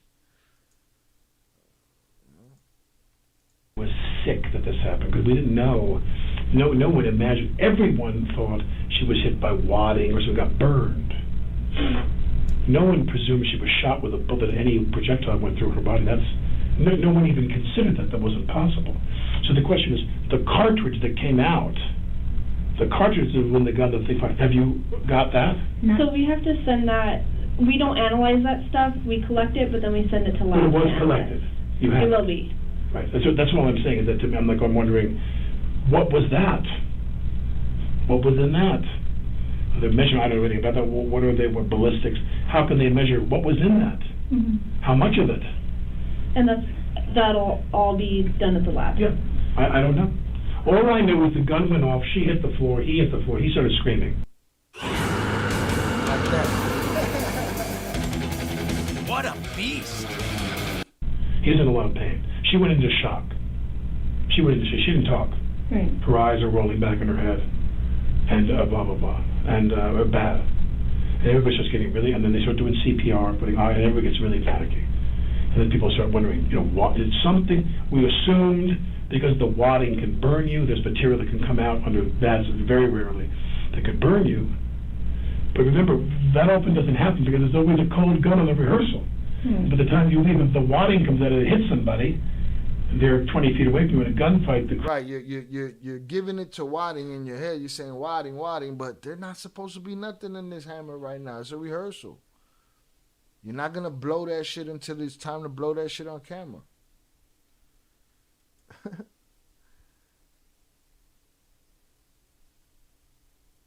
Yeah, we'll share that shit. Crew is away. We're not shooting anybody near the crew. And my point is that when she went down, I thought, what was stuck? We all said the same thing. What was stuck in the barrel? Was something left? They didn't clean the barrel, which they always do, always.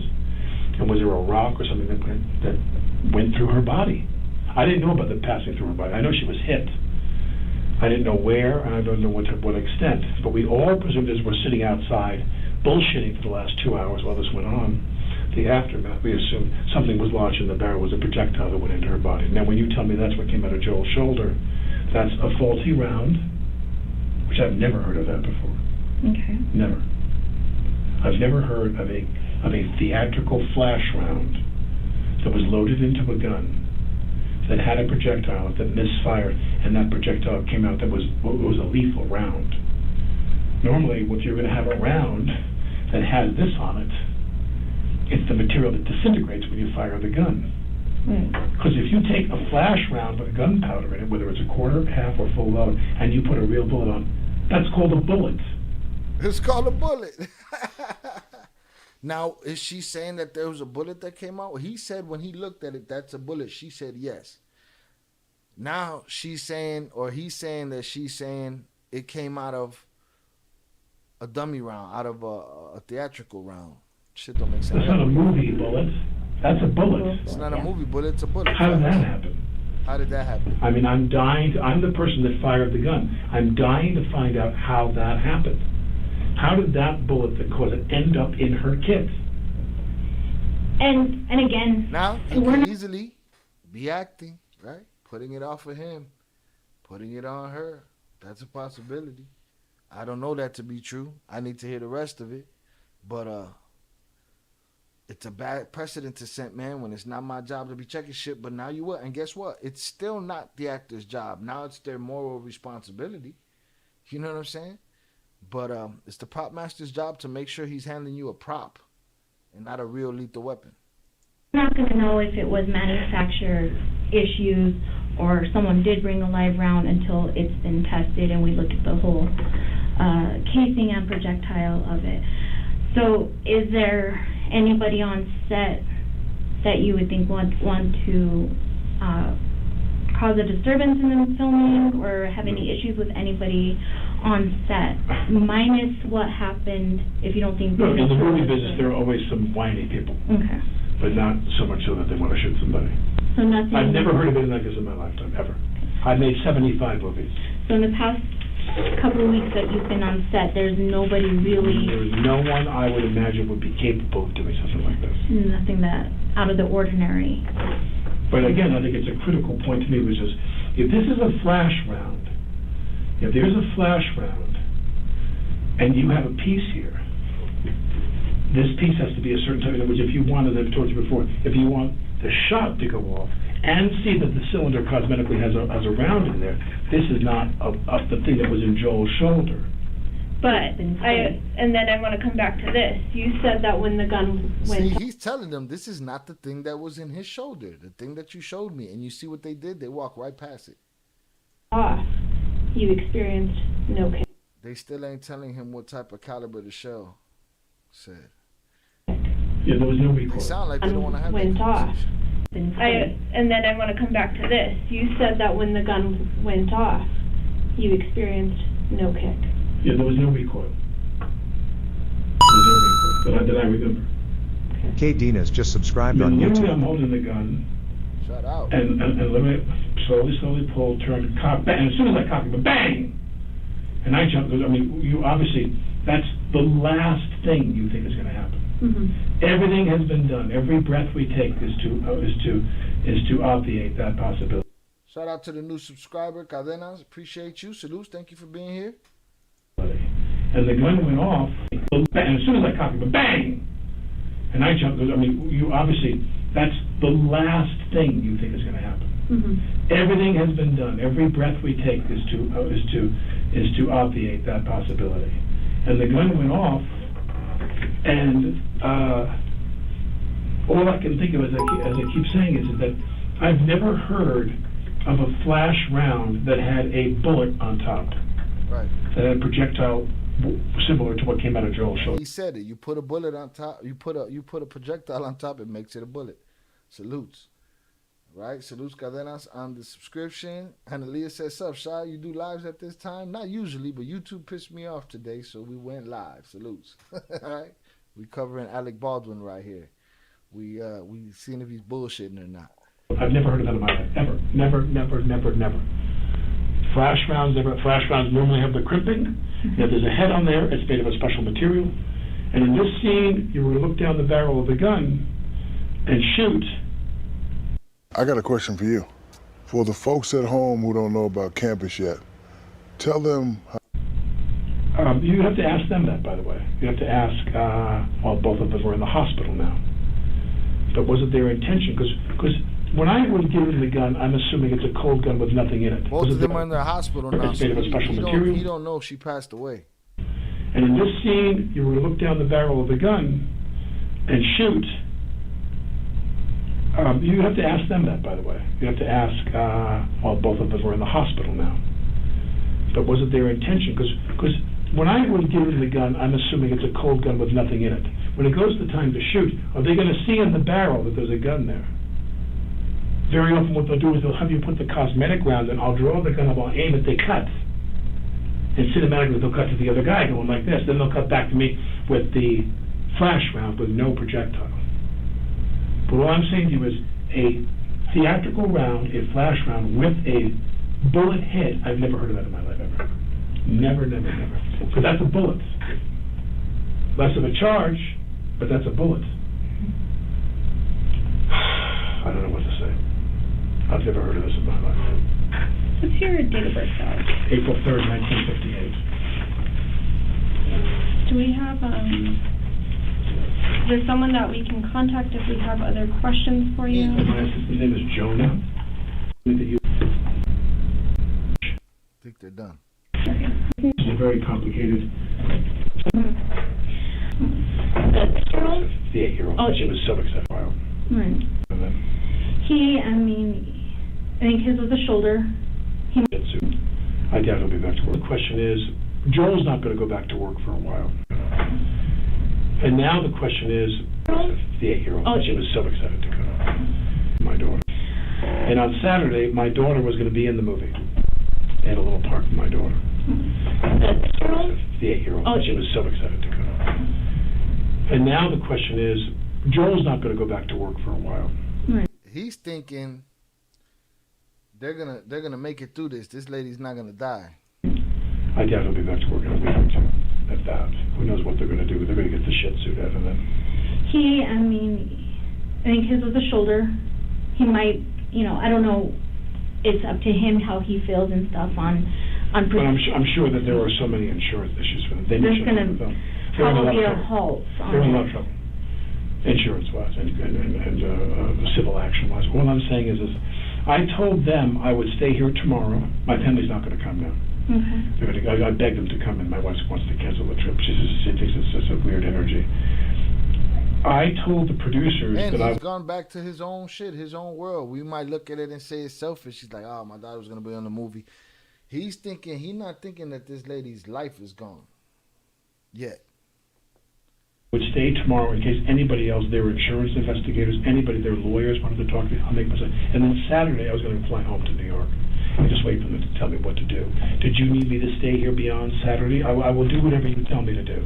Okay, so I think what we need to do, we're going to go and process the scene. If there's anything else that comes up and that we need to contact you, you said you'll be here till Saturday? Or you want to fly? Oh, no, as of now, I'm going to stay tomorrow to make myself available to the insurance investigators and their the production's attorneys. Yeah. To make myself available. They've told me they're not sure they need to talk to me. I'm going to stay tomorrow and get on a plane Saturday to go home. And God knows when we're going to come back. It might be months. Okay. So we can contact you. Yeah. As long as we have this number and he's not going to change it. Right, what I'm trying to say is that I'm going to leave on Saturday unless you tell me not to. You're okay. If you tell me to come back in, I'm going to do whatever you tell me to do. But my wife wanted me to come home. Yeah. So as long as we have a way of contacting you is what we need to do to get a hold of you. Okay. But I think you going unless tomorrow you hear something different from us, because right now we're going to go. We'll interview talk to me again tomorrow. I'll come here right away. Okay. Yeah. Tell me what you want. What's your work so? We're not best friends, and you go bowling together and go to movies together now. Yeah. That's I put her name on the back of that one. Yeah. Let me. A Nigerian prince wants to send you 40 million. Yes! Jackpot! So what are you supposed to be? He doesn't know. Analia said the detective got the Duffy. What's the Duffy, Analia? Fill me in. I'm lost on the Duffy. My desk phone has issues, so I use my work cell phone all the time. I don't have to do otherwise. Interviews to do. We got at the lab. So our investigation's going on. If it comes to it, we will figure it out at that point. But she didn't make it. Sorry. Oh, she didn't make it. They told her. Okay. Or better listen to your wife and go home. Okay. Are we ready for... I do have some very unfortunate news to tell you. What? She didn't make it. Yeah. So Joel's still at the hospital, but the other person involved didn't make it.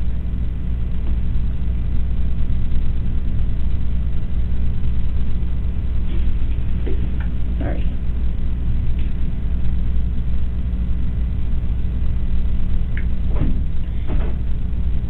I just didn't want you to hear it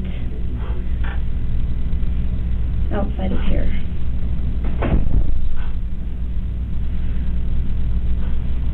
Is there something we could do for you?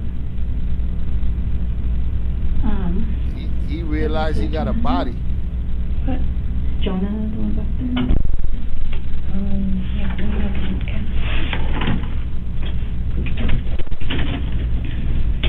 okay. Would you want Jonah in here with you? You wanna? What do you want to do? Do you want Riley to said I'm catching the replay. Are we live? Yes, sir. We are live. You can sit. We should go. Are you guys needing a ride? Or are you comfortable? I think they've got their baby. Are you comfortable driving though?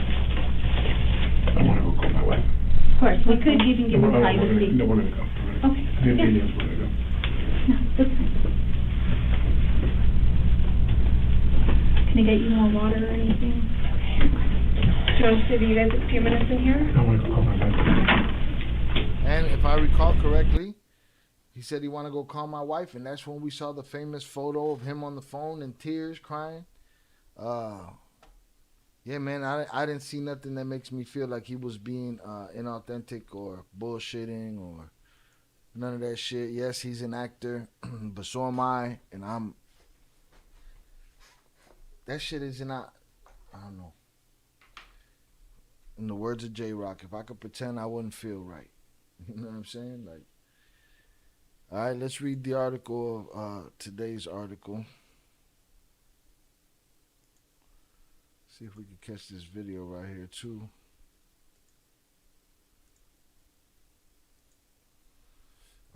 Alec. Salutes to y'all. Honey's up in the chat for y'all. I appreciate y'all hanging out. Salutes Jonathan. Jonathan's back. Welcome back, sir. Honey's up in the chat for y'all. What's up? We're gonna give away 5 more. We're gonna give away 5 more. 5 more memberships. All right, here we go. Y'all ready? Hopefully, for those that weren't here earlier, we were giving away 5 memberships. We were hoping that it went to some of the guys that stay in the chat, that are active in the chat on a regular basis, and we got that. So salutes to the first 5. Let's see if these next 5 is just as live. All right, here we go again, and gift 5 now. Wow, who did we get? Ralph Morales. All right, Ivan Livas. He's regularly around. Salutes to Pebs. Pebs got one. 323G is a usual suspect. And Louis Cushane. All right, boom. We did good right there. All right, I'm happy for 323G. I'm happy for Pebs. Ivan Livas. These people are here on a regular basis. Salutes to them. And salutes to the other ones, all right? Hopefully y'all check it out. The more members we got, the more members lives I'll do. Salutes. Let's get it. Appreciate all the new members. All right, salutes to Young Jizzle, new member in the building. All right, Pebs came up. It's only right. I got one from her chat. Salutes. All right. Let's get it. Alec Baldwin trial. Let's see. We could go through the trial. Not today, but we can go through the trial if y'all want to do that. We know the outcome already, so, who knows. Boom. Celebratory. Salutes to the usual suspects. Showing love per usual. Right?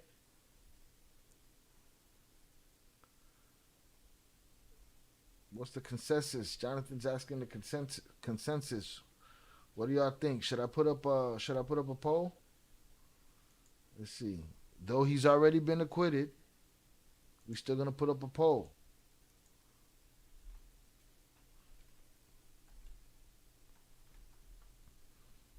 Is Alec Baldwin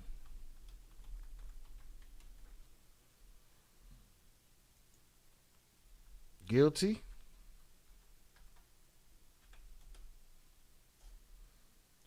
Not guilty?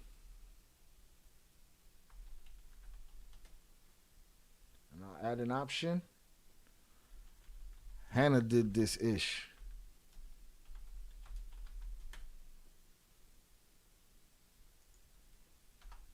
Right.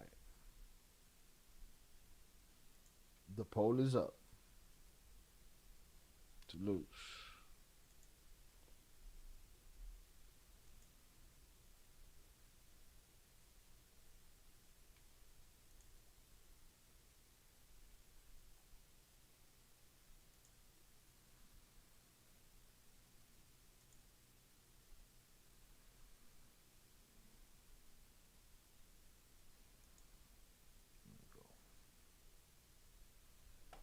Only one way out now. Pocos pero locos, homie. Salutes. All right, boom. Maybe I watched the trial on my own and just edit a video with all the best shit. But let's see. Let's get a news coverage of this.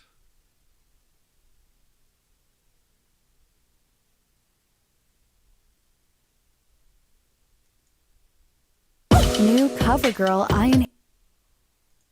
Boom. Congratulations, gang. Indeed. Hopefully next month we'll see more of our own getting their VL Placazos around here. Enhancer 3D Mascara. Up and out volume effect. Curl, lift, fan. No lash curler needed. 3D lashes from every angle. From CoverGirl. We do have some breaking news now. We have just learned that the case against Alec Baldwin has been dismissed. Let's just go right away to ABC News' Jacqueline Lee, who's live outside the courthouse there in Santa Fe, along with our ABC News legal contributor and trial attorney Brian Bruckmeyer. Jacqueline, tell us about this really stunning development at court there today. That's right, Elizabeth. This has been a day full of twists and turns, but ultimately just a few minutes ago, the judge decided to dismiss the case with prejudice, saying the state withheld evidence. Now, all of this centered around... Shout out Rilo. Rilo said, I can't see the poll. Oh, because that poll is in the horizontal view of this video. But should I put it over here? You know what? I'll put it over here, too. Hold on. We're going to put it on both sides. Let's get it. Is Alec Baldwin guilty? Not guilty?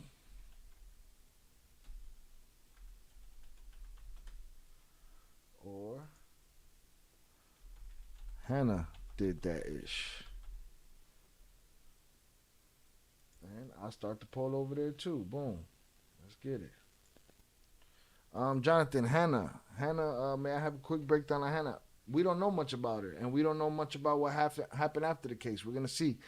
Maybe tomorrow we'll look into Hannah and see what her involvement in all this. I say Hannah did this ish because Hannah was the prop master. At the end of the day, she was the last line of defense between the cast and crew with that weapon. You know? Not guilty. Hannah effed up. Salutes.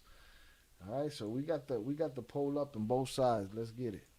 This box of twists and turns, but ultimately just a few minutes ago, the judge decided to dismiss the case with prejudice, saying the state withheld evidence. Now, all of this centered around this box of ammunition. And wait a minute, what? So it got thrown out on some state misconduct? Hannah is the one who loaded the blanks and shouldn't have loaded nothing. Hannah tweaked. But this case got thrown out because the state did some bullshit? That's crazy.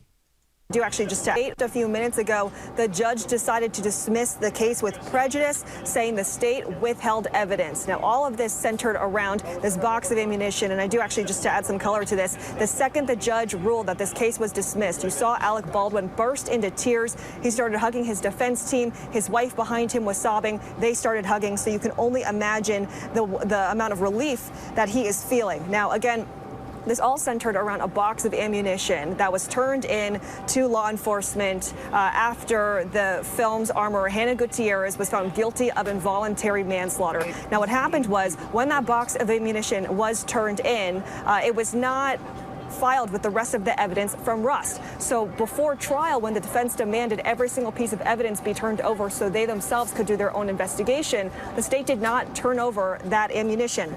The state's argument was that this ammunition was not relevant to the case. They say it came from a man who was friends with Gutierrez's father, so he had ulterior motives. And also they say that the ammunition did not even match from the set of Rust. Now, after the judge dismissed the jury for the day, we heard from multiple witnesses. We heard from testimony from the prop firearms supplier, from the main investigator, and the special investigator herself. She called herself as a witness to the stand to try to make her case as to why she did not turn over that ammunition. And then during that testimony, it comes out that the other prosecutor, Erlinda Johnson, resigned today during a break because she did not believe this motions hearing should have been public. So, Elizabeth, I mean, just every twist and turn today from this case. Yeah, really surprising change of events here. And Brian, you predicted this just on our air in the last hour. Talk about exactly why we got this dismissal. What was the revelation that kind of led to this turn of events? Crash Out, you said sounds fishy to you, but it sounds fishy to me too, but probably on the opposite end. You know what I'm saying? Because now let's take this into consideration. We like taking into consideration how rich people would do this, or actors would do this or that, right? But what does a prosecution team, do when they want to catch the big fish? Are they pulling strings and making strategic moves, like not allowing everything into evidence that should be seen that can defend him, making their own decisions about it, and then not taking accountability, one recusing herself from the case and the other one taking the stand trying to plead her shit? It can be fishy the other way too. Events. So now that's just assuming that we had opposing, but that's just, devil's advocate shit. It all just devolved. And at first I was talking to Keira Phillips and even... Why would the court hide evidence? Why do lawyers ever hide evidence? Because it might clear up the person that they're trying to crush. You know what I'm saying? Phil Lipoff and just saying, hey, this seems bad, but maybe just a slap on the wrist. But as it continued, it was like a train wreck that just kept getting worse and worse and worse. Even with the special prosecutor taking the stand and believing she could talk her way out of it, she admitted that this was Brady. She admitted that she knew about the report. And even in the first... Nothing is coming out of that gun except them gases and the wadding and shit like that. Trial that admitted that Dan and believing she could talk her way out of it. She admitted that this was Brady. She admitted that she knew about the reports. And even in the first trial, that of Hannah Gutierrez, that certain issues didn't come up and that should have alerted her. But this dismissal, and let me be very clear, a dismissal with prejudice means that the prosecution can't bring back this case. It's done. It's over. Alec Baldwin is the equivalent of not guilty. Never happened to you or anyone you know, but it's happening right now to Young Thug, right? Why is the judge having secret meetings with Woody and the prosecution? That happened. We can't deny that didn't happen. People went to jail or people were brought up on charges over that, and there's a big stink over it, and that case might get thrown out because of it, because it's a possibility and it happens. They cover up their old boy ass. He wasn't going to jail for shit. I don't think he had to go to jail. I don't think it was his responsibility to make sure there was no bullet in that gun. There wasn't, as far as he's concerned, there's not supposed to be a bullet on the block. Period. But we want to put that on him. Because fuck him. Well, all right. Start drinking on that agua loca.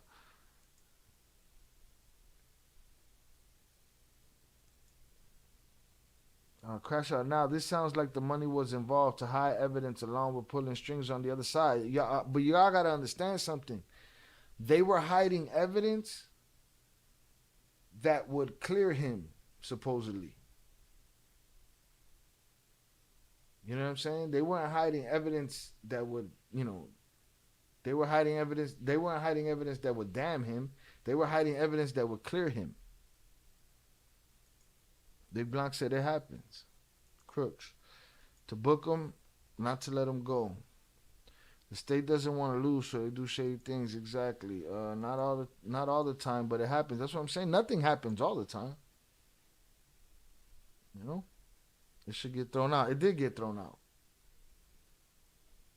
The state didn't want the trial to go public, and again, I'm gonna look deeper into this because I want to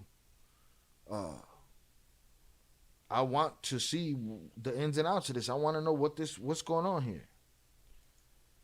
Facts, thank you. I don't know the context. Ryder said, no, I feel you. He wasn't guilty of shit. I mean, I want to understand this whole Hannah shit. What's her argument in the deal? And what are people saying about it? And how would these bullets clear him?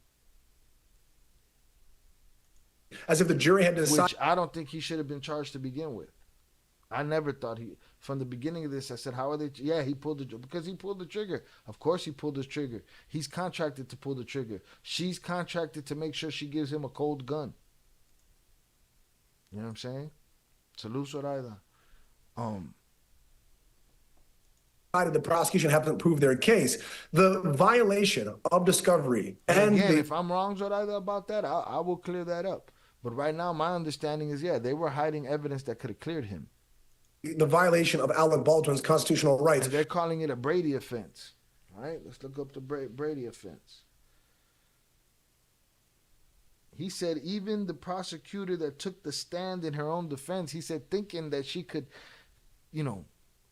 defend herself, she admitted that it was a Brady offense.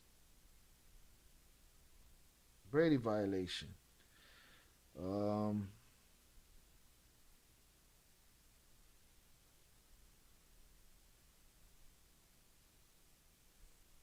Brady violation occurs when a prosecutor fails to provide a defendant or criminal defense attorney with any favorable or helpful evidence to a defendant's case. So that's exactly what it is. They're calling it a Brady violation. That's why that violation exists. Because it happens. That shit it might not happen to us, but that shit wouldn't exist if it doesn't happen. Were so bad. The prosecution fumbled the ball so bad that the judge thought that the only remedy was to throw out the case. Partially, and mostly, I would say, actually, because the evidence as to the bullet, the investigation, and even when the judge looked at the picture, said, yeah, this doesn't look like any other live round, but this looks like some of the dummy rounds that were found on the set. And that, I think, was a major component, but also the fact that the prosecution just didn't turn this over. This is information that should be turned over. And I think that's why we got here, to this dismissal. Wow. And we're looking on our screen there is video of Alec Baldwin emotional in court, as Jacqueline described, hearing this news, sobbing, breaking into tears, and then hugging his legal team as he hears that this case will be dismissed with prejudice. All right. Since Crashaw got jokes, so Brady must be his cousin. We're going to get the definition of the Brady. Who was Brady? Who is Brady who is the Brady violation named after? Brady versus Maryland. The Brady rule, named after Brady versus Maryland, requires prosecutors to disclose material, exculpatory information in the government's possession to the defense. All right? Brady versus Maryland. So definitely not his primo. Hope Thug gets over the misconduct. Yeah, they trying to do Thug dirty. I believe Hannah Gutierrez is a guilty misdemeanor negligent homicide because she was negligent. My question is, at what point is it criminal if a bullet was never supposed to be in the area? You know what I'm saying? Let alone on the set. But I want to dig into this story deeper. Some people might not care about it. I want to dig in deeper. I want to know Hannah's side of the story. I want to know where the confusion supposedly is. Brady, you have to have all evidence turned over to the defense before trial. There it is. And they didn't do that. And as Brian, you point out, that means that it will not be tried again. So does this mean that Alec... So if he is an innocent man, they put him through hell for nothing. Wasn't even his fault. Baldwin is basically in the clear that he cannot face additional charges, Brian? I wouldn't even say basically. He's in the clear. It's dismissal with prejudice is almost the same, if not exactly the same, as if a jury of his peers said not guilty. It's done. The prosecution can't do anything about this. If there's any current or future prosecutors, this is a great example of what not to do when handling a case. Turn over evidence. Whether or not you think it is relevant, turn it over, because that's not the standard in this country. And clearly the judge agreed. Wow. And Jacqueline, we had been deep into this trial at this point. Get us to how we got here today. How did this news of this evidence that was withheld come out? How was this revealed? So, that's the interesting part about this, is because you have to remember, Hannah Gutierrez had her trial before this, and that's basically the blueprint that Baldwin's attorneys were able to watch. Now, this is actually what the prosecutors were arguing earlier today, is they were saying that they argued the defense knew about the box of ammunition the whole time because it was in a piece of discovery, but the argument at hand was that the ammunition was not physically handed over.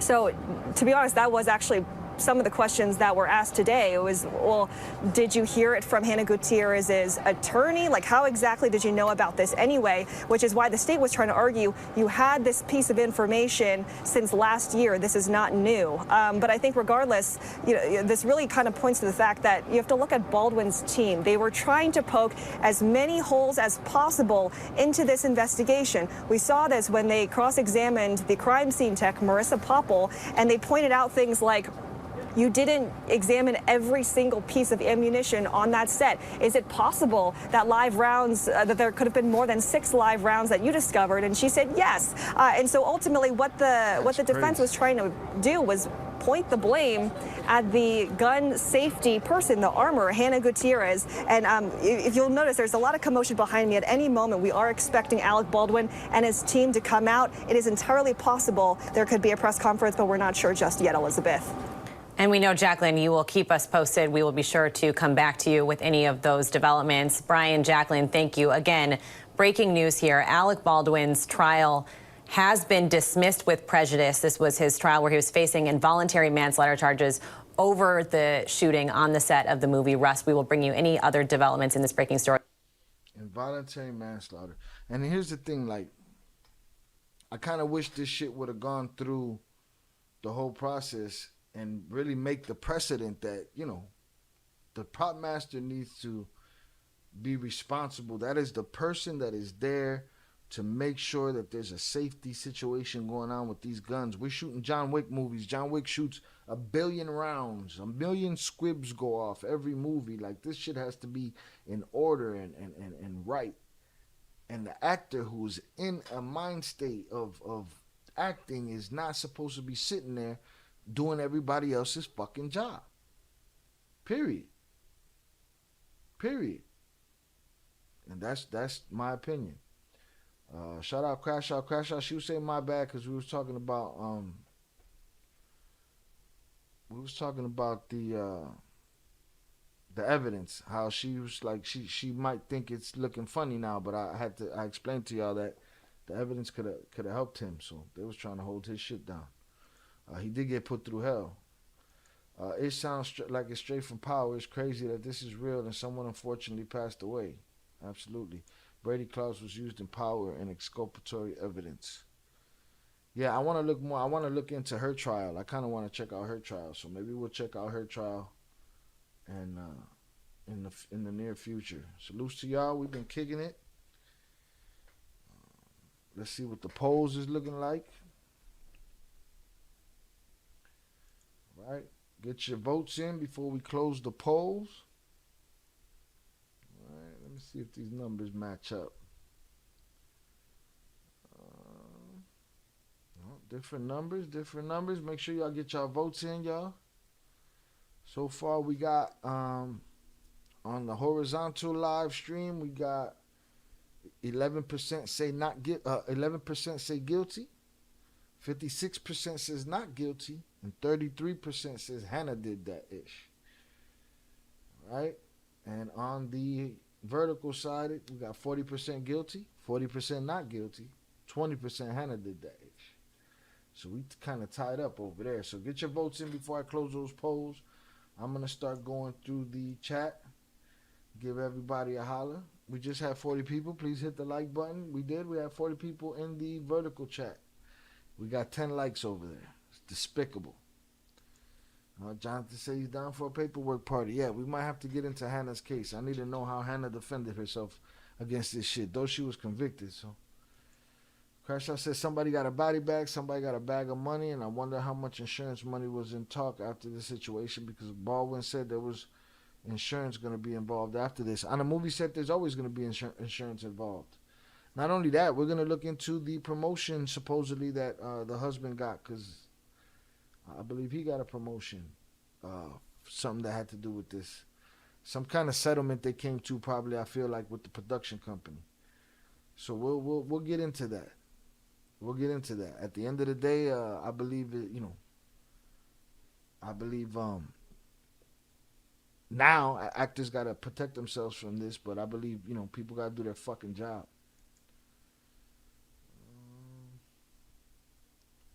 Eddie Jimenez said, hope we do look into the Hannah trial. I also read she was known for using that yayo. See, she sound like a fuck up, all right?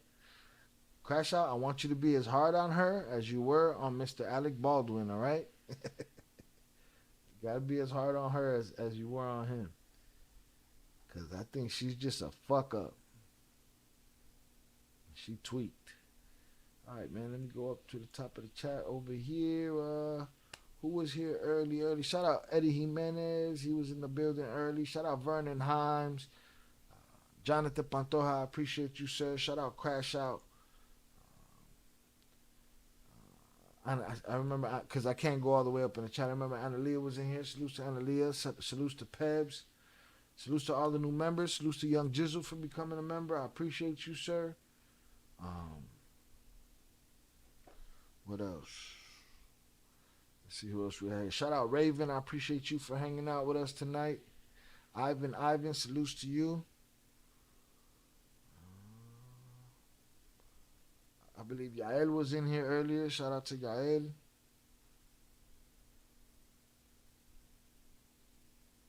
Shout out Big Blanc. I appreciate you, sir.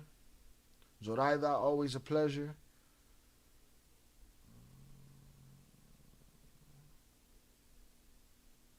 Let's see. Absolutely. Salutes Crash Out. Appreciate you. IB, salutes to you for coming through. I believe I said Vernon Himes. He was in here earlier.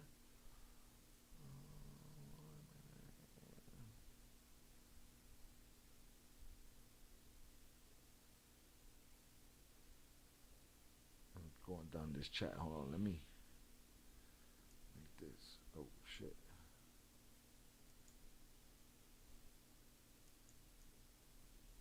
There we go. Blonde Crash Out.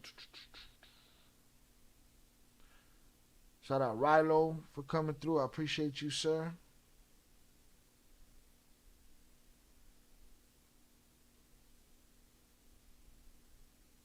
Let's see. Again, salutes Pebs, Analia. Congratulations to Ralph Morales, Ivan Levi's, Pebs, 323G, 298 Sosa. Salutes to all of y'all. Appreciation to Jonathan for $5 super chat, power chat. Thank you, sir. Just scrolling, y'all. Just scrolling on this side over here. I made it to the bottom. Like now, though, because I'm a night owl. Salutes. Crash out to the guilty verdict. Let us find out what the numbers looking like. What the numbers from this live? What are you talking about? Rado said, yeah, man, it was big news when it happened. I think he got $1 million right off of it for insurance, and he definitely going to sue. I mean, he has the right to. Yeah, the husband, right? Yeah, I'm going to look into that. We're going to get into this story a little deeper.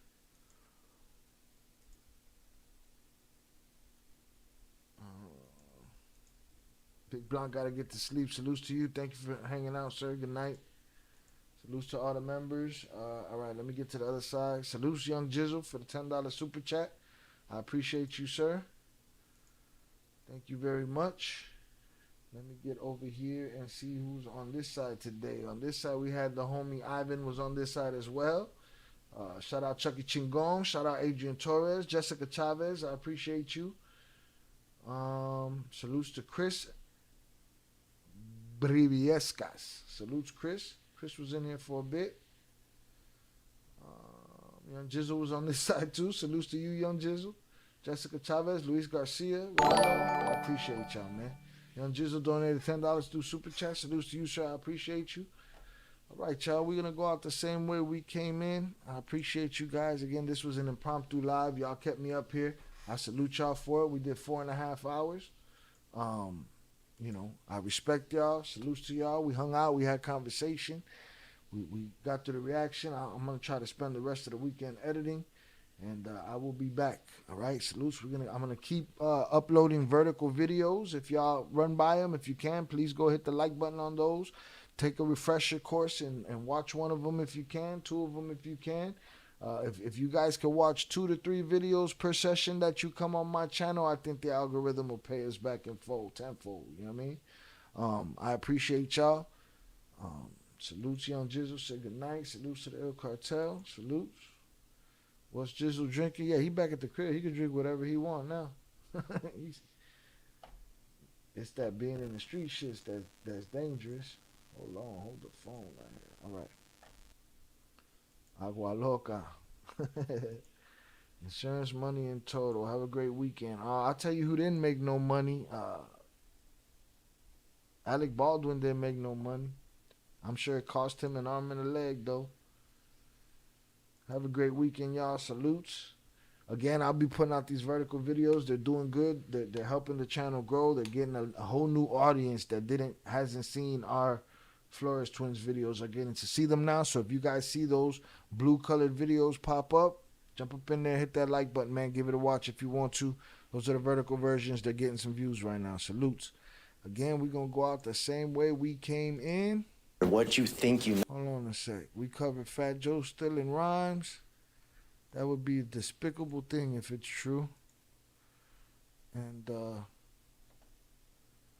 you know what? I might do that. Jonathan, I was gonna do that yesterday on the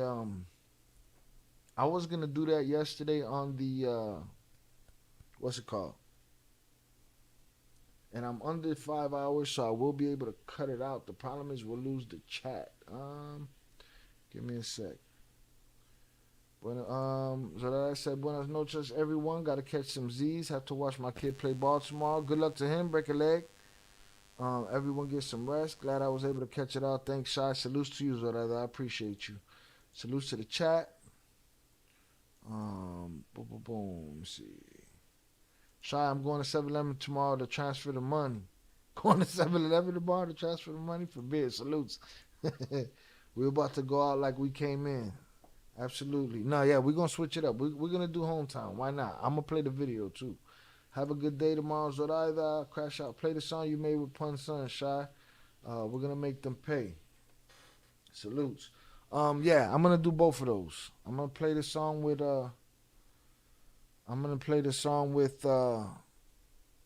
Pun Sun, and I'm going to play Hometown. So give me 1 sec. Let me set that up real quick.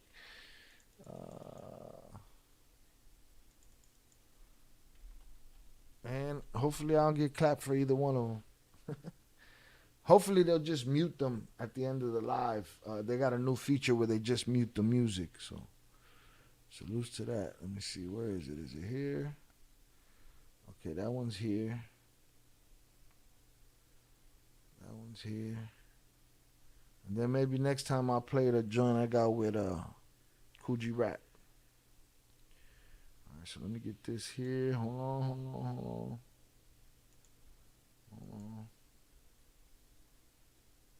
Okay, we're gonna do this one here. We're gonna do hometown first with the video. I gotta get the video popping. All right, we're gonna do hometown first. All right, this is Shael with a fat face, no beard, very slim Puerto Rican beard and long braids. All right, it was a different time. Ace Mac, and did this along with my brother Ace Mac. It's a classic joint in the city. Wish you had. And we're going to go out with that. I'll probably get clapped for it later, but whatever. Boom. Here we go. Jonathan, much love and respect, though. Thank you guys. Good night. Have a great night, my people. Salute Shael for another great live. Full quality content. Salute to you, sir. Buenas noches, Zoraida. All right, y'all. Here we go. Y'all have a great fucking night. Salutes. Appreciate y'all coming through.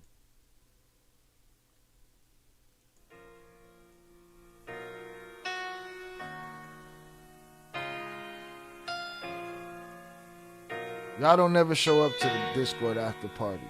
I be in there by myself. Salutes.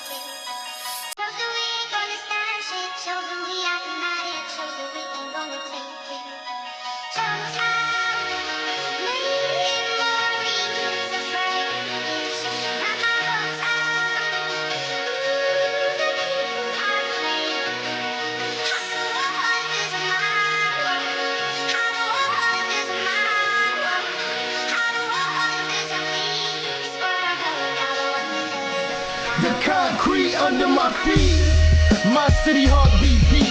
In the slums, wish that I could block the clouds with the sun, but the clouds block the sun when the windstorm come. Big shoulders, strong lungs, so cold when it snows some. Baptized in fire, so we fire. Who wants some? Love and hate at the same time, describe where I'm from. Rise and shine in the skyline, I know when the outcome. If you make it home breathing, I'll be finally outdone. Killers come to die here, murder cap resides here. Seems we gon' win again. The city crying dry tears. The people that I met here, the love that I get here, the hate that motivated me to earn all my respect here. I never left, all due respect, I am a legend, yes. And I am blessed to represent my hood as heaven sent. Standing in the struggle where I always stood. The test was torture, the grades was good in my hometown.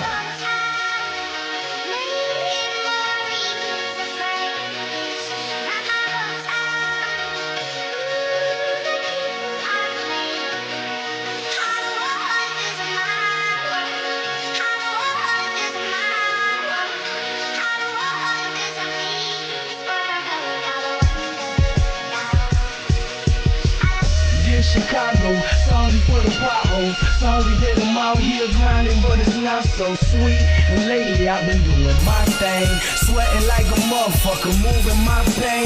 And maybe I should sleep, but baby I don't sleep. I do it for my seed, plus I owe it to the streets. I'ma keep on thugging, I'ma do it my way. Keep on busting and the sea gon' love me. And it shows that we won't take shit, and it shows that we gon' rape this, and it shows that we united together, we might just make it. I promise it, cause it's paid for, that mama don't gotta wait. No more teaching me how to dream, cause my dreams have become my faith. My faith has become my destiny. Destiny gave me grace, I've given it every breath of me. What more can I say? Before I go I'ma stay, before I slow I'ma blaze past. Ace Mac, you faggots ain't 30, you fake.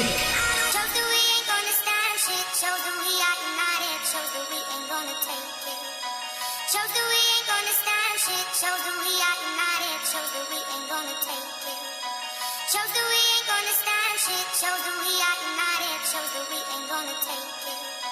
Shows that we ain't gonna stand shit, shows that we are united, shows that we ain't gonna take it.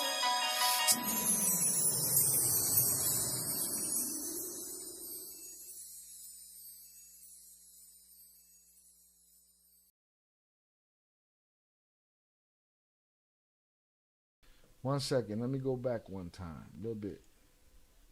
Rest in peace, Rope 30.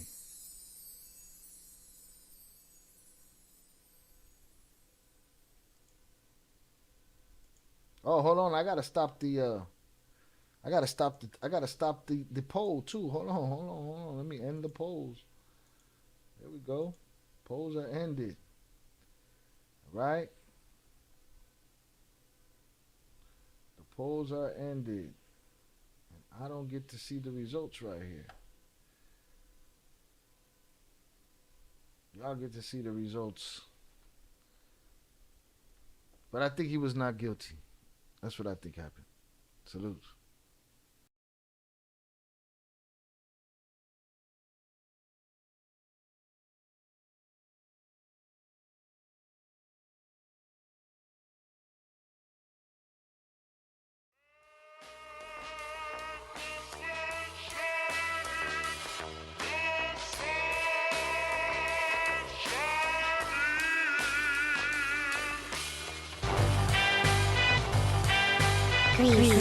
Exclusive. I be some preaching on CDs, easily creep on these MCs and put their speech in the feces. EBT teach me how to eat these fiends, give me heebie-jeebies. Last of my species, act my sneaks, you still would never defeat me. It's like, you can never walk in my shoes. Even if you stuck your feet inside, you wouldn't know how to move. Your knees will crumble, rumble, stumble when your toes will be glued. Got the world inside my souls and the weight in my grooves. It's just, I just don't know how to lose. I'm like wrongfully accused, I just got something to prove. Starving off in empty fridges, just want something to chew. I'm killing rappers cause I'm bored, I just want something to do. Now I'm undefeated and underrated, so fuck your placement and fuck your faces. Like that was a legend, this son's amazing. No guns and blazing, just punches that thunder dated and punchlines that God took your 8th day honing and fucking made it this year. Chris is here. I'm out here like a fucking farmer, steady chasing that green. Ironically, I'm losing sleep cause I be chasing my dreams. I let my foes know to bow down when facing a king. It's Rivers.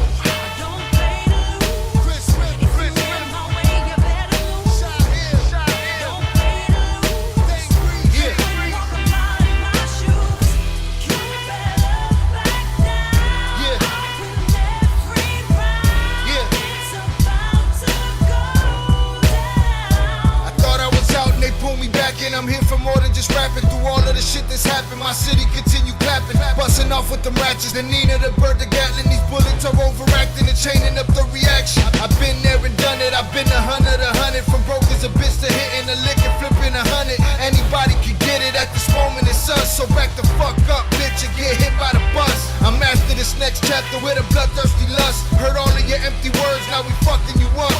Just in the nick of time, it's mine. Put ourselves in this position, now our shadows will shine. A willing heart with a radical mind. All the intangibles entangled in the web that help us travel through time. To some place out in space we can actually find some air, water, the spirit, hope for all humankind. This shit's creep when it gets deep, no paddling blind. And death coming around that corner, creeping up from behind. Got a grip on the grind, cause I'm here for the climb. Got my shit list together and the pleasure is mine. Yeah.